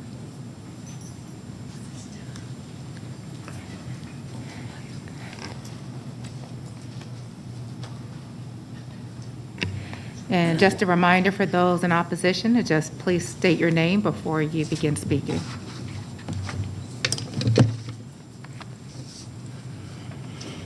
Good afternoon, Commissioners. My name is John Stutzer, and I've been asked to speak for the neighbors of Z31. We are very pleased that Z31 is now a straight R15 with no variances for smaller lots. However, we unanimously oppose the development having 92 lots, as that is just too dense for the area. We request a site plan that has a maximum of 85 lots. To achieve this number, we suggest that lots 8, 15, 34, 41, 45, 46, and 53 be removed and the remaining lots in each row be enlarged to convey a larger look to the whole development. We also question that the following lots do not have enough buildable area to meet code. Lots 31 through 33, 41, 43, and 40 through 47 have less than 50% of the lot size square footage available to build on, excluding setbacks and impervious buffer. These lots yield only 6,000 to 9,000 square feet of buildable area. We request minimum home sizes of 3,000 square feet in the John Whelan style homes. Mr. Hossack verbally committed to using the higher end John Whelan style homes, such as Yates on Pond and Yates Estates on Yates Pond in 2 previous meetings. He did do so again today, but the elevations in the stipulation letter of October 13 do not reflect this. They show the original Pulte homes with either bare or cedar or stained wood columns, corbels, and garage overhangs.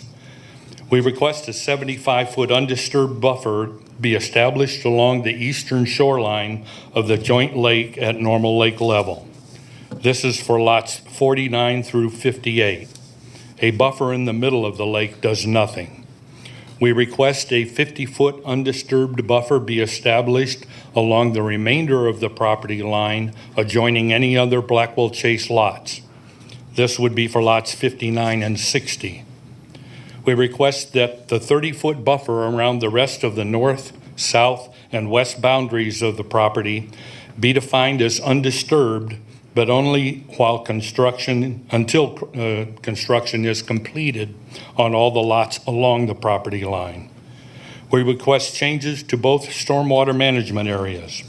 The larger one near the joint lake can be made longer and narrower and shaped to accommodate the 75-foot buffer requested along the joint lake. The smaller one near Ebenezer needs to be moved back 10 feet from the interior road, or it needs to be moved to the lowest point on the property, which covers lots 30 through 32 and 45 through 47. There's no access to the joint lake for the homeowners unless a letter of agreement is reached with stormwater management to utilize their access path to the retention pond. To my knowledge, no such agreement has been reached at this time. So one lot between 48 and 50 needs to be removed or adjusted to provide access to the joint lake. We request a minimum of 6-foot-high berm above the level of the roadway on Ebenezer Road. The top of a 4-foot berm along lots 11 through 17 will be at or below the roadway if the berm is only 4 feet high. We also request mature landscaping of an additional 8 to 10 feet high along the top of the berm to block the view of the first floor backs of homes along Ebenezer. Fencing between the berm and the houses along Ebenezer shall be uniform throughout and not consist of wood paling or chain link. In addition, there is extreme concern about excessive and additional water runoff into and downstream from the joint lake to the west of the property, which impacts Catalina Court. We request that all deliveries be made only within the posted construction hours. The mailbox kiosk is in a poor location near the back of the development, encroaching on 2 lots which have small buildable area as it is. The best location for the kiosk is in the vicinity of Lot 8, or it could be placed at the west corner of Lot 85. The north entrance is offset to the Maybreeze Ebenezer intersection. It's approximately 15 feet too far to the northwest to be aligned with this intersection. DOT has mentioned that a roundabout could be built at this intersection in the future. Now is the time to accommodate that space requirement by either reducing the size of or eliminating lots 17 and 18. Otherwise, a roundabout could never be built without destroying property or homes. A development with 92 homes will have a very negative impact on the traffic on Ebenezer. We estimate at least a 15% increase in traffic, creating rush hour gridlock on Ebenezer between Maybreeze and Blackwell. There are no crosswalks for walkers and children to cross Ebenezer in order to get to school at the other end of Maybreeze. We request that a crosswalk with on-demand red stoplights facing traffic be placed at the north entrance at Maybreeze to allow pedestrians to safely cross the east side of Ebenezer Road. We also ask that the neighbors be involved in deciding the final stipulations. And no time during our meetings with Pulte were we allowed to discuss their stipulation letter. Consequently, I've submitted to each of you via email and then today with the distribution all of our requested revisions and additions, and we request that they be incorporated into the final stipulation letter.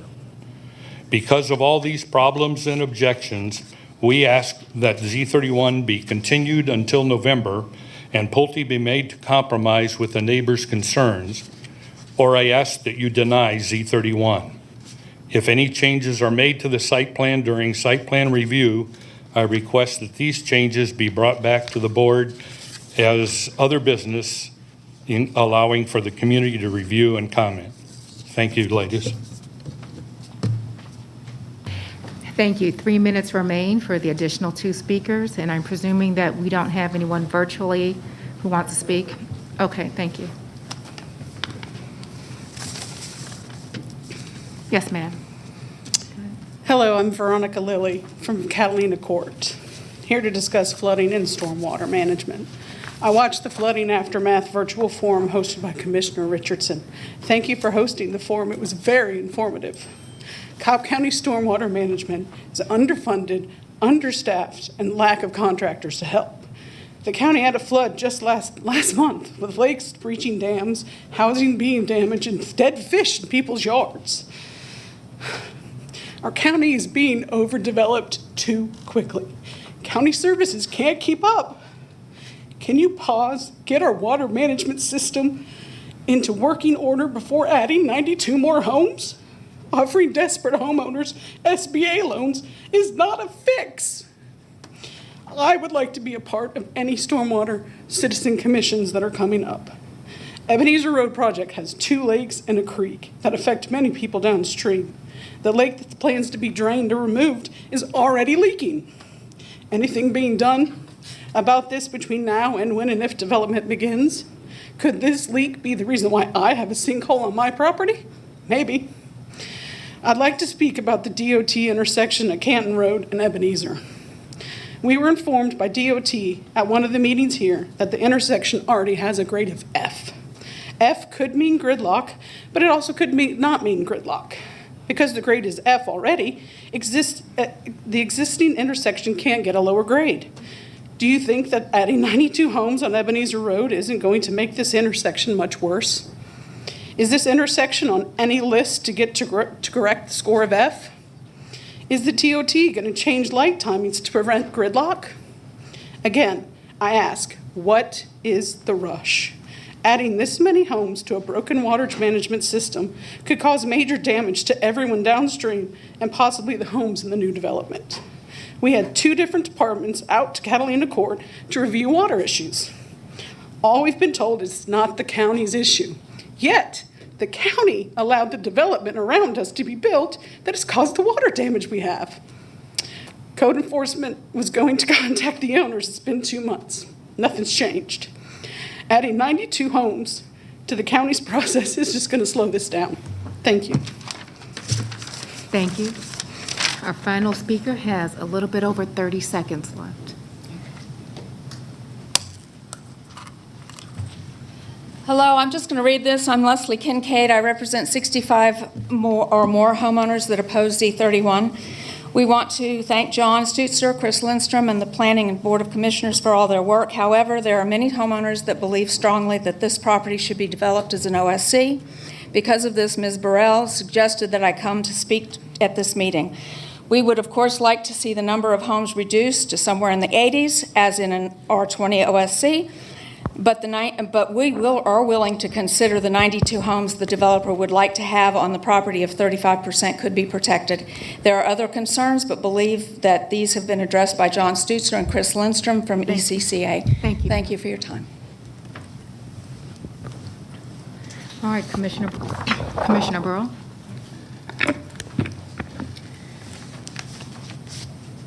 Okay, I'd first like to talk to Amy Diaz online. Are you with us, Amy? Amy Diaz, can you hear me? Thank you. And we need to, I know you just received another traffic study last week, I believe, on the Wednesday before. We have had several discussions and changes with the 2 entrances, and mainly to accommodate the fire marshal law and also site distance. So we're back at Mabry's, but can you tell me if there was any significant increase or decrease in traffic counts with moving the entrance to Mabry's corner? As far as traffic counts, no. I mean, the subdivision stayed the same size, so the site-generated traffic stayed the same, and the traffic on these are obviously also stayed the same. The thing is with moving it to Mabry's, it addresses fire, which I know that you're going to mention as well, but it also got it to a always stop location, which it can come in as a 4th leg, and that will make it easier for people that want to turn left onto Ebenezer, because the traffic at Ebenezer will have to come to a stop. Okay. And then we also talked about, well, that'll be a four-way stop with full access. Correct. And we also need crosswalks in that intersection because there's two schools down Mabry's and Shallowford. So. Correct. And you can have a crosswalk across Ebenezer there because of the always stop. Okay, but what kind, since they're just, there's going to be flashing red lights now because it's a four-way stop. So what kind of, you had not recommended the beacons,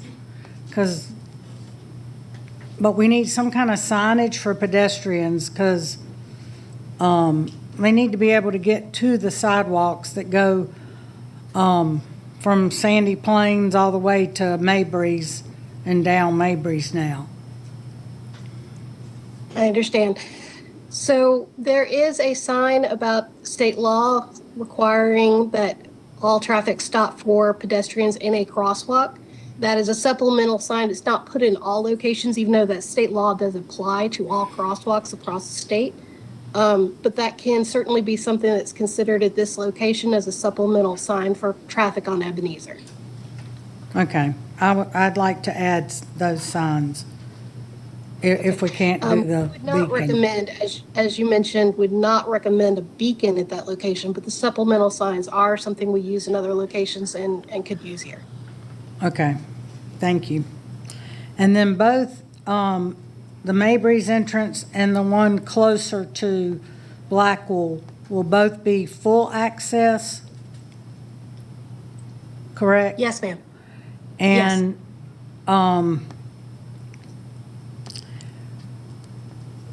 DOT in the staff analysis is recommending a left turn in there at the lower entrance? Yes. The south entrance?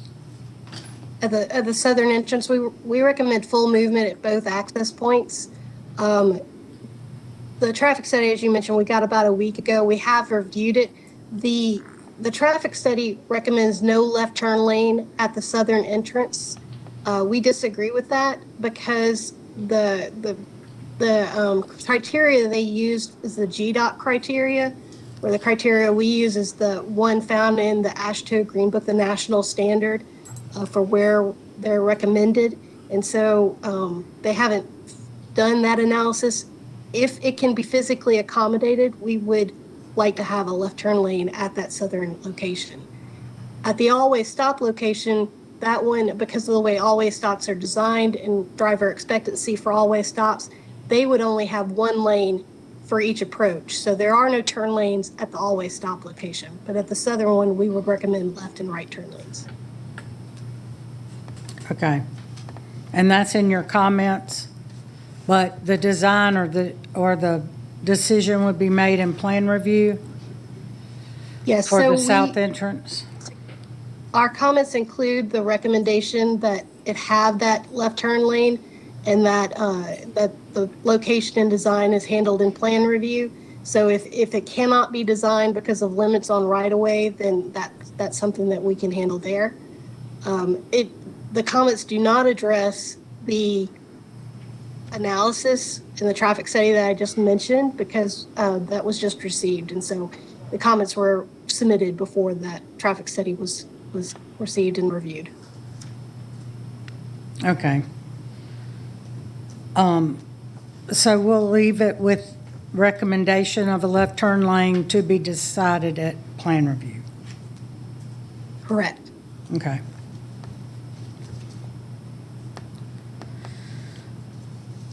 Okay. I think that's all I had for Amy. Did y'all have anything? Commissioner, forgive me if I'm being redundant here, but the roundabout that was discussed at Ebenezer and is it Mabry's here, would that be considered? I'm adding a stipulation that they have to donate right-of-way for a potential future roundabout. Okay. At that location. Okay, great. Thank you. Are there any additional questions for Amy? All right, Commissioner Burrow. Okay, Carl, are you with us? Yes, ma'am, this is Carl. Hey, Carl, thank you. Thank you, Amy. Carl, the smaller pond towards the Maybreeze section. Yes, ma'am. We discussed this, and it's very close to the sidewalk, to the road. So what is your recommendation to move that back further and change that design? They could offset along the sidewalk there or the right-of-way to put in a 10-foot landscape strip, and just as long as we had 20-foot access to the pond, so that for the majority of the pond, they could have some landscaping in front of it. Okay. It would be a little strip that's owned by the HOA to be maintained by the HOA. We wouldn't maintain the landscaping. So they need to move it back 10 feet and have a 10-foot landscape strip at the road there? That would be, should be enough, I would think.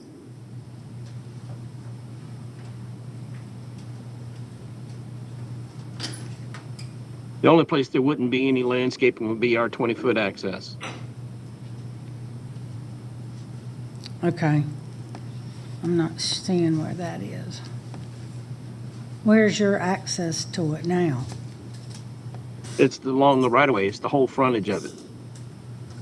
Oh, okay. And that's 20 feet? Well, no, I don't know what it is. It's probably a couple of 100 feet. It's not shown like I'm describing.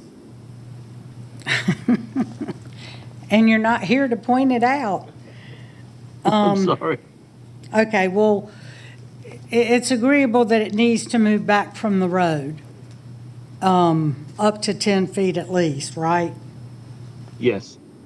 Okay, and access, your 20 feet access, all of that will be addressed in plan review, and they'll have to comply. Correct. Yeah, we can finalize that lot layout with plan review. Okay. Okay, now the larger stormwater management area up at the north end where the shared lake is. When we had one of the community meetings, as it was presented, it is not acceptable for the county to take it over. That's correct. So, can you kind of make some comments that we can put in the record that will address that so that? All right. Our standard regulations is that the pond, the stormwater management pond, has to stand on its own parcel with a 20-foot access to right-of-way. And this does not? Well, it does not because it includes the lake. If that lake wasn't there, then it would. Okay, so would those changes be made in plan review? Yes, ma'am, they can be. Or can you address that now, that we can Well, stipulate? They would have to create a property line between the lake and the stormwater management pond. And if they showed something now, it would probably have to be fine-tuned later at plan review, depending on their final grading plan. And then the access they have shown going out to the right-of-way, the internal street, that would be our access. But if they still own the lake, they need access separately to the lake, or we would have to enter into some kind of agreement between the county and the HOA to have a shared access. Okay, where they have the county access now, in between lots 49 and 50, Could that Yes. be a shared access for the homeowners to the lake too? To the Okay. homeowners of the subject property, yes. Okay. Okay, well, I'm directing you to work with the applicant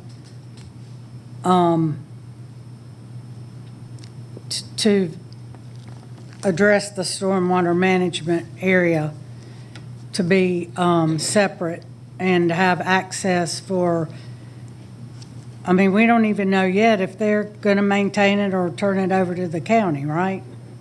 Correct. So that's all going to be depend on if they keep it private or turn it over to us. But Correct. you're going to need to make those requirements. Make them comply, I mean, Yep. if they do. We would typically do that at plan review. Okay.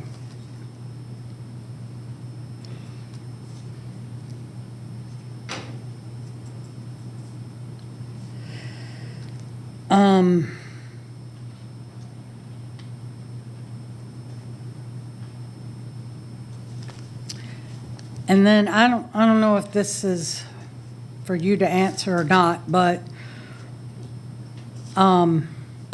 the applicant has agreed to a 50-foot buffer between where the neighborhood committee is asking for 75 feet.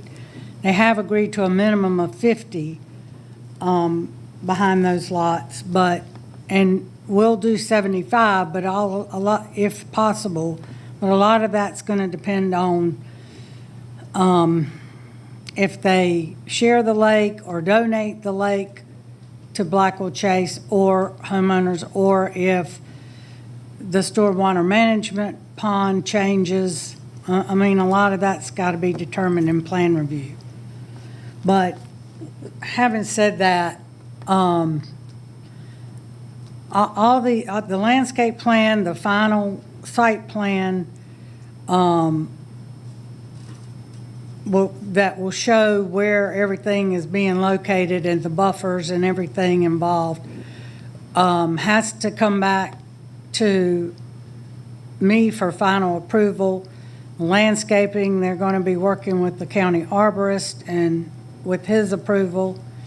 And the committee that I formed at the last hearing will have review before anything is approved or signed off on. So a lot of this will be done in plan review, and it'll come back to all of us to look at, and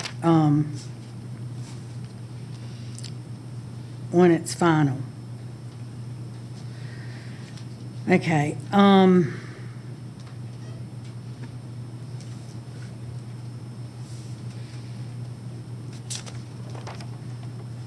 Okay, that's all I had for, I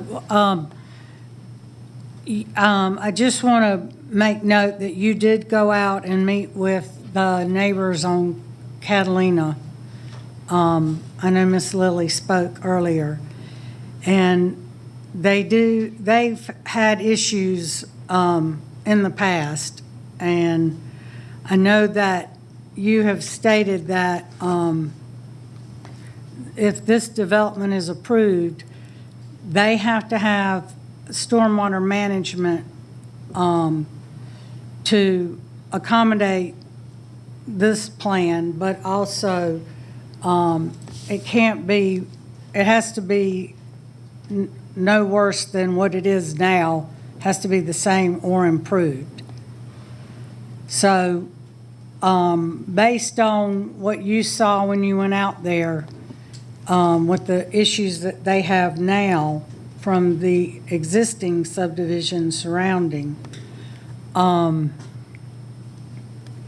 what would this do if we added these maximum of 92 lots? How would that impact Catalina Court and surrounding neighbors? Well, my stipulation number 14 requires them to establish the base flow for the development as what's the base flow supposed to be coming out of the two lakes, plus the areas that don't go to those two lakes. And that establishes the original base flow elevations draining through to Catalina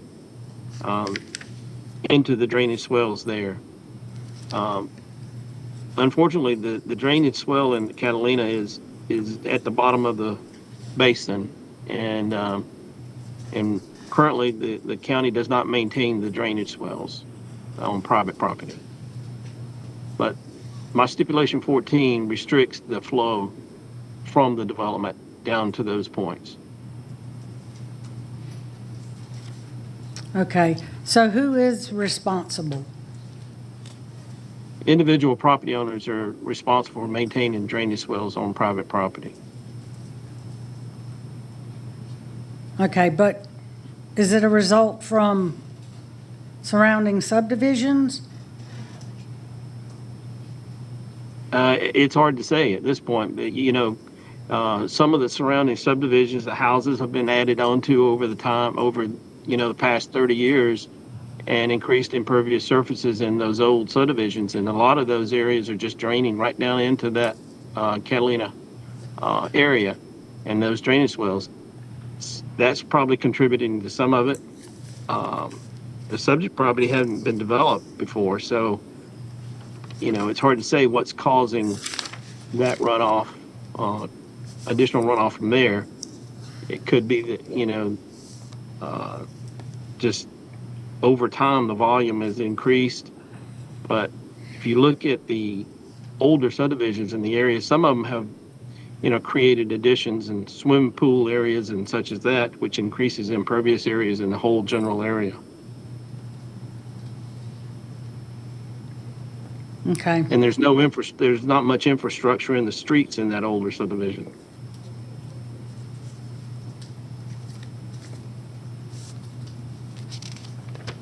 Yeah, I know. Okay. Is there anything else we discussed that we need to cover?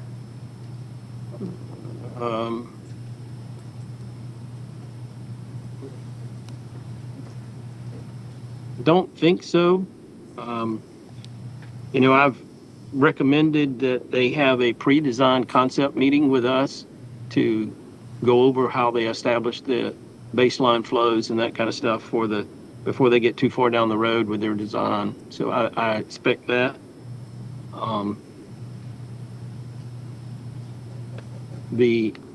Whether they end up donating the remaining lake to the other adjacent property owners, we're still expecting that dam to be evaluated and updated as a part of their development. Okay. And I know that's, they are going to have to do an inspection on that to see what needs to be done and what repairs need to be made. So would you work with them on that when that comes? Yes. Through? Okay. Yes. Okay. That's all I have for Carl. Does anybody else have any? Okay.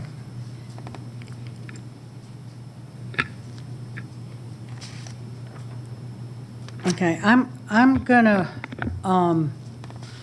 just make some comments first and then go through the stip letter and make some corrections and additions based on the letters we've received and discussions with the applicant and the neighborhood committee.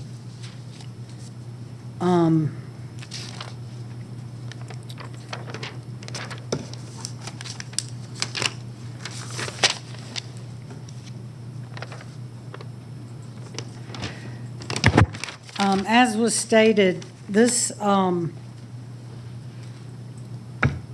the zoning before us on Ebenezer is currently zoned R20, which allows for 86 lots. It is in low-density residential, which allows for up to 2.5 units per acre.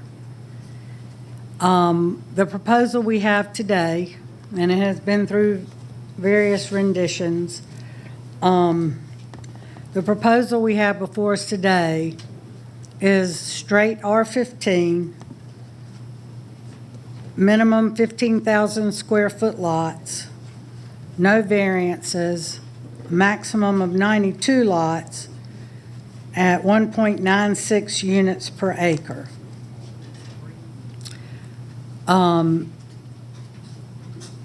When the property, it is surrounded by R15 and R20. So it is, I guess, appropriate for the area being R15. The OSC plan that was approved at Planning Commission, everybody loves green space, but the issue with that, the majority of the homeowners wanted R15 lots and nothing smaller. And as you know, R15 OSC allows for 10,000 square foot lots, which is not appropriate in an area of R15 and R20. And an R20 OSC allows for 13,000 square foot lots. So you're not going to get 15,000 square foot lots in the OSC that was proposed. So, but I get the green space, and as everyone knows, this was #1 on the parks bond list for a park, and it just didn't work out because of what the county is allowed by law to offer as an appraised value, and it just didn't work out, unfortunately. So I'm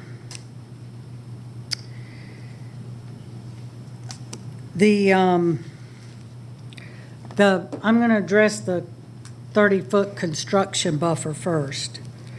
That will remain in place during construction. So it won't be, trees won't be removed, it won't be disturbed. However, once a CO is issued for a lot and the home is purchased, it is the homeowner's property, and they can remove a tree if they want to. The OSC is undisturbed permanently. So I think that's where some of the miscommunication came from, because in the OSC plan, it couldn't be disturbed even after the home is purchased. But with a straight R15, that could happen. I'm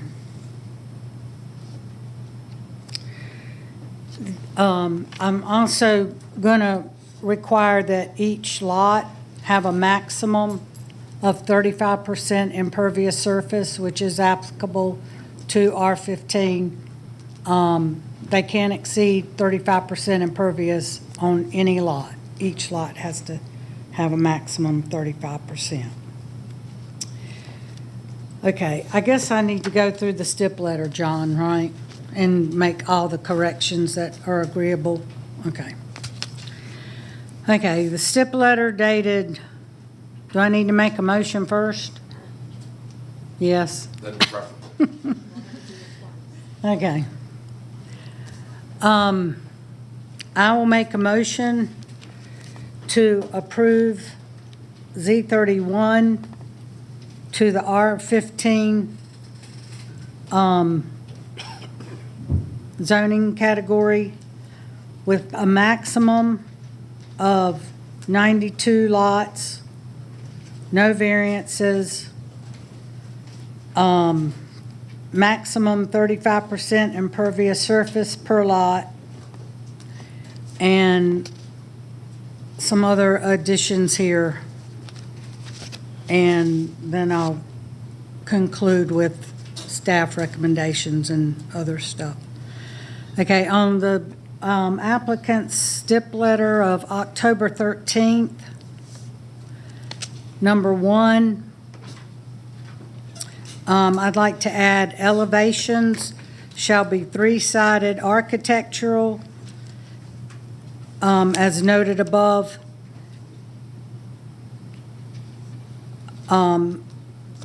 And all the lots along the frontage of Ebenezer with the rear sides facing the road shall be 4-sided architecture.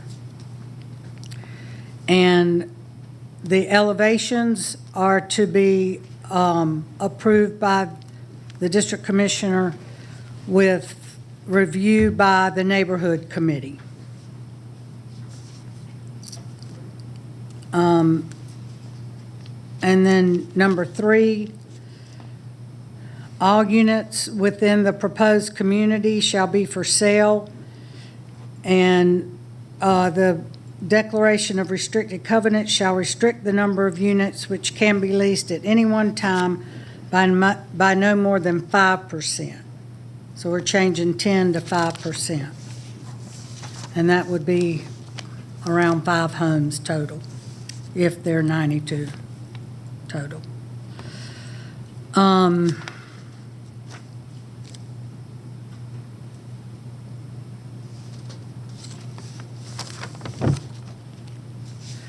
Also, the footnote number 1, we need to strike that because we don't allow price points in our stip letters. We don't control that.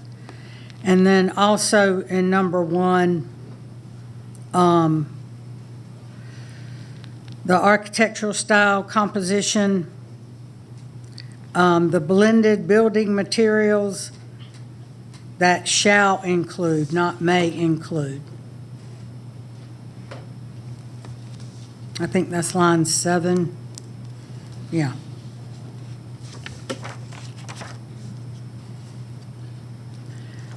Okay.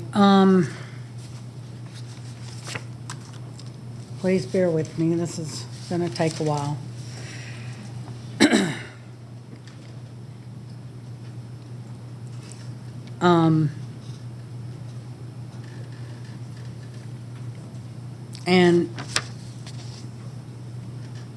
And we also, the applicant also included in number 1, the last sentence, the 2,500 square feet to 3,000 square feet. And that was one of the suggestions from the committee. Okay. For the number 7, the entrance sign, all that will be controlled by the sign ordinance. They'll have to comply with the Cobb County sign ordinance, and they have that included in their stip.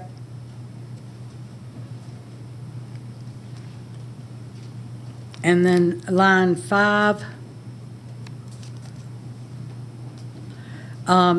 the landscape plan, including the berm and/or fencing along Ebenezer frontage. I want the county arborist to work with the applicant, and the county arborist has to approve the plan, and I have final approval with review by the committee.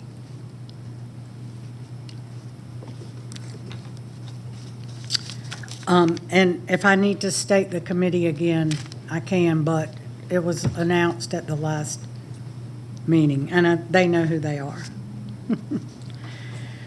And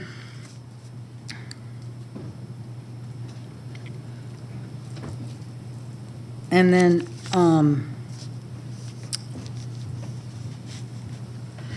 And they also, in line 6, they have added any fencing included in the entrance sign shall exclude wood paling materials and incorporate alternative materials to enhance appearance and life expectancy. So they wanted to add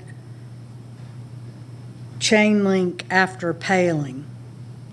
So we can add that in.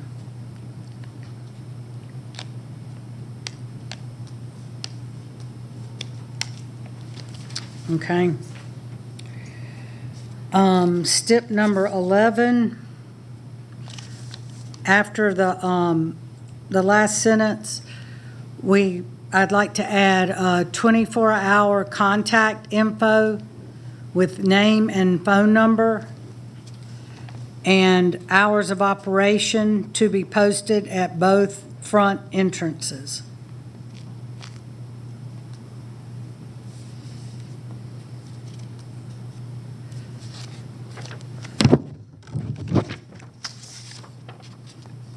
Okay, number 12.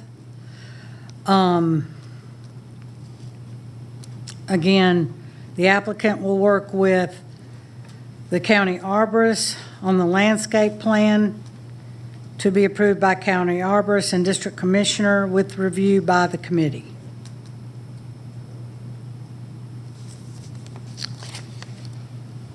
And that way, the county arborist, who is our expert, will decide the size of the plantings and the description, and also on the frontage, the berm, the height of the berm.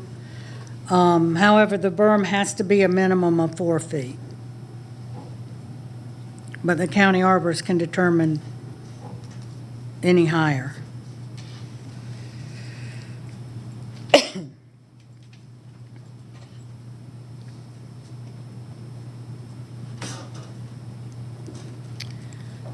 Okay, and also, well, can I call Rob Hozak back up during the middle of my motion? The fencing on, I'm sorry. In your presentation, Mr. Hozak, you showed a wooden fence behind the berm, but we discussed a uniform fencing for the backyards of the lots fronting Ebenezer. I thought the berm and the plantings we didn't need a wooden fence from that will take up trees. No, Commissioner Burrell, I think we just wanted to give the county an assurance that after the county arborist, after the county arborist were to review, if it's determined necessary, that a fence or a portion of a fence would enhance screening and provide better viewshed protection, we're certainly not opposed to doing that. So if... We'll let the county arborist determine that. Yes, ma'am. Working with y'all. Yes, Okay. ma'am. Okay.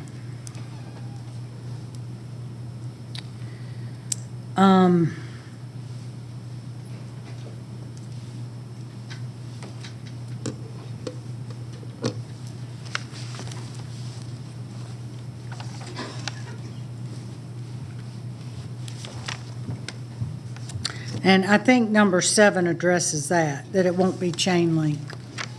It's just, if it's done at all, it'll be wooden.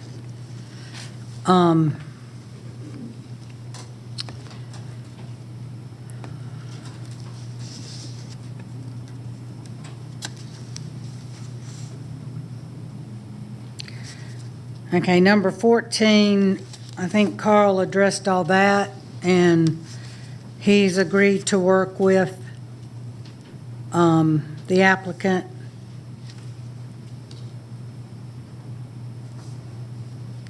to determine the stormwater management pond That's all I had for you, Mr. Hozak.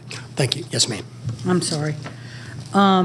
He has agreed to work with the applicant on the stormwater management sites and determine in plan review that all that will be determined in plan review, but definitely the smaller pond does need to move approximately 10 feet back with a landscape strip in front, 10 feet back from the road. And the county has to have 20 feet access. And then the larger stormwater management plan will also have to be determined in plan review, but the applicant has agreed to have a 50-foot buffer minimum and where possible 75 feet once that location is determined. And also number 2, footnote number 2, where it says staff is agreeable to height of berm and landscape plan along Ebenezer with final approval by county arborist and district commissioner. We need to add with review by neighborhood committee.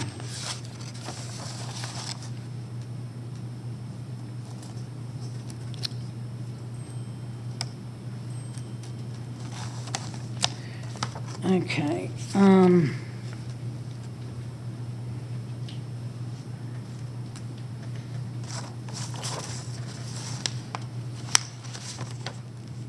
Number 18.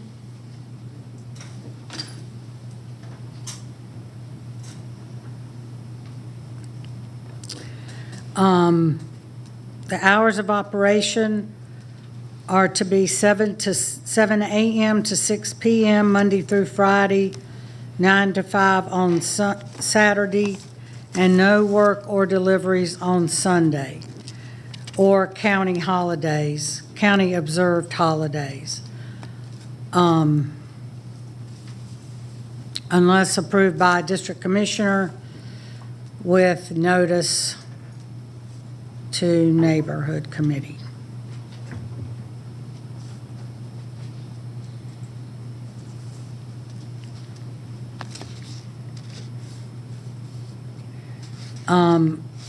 And also required donated right-of-way at Mabry's for potential future roundabout and crosswalks with appropriate signage at Mabry's intersection.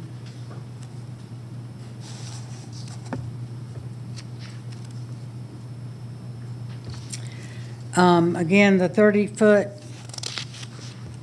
construction buffer will remain during construction, and once a lot is sold or an CO is issued, then it becomes the homeowner's property.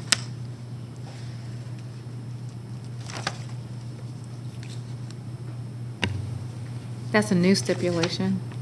Pardon? That's not on here. That's an added stipulation. Mm-hmm. I'm to add now. Okay. I think I've gotten through all the ones that we're changing based on the neighborhood letter.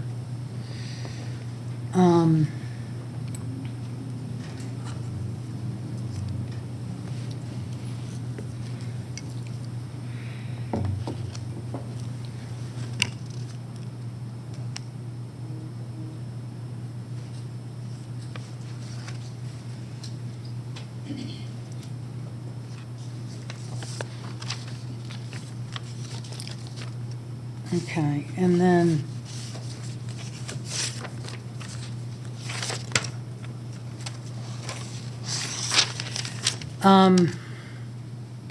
and also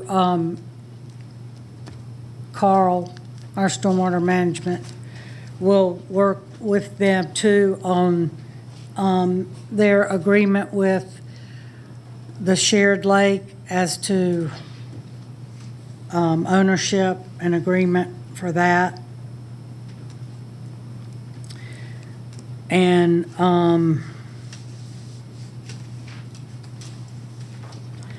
the final site plan to be approved by District Commissioner with review by Neighborhood Committee, County Arborist to work with applicant on landscape plan to be approved by County Arborist and District Commissioner with review by Neighborhood Committee, and all staff comments and recommendations not otherwise in conflict.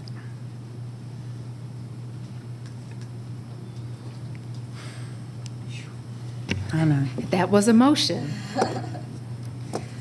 Is there a second? I'll help you with the minutes. I hope you have that all written. I have it all written, but. Good. Second. All right, is there any discussion on that motion? All right, we'll call the question. I'm sorry. Can I just, one clarification for the minutes? And I think it's just how you sequenced it. You said it was going to be approved by the district commissioner, then reviewed by the neighborhood committee. It's going to be reviewed by the neighborhood committee, then ultimately approved by the district commissioner, sequencing correctly. Okay.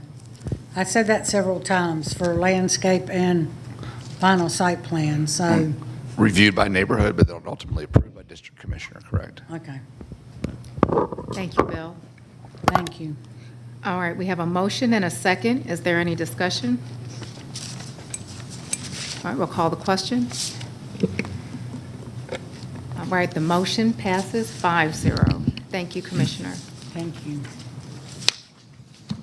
That was a lengthy review of that hearing, so we'll just give a couple minutes as we transition to the next case in case anybody needs to run to the restroom or anything.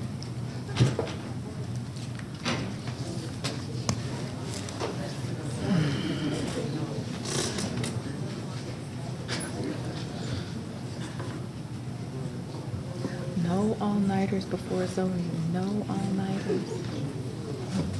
I'm okay. But that, I wasn't okay. I was struggling. I'm sure you're going to read about it in the paper all day tomorrow. So. No, no. I'm outside. Look. I'm in hibernating mode. I usually call power center.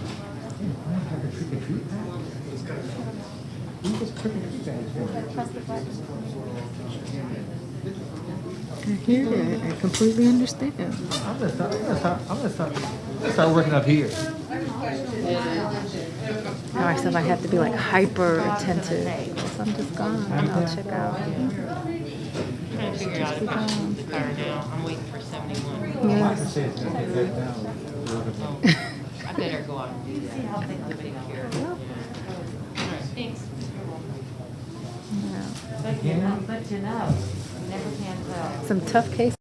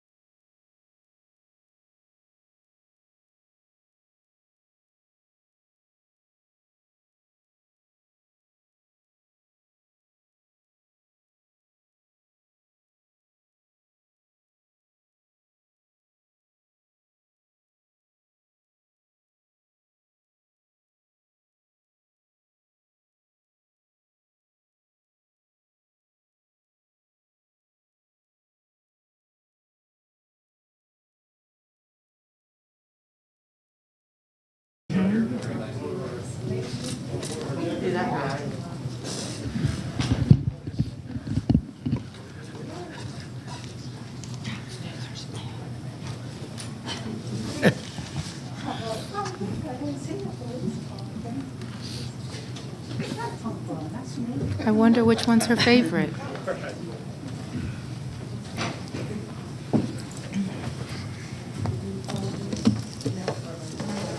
Whenever you're ready, John. I am way ahead of myself. We good? Okay. Next case is rezoning case Z65, Habitat for Humanity of Northwest Metro Atlanta Incorporated. Request rezoning from R20 to R15 for a single-family subdivision, land lots 494 and 495 of the 18th District. The property is located on the southwest side of Hillcrest Drive and on the southeast side of Ridgefield Drive. The applicant is present. Is there anyone here opposed to rezoning case Z65? Okay. Let the record show there's 2 people here in person opposed, and there is no one virtually opposed. So at this point, I would ask the applicant and the opposition to come forward to be sworn in.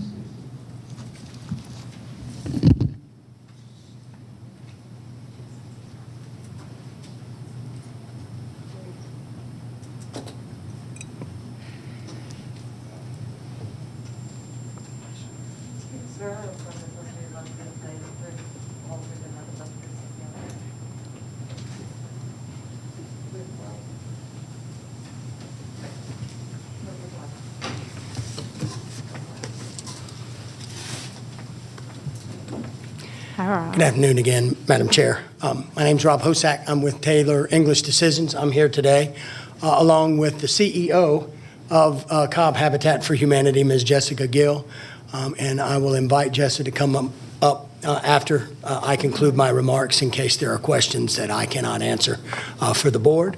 But we are here to request a rezoning of a 7.5-acre tract from R20 to R15. Did want to give you some background. We feel like we have a good transition, Madam Chair, from some of the RA5 and RA4 subdivisions that exist to the south of us as we move north and east. Next slide, please. Also, just wanted to give you an aerial view of our 7.5 acres in relation to Ridgefield Drive there. As I had mentioned earlier, site is currently zoned R20.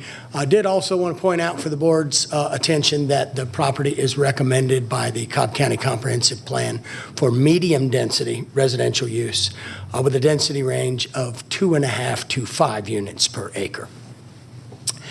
We do think we've got some unique factors included into our site plan today. We are proposing that the existing Ridgefield Drive be continued and actually turned into a dead-end cul-de-sac inside of the property. We are proposing for rezoning. Next slide, please. And along with that particular site plan that we think is kind of unique, we are going to try some new things here to make sure that we maintain value and quality for this particular project, including enforcing, developing, and administering a declaration of restrictive covenants. We're going to actually establish a homeowners association as well. We are teaming up with a number of folks, including our family services team, that will actually help us with the administration of the covenants, as well as administering a new program that Habitat has started calling it's called Community Curb Appeal. We think this is unique also because we're going to establish partnerships with local organizations for the development and long-term maintenance of our community amenities, which is a new feature of a Habitat project. In this particular project, we are proposing a community garden and a dog park. Did want to highlight some community features. We've got 1- and 2-story detached homes with some unique architectural designs that we've included in the stipulation letter. Also kind of a new thing for Habitat, we're going to include 1-car garages with all of the homes that are constructed within the project. Minimum heated floor area starting at roughly 1,400 square feet. Again, had mentioned the passive and active recreational features that we're going to provide for the community. We'll have some acreage set aside for open space recreational use, mandatory HOA that we think will provide for upkeep and continued maintenance of the community and the amenities, as well as underground utilities. I've got some examples here of the homes along with the garages that were included in our stipulation letter. I'll ask Cornelius to go through those pretty quickly. Again, we've got some brick, stone, cedar shake, board and batten, a good mixture of materials. Did want to mention this is one of our rebuilds that we've also done in the city of Austell, where we rehabbed an older house and did kind of something a little smaller than what we're proposing here. But again, that should be indicative of the cottage craftsman type architecture and some of the architectural features that are being utilized in Habitat products now. Next slide, please. And did want to also mention, we have had a couple of different meetings, a couple of different outreach opportunities when we prepared our notification letter to the property owners within 1,000 feet. We invited them to participate in a Zoom meeting that we did on September 14th. We had some real good dialogue and feedback during that meeting, and we actually established some agreements with our neighbors that are reflected in the STIP letter, as well as a separate agreement with one of our neighbors to provide some privacy fencing in addition to some landscaping. We were also asked to look at exploring a potential pedestrian connection to the Silver Creek community, which is south of us. Very much, there were a whole lot of folks interested in the community garden, and if it's possible, we will be happy to make sure that we explore that during the plan review process. Next slide, please. A couple of things as far as why we think this is appropriate for the board to approve today.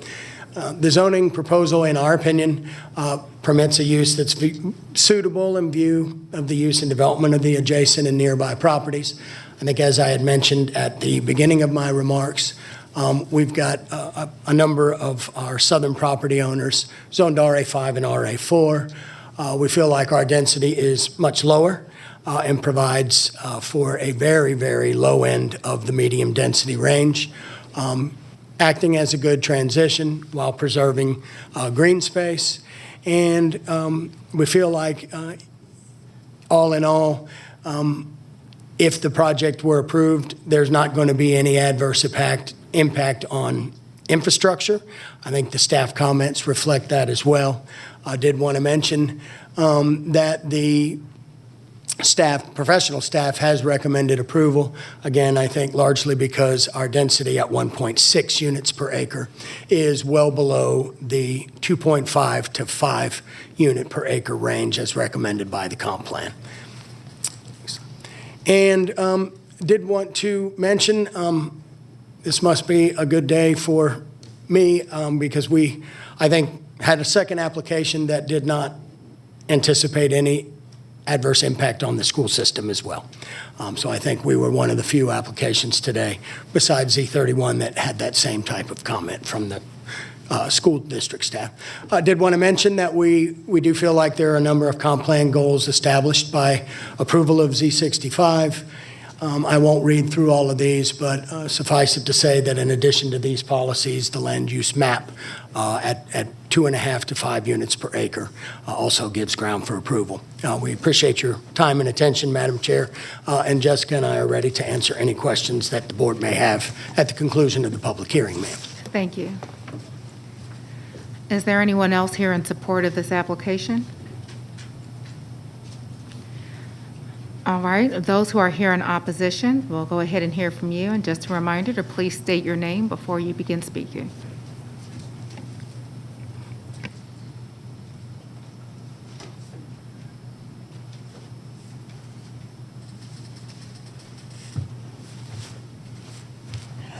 Good afternoon. My name is Denny Wilson, and I'm a resident of District 4. I live right down the street from where this proposed development is supposed to take place. I'm not really in opposition of the project because I know that no matter what we say in the community, we've already been told that this development will take place, and whether the Board of Commissioners change the zoning or not to add one additional home, they will still build 11. But I want to give you some data because I woke up this morning to an article that was in the MDJ on the existing Habitat homes. And it was said that there were 19 homes that were foreclosed on out of 300 and something, and Habitat bought 11 back.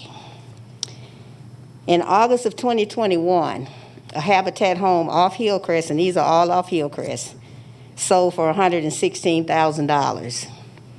In July of 2020, one sold for $173,000. In 2019, one sold for $155,000. In 2021, one sold for $144,900.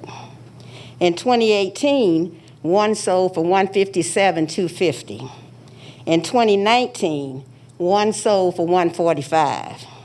In 2013, one sold for $65,000. In 2014, one sold for $113,600. In 2017, one sold for $134,000. In 2015, one sold for $114,000. In 2019, one sold for $130,000. Again in 2019, another sold for, and these were side by side, one sold for $156,900. In 2015, one sold for $122,500. And in 2012, which was the recession, one sold for $82,500. That's 14 homes. 14 just on Hillcrest. Most of these homes were bought by private developers, and they're renting them now.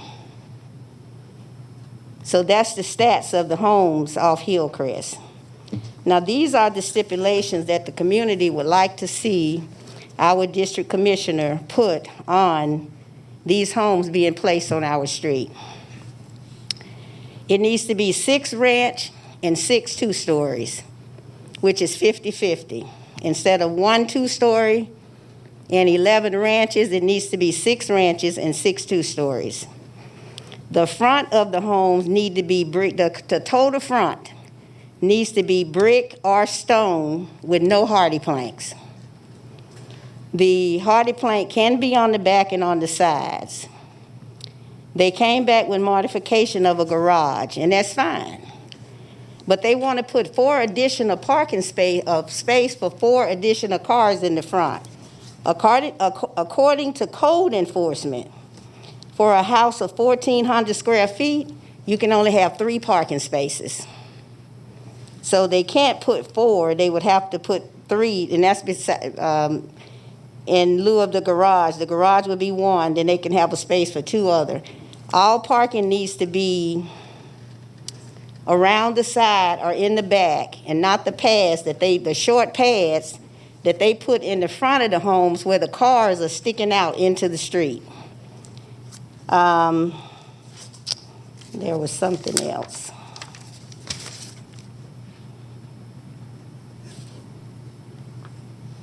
Yeah, there was something else, but I can't think of it right now. But anyway, the homes on Hillcrest, most of the homes are 4-sided brick, 4 basement, and carports. And we just want Habitat, if they're going to come in again, besides the 53 that we already have, they need to come in with a better design. That's all we're saying.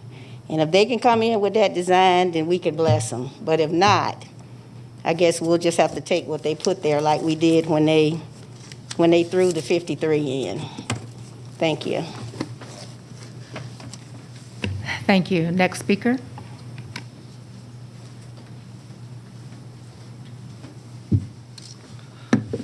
My name is Alan Rohde. I practice real estate in the South Cobb area, and my concern today is the practice of Habitat as a lender and Cobb County's community development's participation with them with community block grant funds in concentrating houses in the 4th District.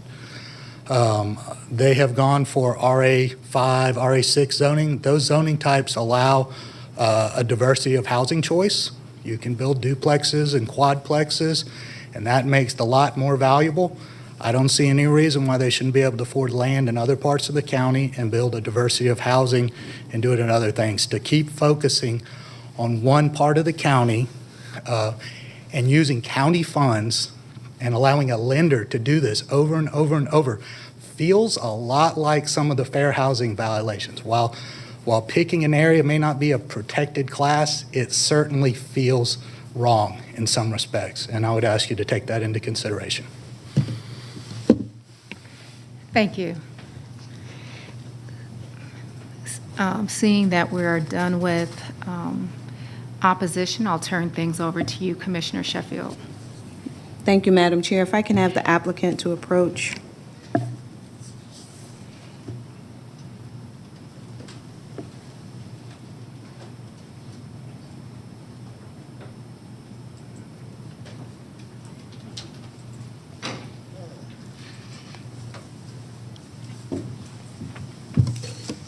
Yes, ma'am. Okay. If you guys can share with us the number of habitat homes that we have within a half-mile or quarter-mile radius of the subject property?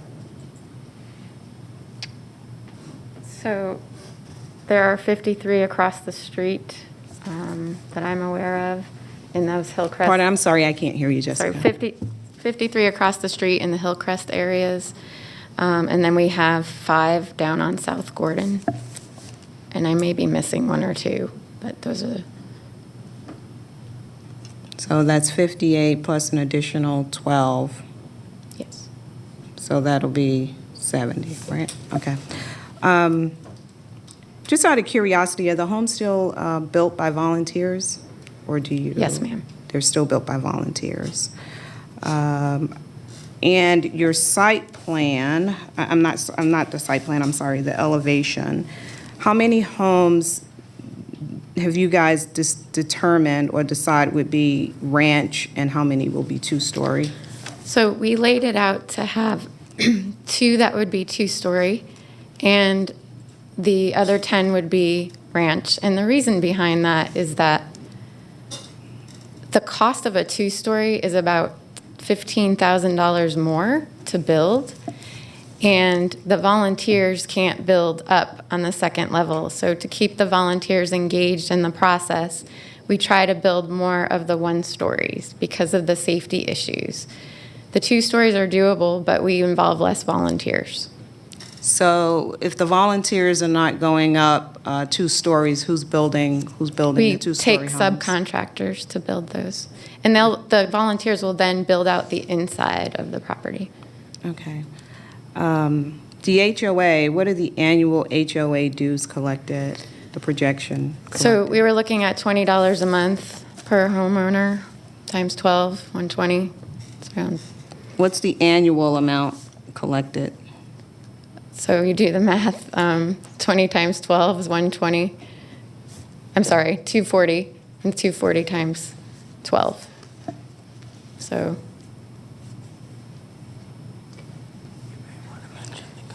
240 times 12. Did that number reduce? I thought it was 25. it was, and when we looked at the cost of the additional garage and what the homeowner was going to have to pay in a mortgage, and with the dog park and the garden, we have funding from outside sources to help keep up with the maintenance. And so that augments the annual fees that the homeowner would have to pay to maintain those. Okay, so the annual HOA fees then would be $2,640. Yes. And you guys feel that that's sufficient to maintain the common areas of the property over a Yes. 12-month period? Yes. Yes. Okay. With the donations we have, which we have a lot of donations coming in to augment that. Sidewalks, will sidewalks be on both sides of the street? Yes. Yes, ma'am. Okay. The garden, how many square feet will the garden be? And I'm asking because there's a thought to allow access from a neighboring community, which I understand is a pretty sizable community. So I'm just curious to know how large the gardening area is. It's going to depend on the topography, and then if we change up the structure and depending on the number of 2-stories versus 1-story homes, I can't give you an answer to that because that's going to change the whole area of the garden. So I don't have an answer on that for you today. Okay. Commissioner Sheffield, if I could, may I clarify, ma'am? On the current site plan, I would say right now, you're looking at anywhere from 3/4 of an acre to an acre of both dog park space as well as community garden space. Where is the community garden on here? The community garden is going to be further back, right there, Commissioner, is where the community garden will be. And then you'll see an access way coming through. So roughly, we think that's going to be 3/4 of an acre to an acre, perhaps. Maybe that would be a good ballpark estimate. Okay.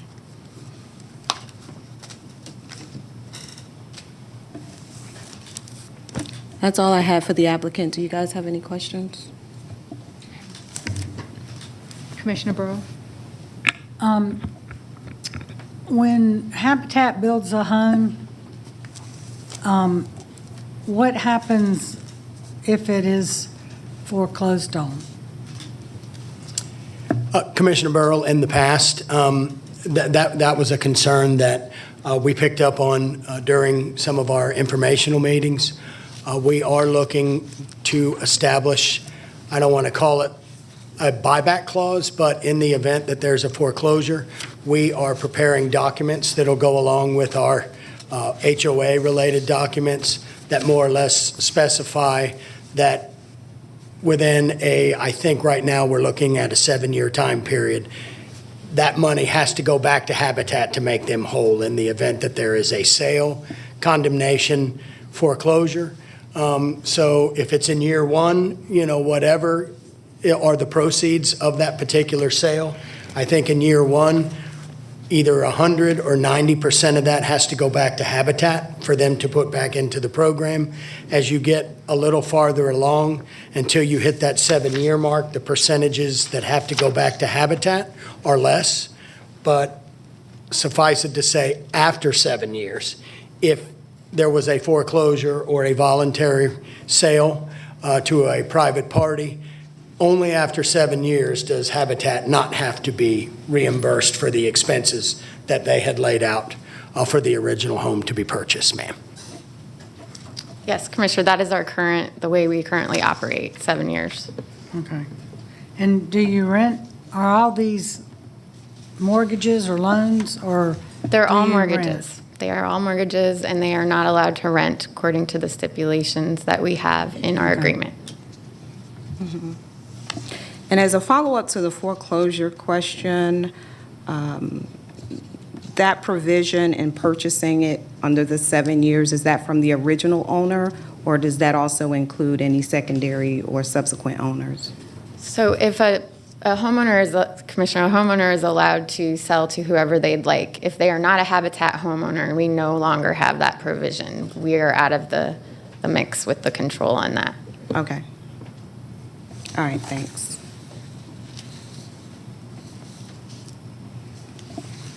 Any other questions? No questions. Thank you. Thank you, Commissioners. I have a question for Amy. Is she still on the line? Actually, I have two questions. This is Amy Diaz, Cobb.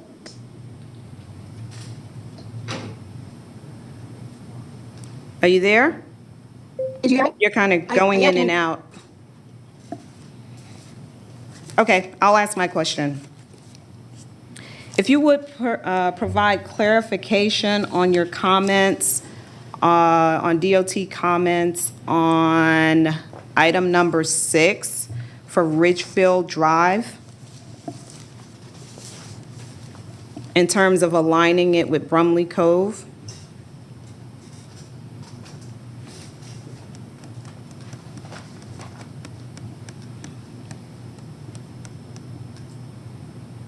Not sure if you're speaking, Amy, but go ahead.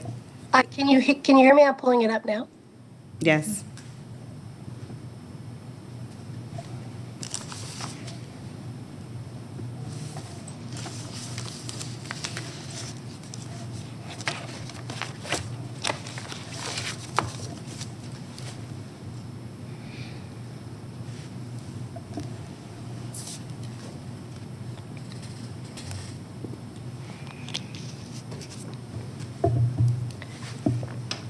All right, so currently Ridgefield Drive and Brumbley Cove Drive don't line up. They are offset by not a lot of distance. I believe it's less than 100 feet. So one of the things we recommended, and I believe the applicant was amenable to it, was realigning Ridgefield Drive with Brumbley Cove Drive to make a four-way intersection. Okay. We have a current sidewalk project going on in that area. And so for both any sidewalk along the Hillcrest and for this realignment, then we need those things coordinated with that project to make sure that, we get everything done as efficiently as possible. Okay. And for item number 7, with your recommendation to improve the road, would the applicant be required to submit funds into escrow for the repair, or would that just be a part of the development? So since that roadway is basically only accessing their development, they can do the roadway improvement along their frontage and then have inspections accept that for the county, just like we would an internal roadway. If they preferred not to do that for some reason, we could talk to them about a developer agreement to do that project through the county. But typically developers wish to do that on their own since they're out there already doing the site. Okay. Okay. Thank you. Does anybody have any questions for Amy? No? Okay. Thanks, Amy.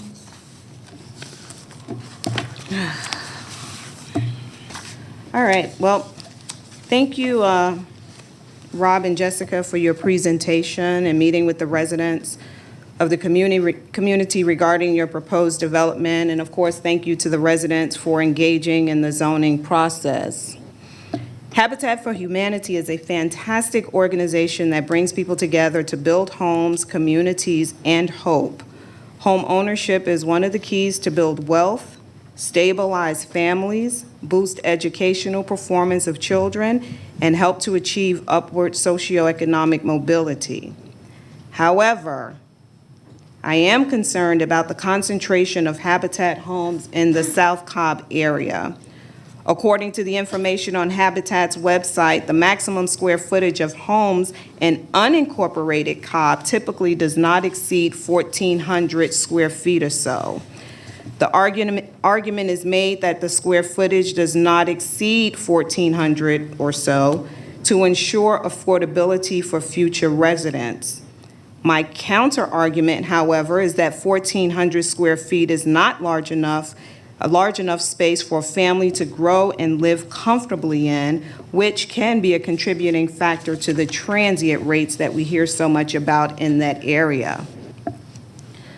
One of the greater concerns is that the square footage proposed is not in line with the vision that I have for District 4, and I would venture to say for the overall vision of Cobb County.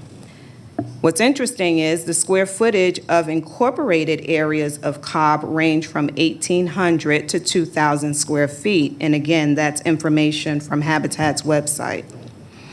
The interactive map on Habitat's website suggests that there is an overwhelming saturation of Habitat homes in Cobb County, particularly in the Austell and Mableton area. My research confirmed that there are 59 homes within a tenth of a mile of this proposed development, which is quite astounding compared to the number of homes in other areas of the county. While I am a champion of home ownership, there needs to be a balance of suitable development in the Hillcrest area that will deliver a product that is comparable to the non-Habitat homes in the community with respect to square footage and exterior features. Homes that will offer long-term stability, not just affordability. And with that, Madam Chair, I am prepared to make a motion. Yes, Commissioner. Okay, hold on. Okay. I make a motion to approve Z65 with the following conditions: that the development will consist of 6 ranch-style homes and 6 two-story homes. Modify STIP number 7 of the applicant's October 12, 2021 letter to reflect that if the long-term maintenance partnership with local organizations is terminated, that the HOA will assume the role for the maintenance of the community garden and dog park. The exterior is to consist of brick, stone, and siding. Square footage to be a minimum of 1,800 square feet. Modify STIP number 8 to reflect an electrically wired uplight at the monument. Impervious surface not to exceed 35%. Here we go. 35% per lot. The dog park to include a waste station. The park or community area to include 2 park benches at the dog park with a trash receptacle, which will, with the HOA responsible for ensuring that the receptacles are emptied on a consistent and routine basis.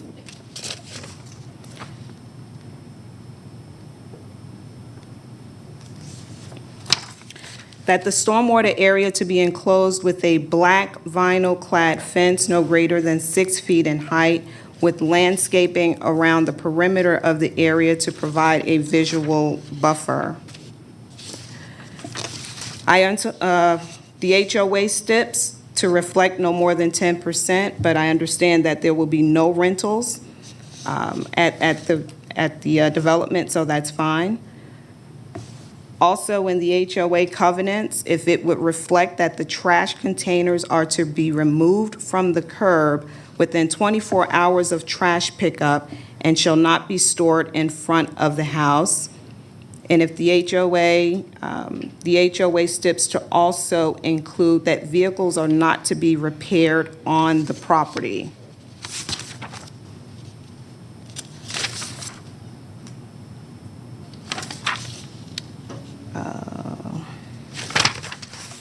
Habitat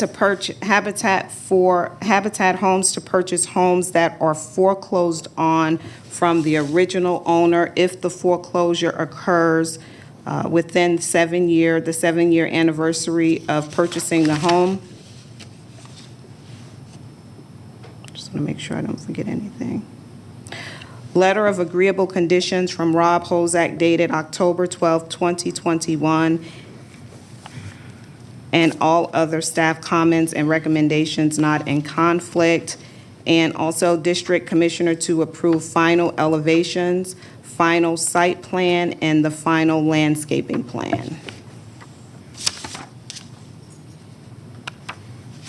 And that concludes my stipulation, my motion.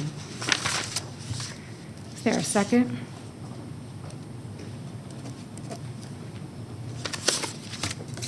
Second. Any discussion? I'll share, Commissioner Sheffield, that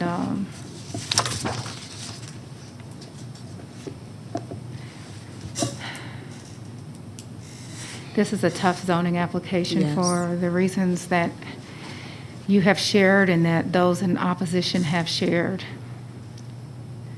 We all know the benefit of home ownership and the stability that it provides to families and to communities.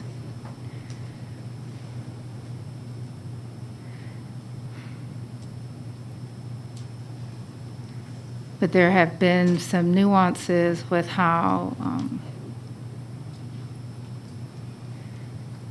this particular area of the county, not just South Cobb, but particularly the Hillcrest, Mableton area, and South Gordon, there's like a triangle, has been saturated with subsidized housing, inclusive of but beyond habitat.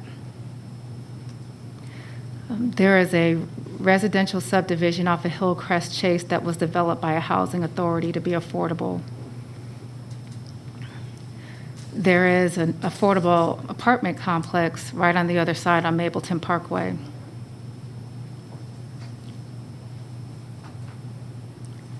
I think affordable housing is an important pursuit for balance of communities and recognizing that communities have persons of all wages that contribute to communities. But it's the concentration of that that limits other aspects of community that are correlated with income. So just building housing is not, to me, the sole contributor to having a strong community, even if it's single-family homes, because those homeowners want a place to shop, they want a place to eat, to clean their clothes, to send their children to dance lessons, to bank, and a lot of amenities, again, follow income. When we have residents that complain to us there is no grocery store, and we ask grocery stores to come to an area because we recognize where people live, they need to eat, and they tell us we don't have the adequate area median income to support certain amenities,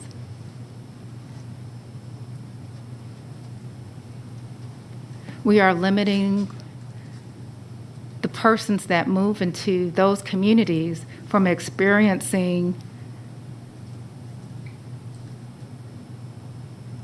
what I would perceive is the complete elements of community. Your neighborhood gas station shouldn't be your grocery store. If you were to look at the schools that were on the potential list of takeover for the schools of the governor, the only elementary schools in the county was in this area. The only one. There are some things that are correlated to income inclusive of educational attainment. There's a lot of research and policy that goes into preserving or developing affordability with a mixture of other income levels.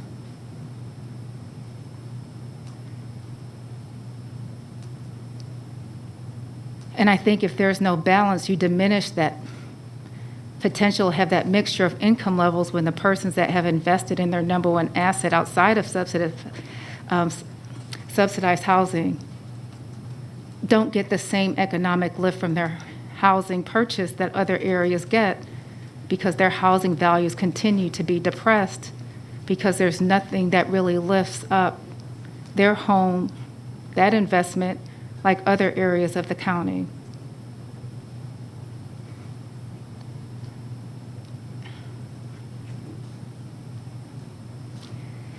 I used to live proximate to this area. I don't anymore.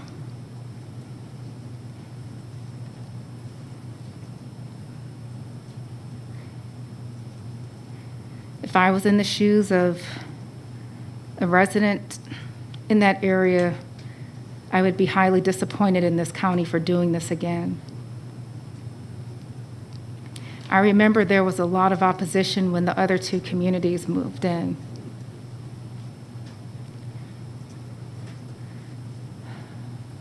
But the challenge just wasn't in its development. The reality is, if you were to go into those communities today,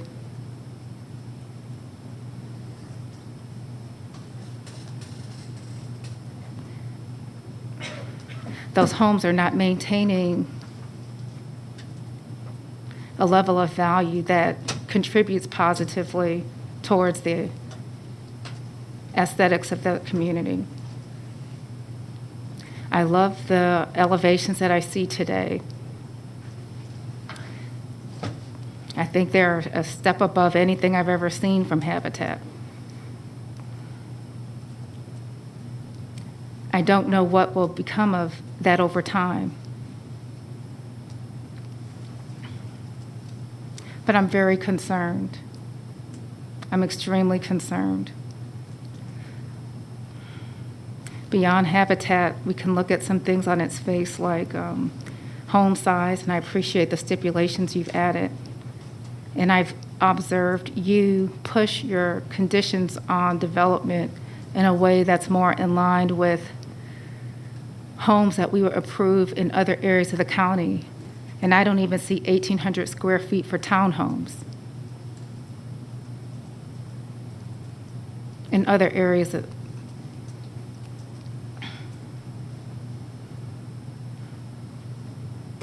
It's extremely frustrating.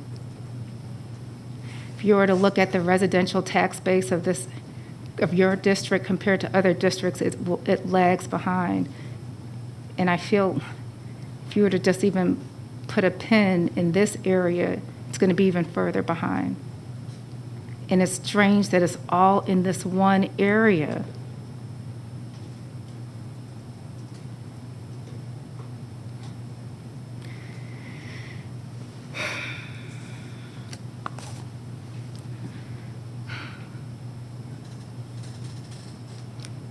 I do think that I can be supportive of how you've pushed some of the conditions on this site, because I think the residents there deserve housing that complements and strengthens the housing stock that's there. They deserve housing that helps to stabilize and strengthen their home values just like everybody else in Cobb County.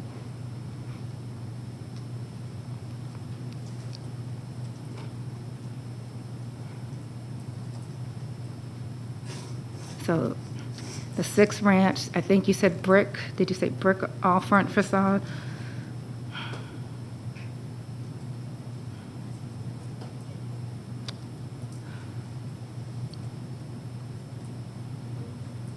$1,800 square feet minimum.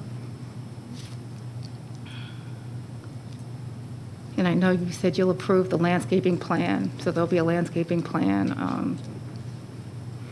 You'll improve the facades, and I forget the other.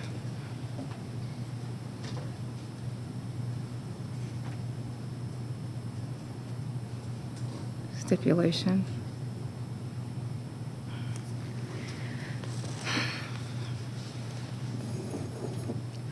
I don't know. I'm torn, Commissioner.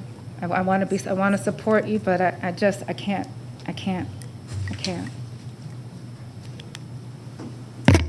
Commissioner Gambrill. And while I understand the chair's concerns on this, I agree with the stipulations you put on there as far as the minimum house square footage size, but also by rezoning, you've now put architectural controls on it. As Ms. Wilson stated in her presentation, they've been told this property will be developed if it's rezoned or not. So the question is it R15 lots or is it R20 size lots? Our code specifies no matter what the R zoning is, you have to have a minimum of 1,800 square foot homes. So, right now, by rezoning it, you're going to be able to put the architectural controls on there, which hopefully down the road will start changing the area and increasing the value and encouraging others to do so. So yes, this is a difficult one, but I do see, what you're doing as far as trying to increase the area in an area that is a challenge. Commissioner Burrow? Did you have approval by the district commissioner of the elevations and final site plan? Okay. And landscape?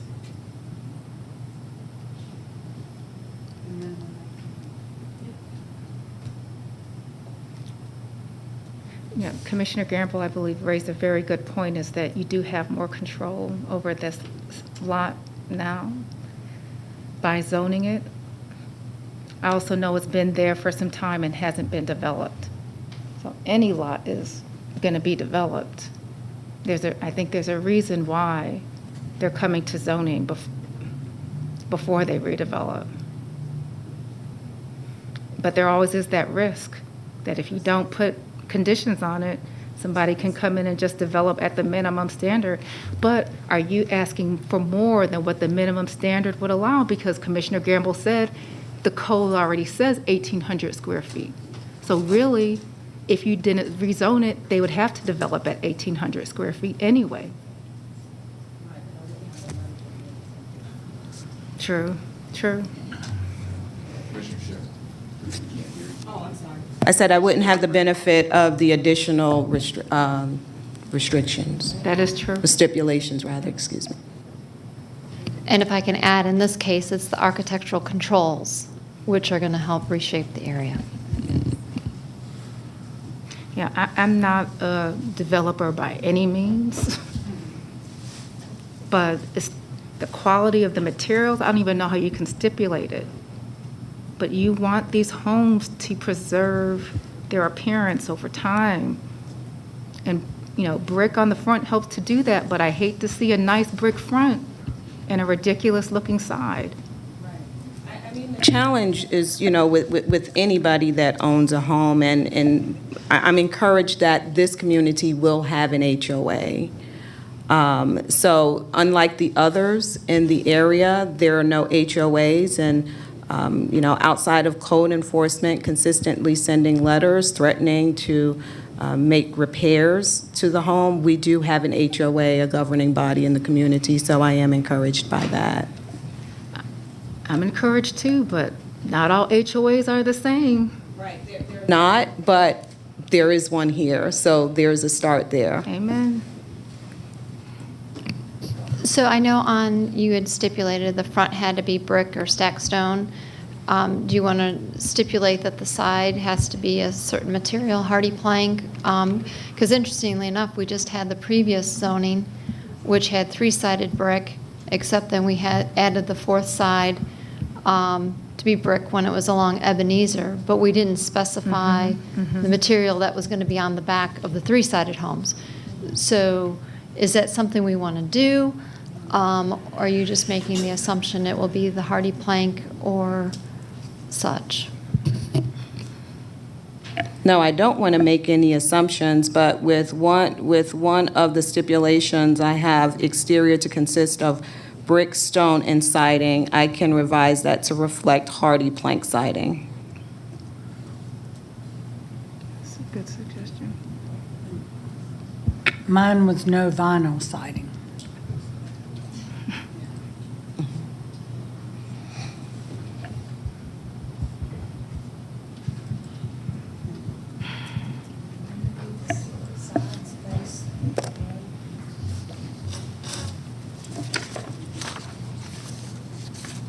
All right, we have a motion. Did we get a second?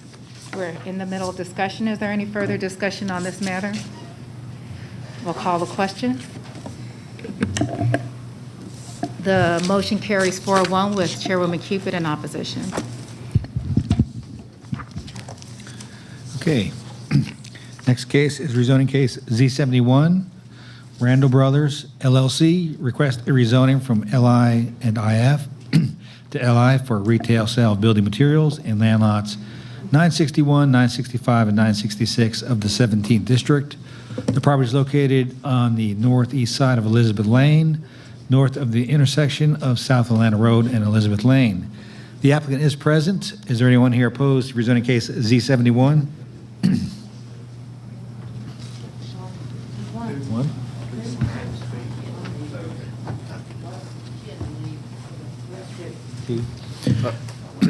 Okay, Madam Chair and Board, there's two people here opposed in person, and there's no one virtually opposed.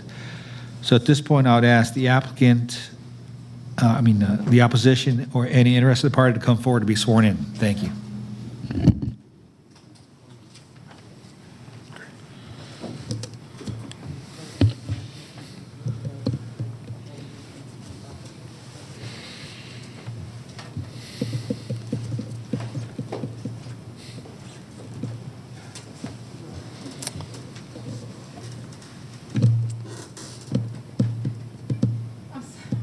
Quite all right.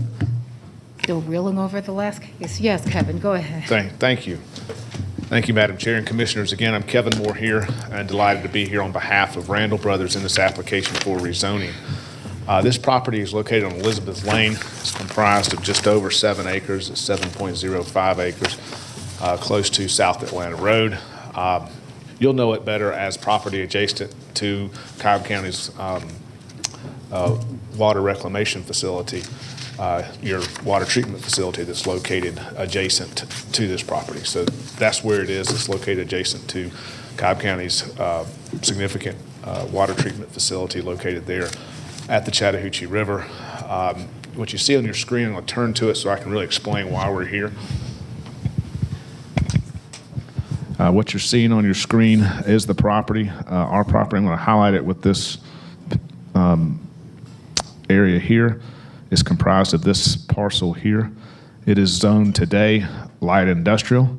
There's a portion of the property that's zoned IF. That stands for future industrial. We don't see that very much and very often, but a portion of the property is zoned future industrial instead of light industrial. You can also see on this aerial as part of this map, this property was originally rezoned light industrial and future industrial in the mid-'70s, and an industrial development was undertaken at that time and has been used as an industrial building and use since that time.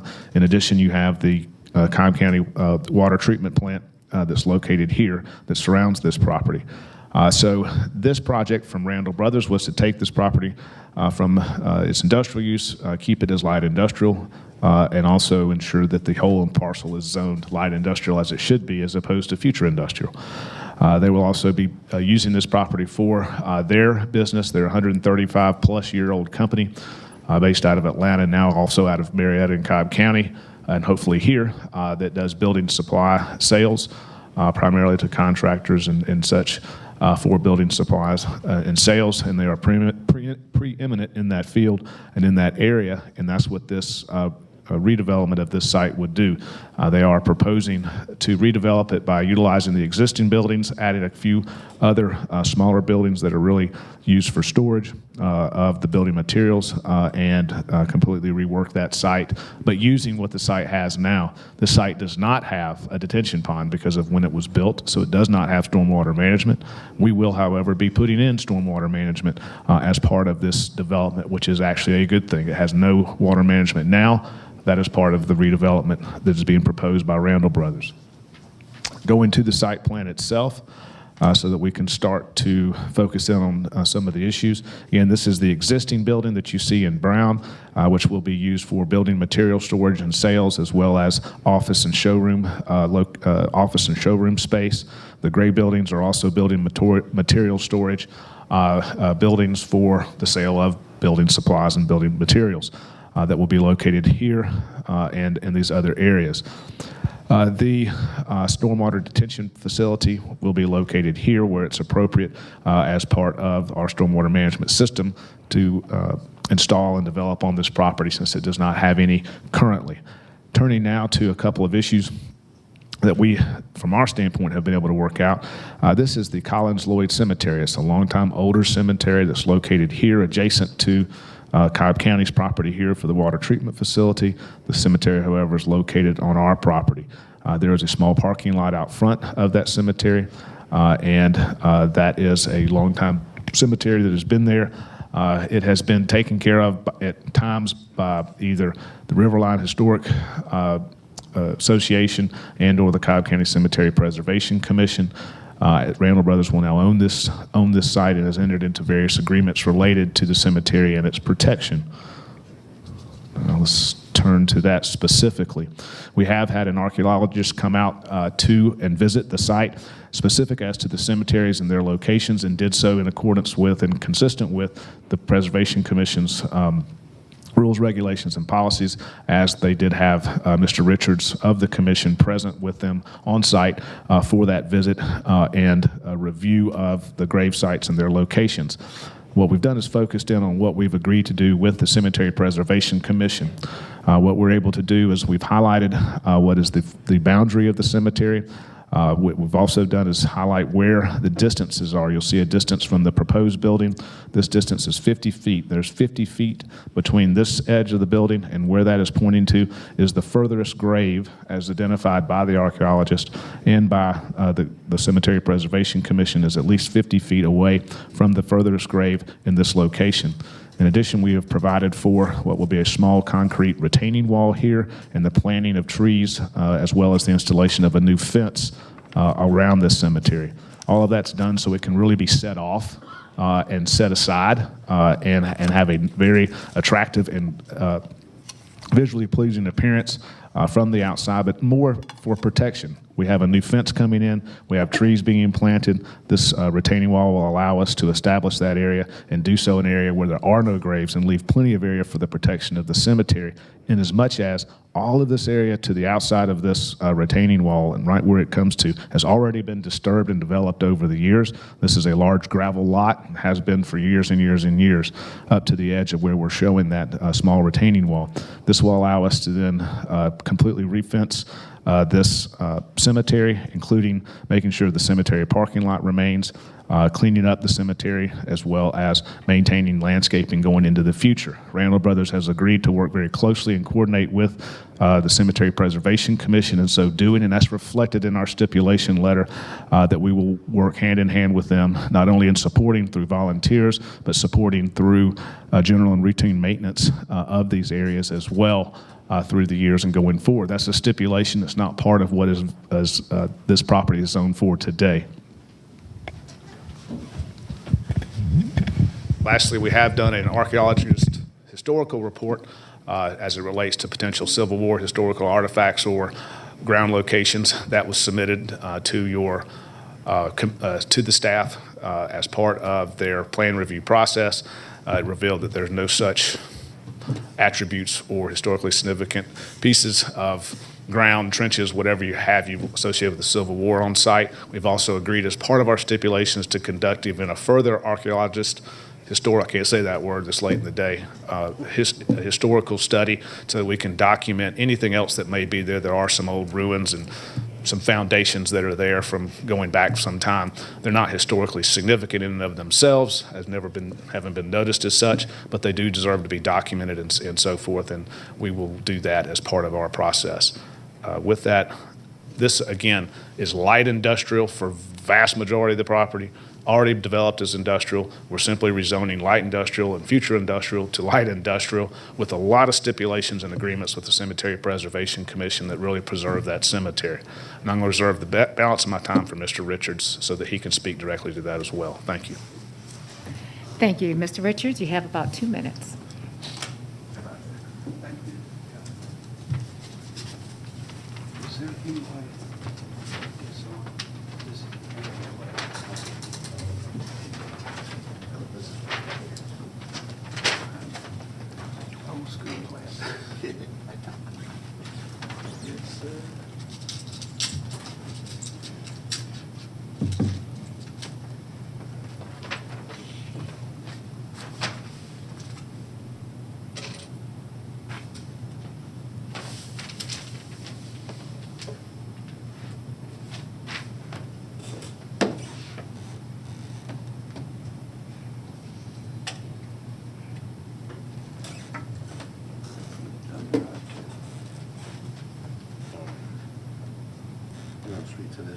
Yeah. Yeah, you're on. Commissioners, thank you. My name's Jimmy Richards, member of the Cobb County Cemetery Preservation Commission. We recently met, you have the letter from New South on October the 4th, in accordance to Cobb County Code 26-29, Section C. We met with an archaeologist along with a member, Mike Adams, and Mr. Del Rio with the applicant. We have just 2 hours ago come up with a piece of paper, this almost as old as I am, from 1994. There has been an archaeology study on the cemetery. I don't see if you can see it too well up there, but along the top of this ridge, you'll see where the archaeologist has put, there is stone pillars from the original fence that was there back in 1994. The furthest grave in the back is number 16. That building is 50 feet back from number 16, and it's a 40-foot buffer, undisturbed buffer, that we have worked out with the applicant. The closest grave to the very front is number 33. It's 27 and a half feet from the front fence. Then you have the parking lot. This study was done by Cobb County in 1994 when you improved or added on to the sewer treatment plant in the back. Cobb County did this. We just got it a couple hours ago. So, but it shows where the 34 graves are located. We worked out with the applicant to put that fence up in the back that goes along to the edge where everything was graded down previously. And also is putting an access ramp in the front of the parking lot that will give us access 24/7 if we need to go in there and help clean or whatever, even when they're closed. But this pretty much tells the whole story. Thank you.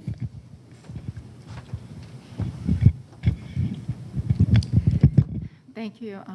We'll now hear from opposition, and just a reminder, when you come up to please state your name. And John, how many people do we have in opposition? Just one. Okay, thank you. Oh, two? One speaker. Thank you. Thank you.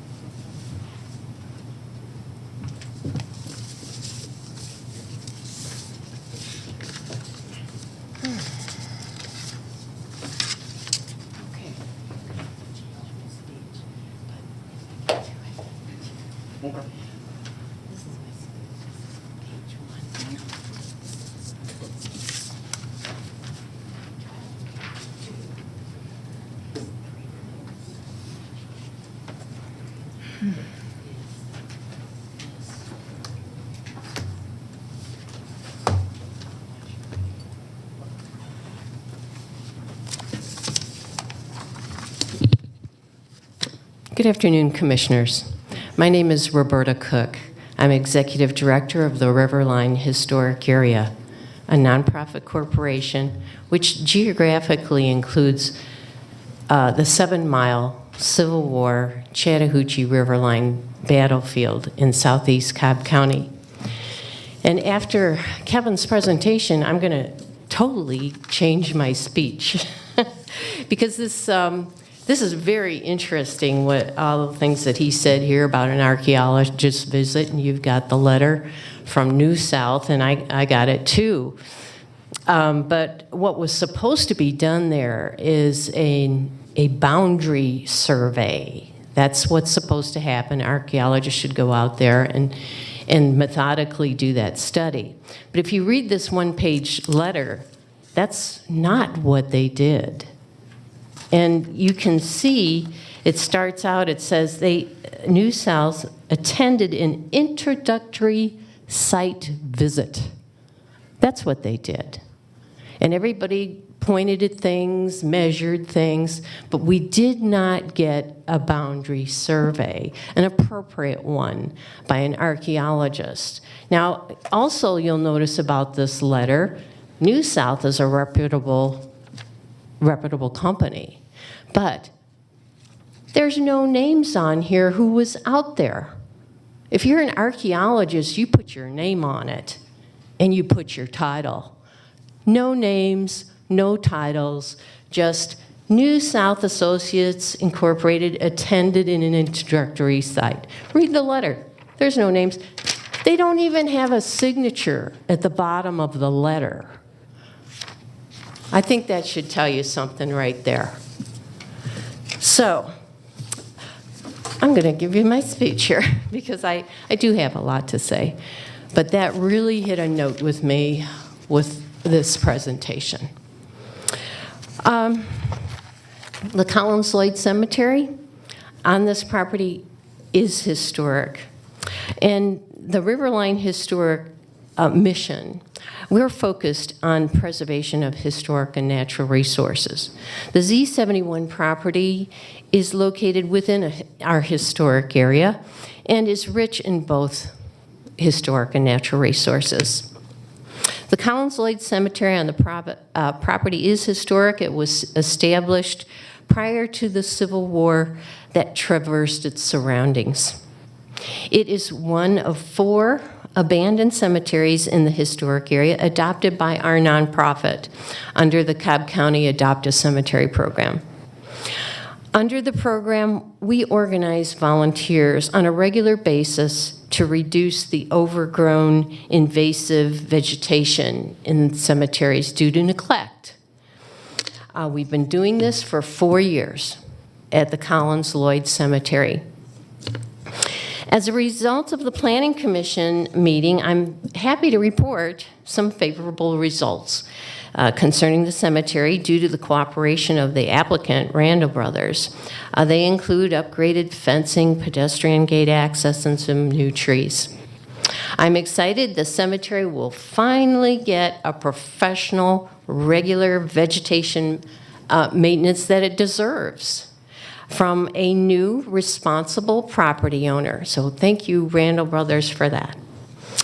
On the flip side, a fundamental archaeology study has not yet been produced by a credentialed archaeologist, which is needed to establish a boundary line around the entire cemetery. Once the boundary line is boundary delineation is mapped, it needs to appear on the site plan. You know, if it's not on the site plan, it doesn't exist. And that boundary line is not there. The buffer area is calculated based on the boundary line. And whatever space is left after you have the boundary and the buffer determines the size of the building. There may or may not be room for the building shown on the site plan. Commissioners, please be persistent in requiring an archaeological boundary survey, which was subsequently requested in writing by the Planning Commission. I did check in with site plan review. They do not have a boundary. I mean, this map that they had showed previous to me, they said Cobb County did it. Well, that was a long time ago. Was that person an archaeologist? What were their credentials?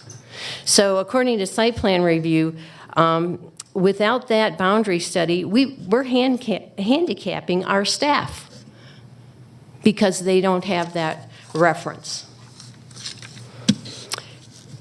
Now, changing subjects, half of the 7-acre property is virgin land on steep topography, hosting a wealth of majestic old trees, encapsulating historic ruins from the Frank Mason Robinson estate, an early founder of a drink we all know as Coca-Cola. There's 2 living descendants who had occasion to live in the Robinson compound during their lifetimes.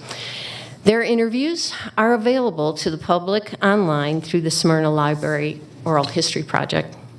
On the screen, thank you very much, is an inventory of 23 structures identified on the estate. During Mr. Robinson's lifetime, from 1845 to 1923, Cobb County was considered countryside, which is reflected in the functionality of the structures. Some of the more interesting ones are labeled corn crib, laundry, main barn, and houses for turkeys, chickens, and a tractor, servants, and a watchman.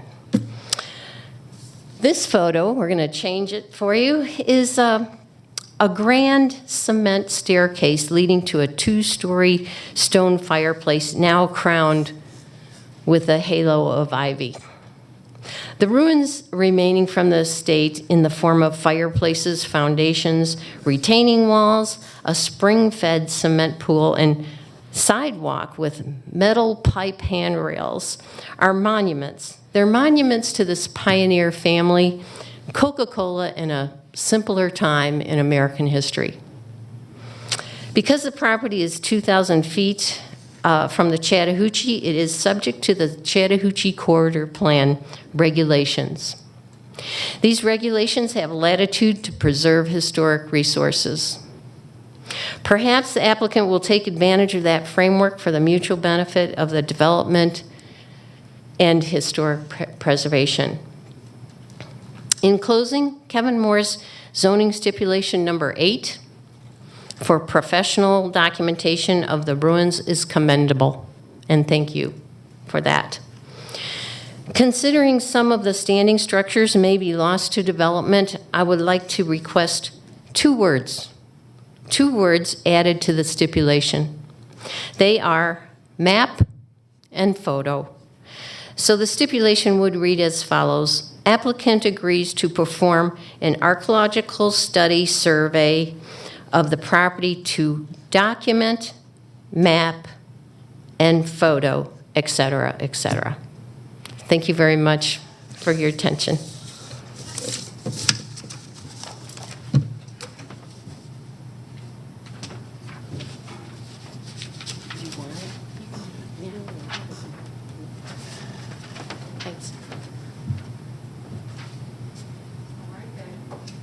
That concludes opposition. I'll turn things over to you, Commissioner Richardson. Thank you. And yes, I'm glad to finally hear the kind of explanation behind the archaeological studies. I did want to further ask, though, Roberta, if you could come back up for me, please. Since we didn't, I'll have you come up afterwards, but Roberta first. So, yes, the additional stipulation around an archaeological study for the ruins, I think that is very important. I think we'll have some very interesting findings from that. So that was included. Because I'm really trying to understand the boundary survey, would that be something that would come of doing the archaeological study? What was it, that The question? boundary survey that you're inquiring upon, would that be something that would come as a part of the archaeological study that was stipulated? That would be a separate study. That would be completely separate. Now, whether they use the same archaeologist, I mean, certainly they can do that. Okay. I mean, they seem to have a relationship with New South because they did another study looking for Civil War remains. So. Okay, thank you. I think that answers that question. I'll have Jimmy come up.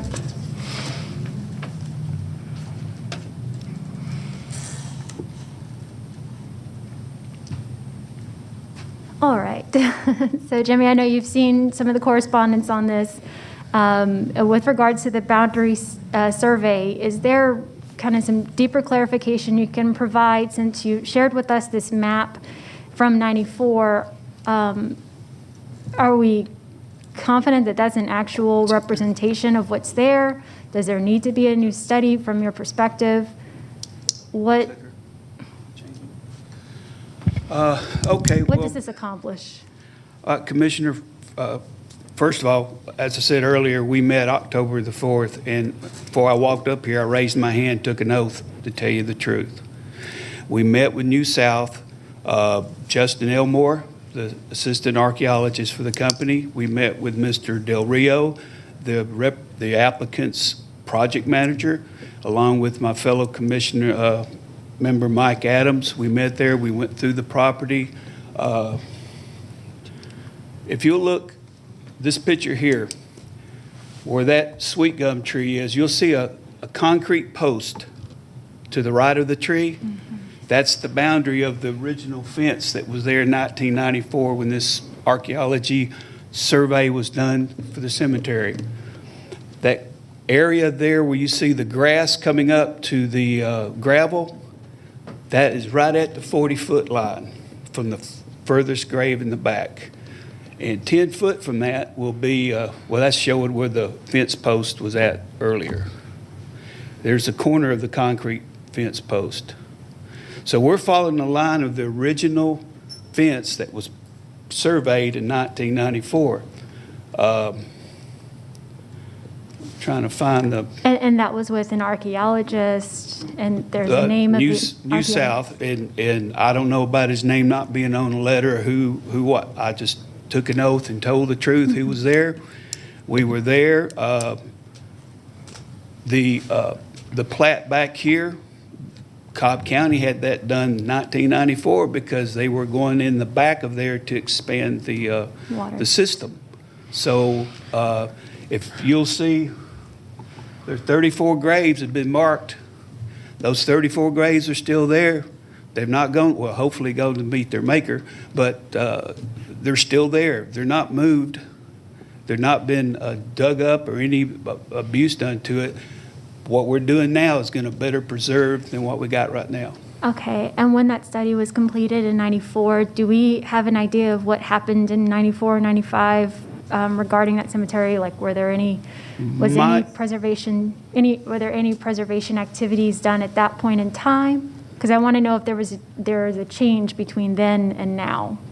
My understanding that survey was done for the county because they were going, and I don't have the picture, but if you look at the aerial photo in the back, you see where they expanded the sewage treatment plant. My understanding, that's why that was done by the county. And you really, it just shows where it says on there, concrete post of fence post on there. Right, I'm just trying to make sure that, like, another body wasn't buried after 94. No. That it was still, that once that study was done, preservation activities were in place and it hadn't been tampered with. I'm trying to see if there's a difference between then and now. Yeah, all I know, Commissioner, that aerial photograph, you see the gravel area in the back? That's what was disturbed before I ever got here many years ago. Somebody graded it out. The archaeologist did make a note on the letter that some of the area had been modified, and that's where they had, right at the edge of that grass line where the picture was, where they had gone in there, sloped it down a little bit. They put dirt in there to, I guess, for drainage. But the furthest grave to the boundary is grave number 16, which you see it's way out there by itself for some reason. But that was the furthest. That's what we're supposed to do under that code, is go for the furthest, and that's what the archaeologists found. And looked in the area there. We couldn't see any other disturbance where they may be indentions or anything. And this pretty well backs it up. 27 years later, this is the study Cobb County paid to have done. So we got to go by that. I personally don't see any other study to be done. I mean, the boundaries are there. They're literally concrete posts. But Thank you. Does anyone else have any questions up here? I do. On that map, there are squares and then there are black dots. Can you differentiate those two things? Oh, well, here we go again. I'm sorry. One second.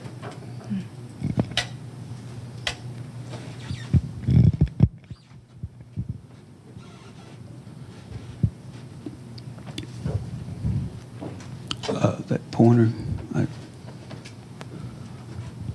Okay, thank you. Are you speaking of here, Commissioner?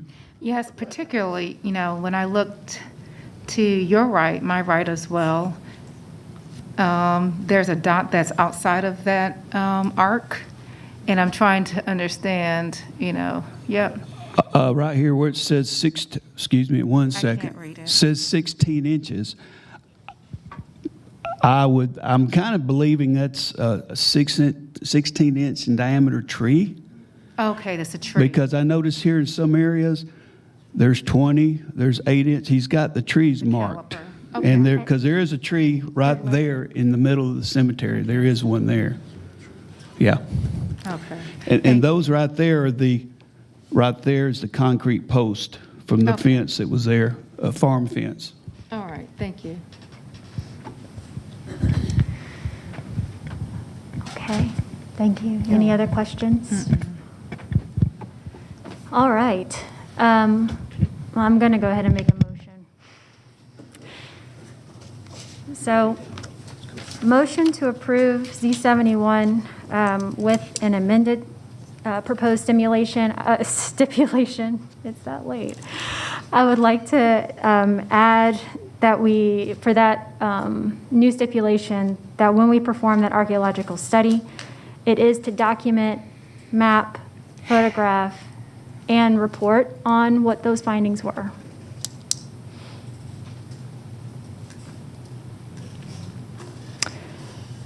all other stipulations in accordance and all staff comments not otherwise in conflict, and that should conclude my motion. Thank you. I think I turned it over to the commissioner without asking you for what staff's recommendation was. It's a zone. Okay, Lord, it's too late. I'm telling you. All-nighters for zoning don't work for me. All right, this is a zoning. We have a motion. Did we get a second? Second. Okay, is there any further discussion? All right, we'll call the question. The motion carries 5-0. I know that's supposed to be our last zoning application. I have a clarification for the last zoning for Z65. There was some discussion about the materials used, Commissioner. The materials that were used. Did you incorporate that in your motion? Okay, just wanted to make sure that we've got that covered. Okay. With that, I believe that adjourns our zoning hearing for today. Thank you, commissioners, and thank you for those that participate in today's hearing for your patience. Have a great rest of your week.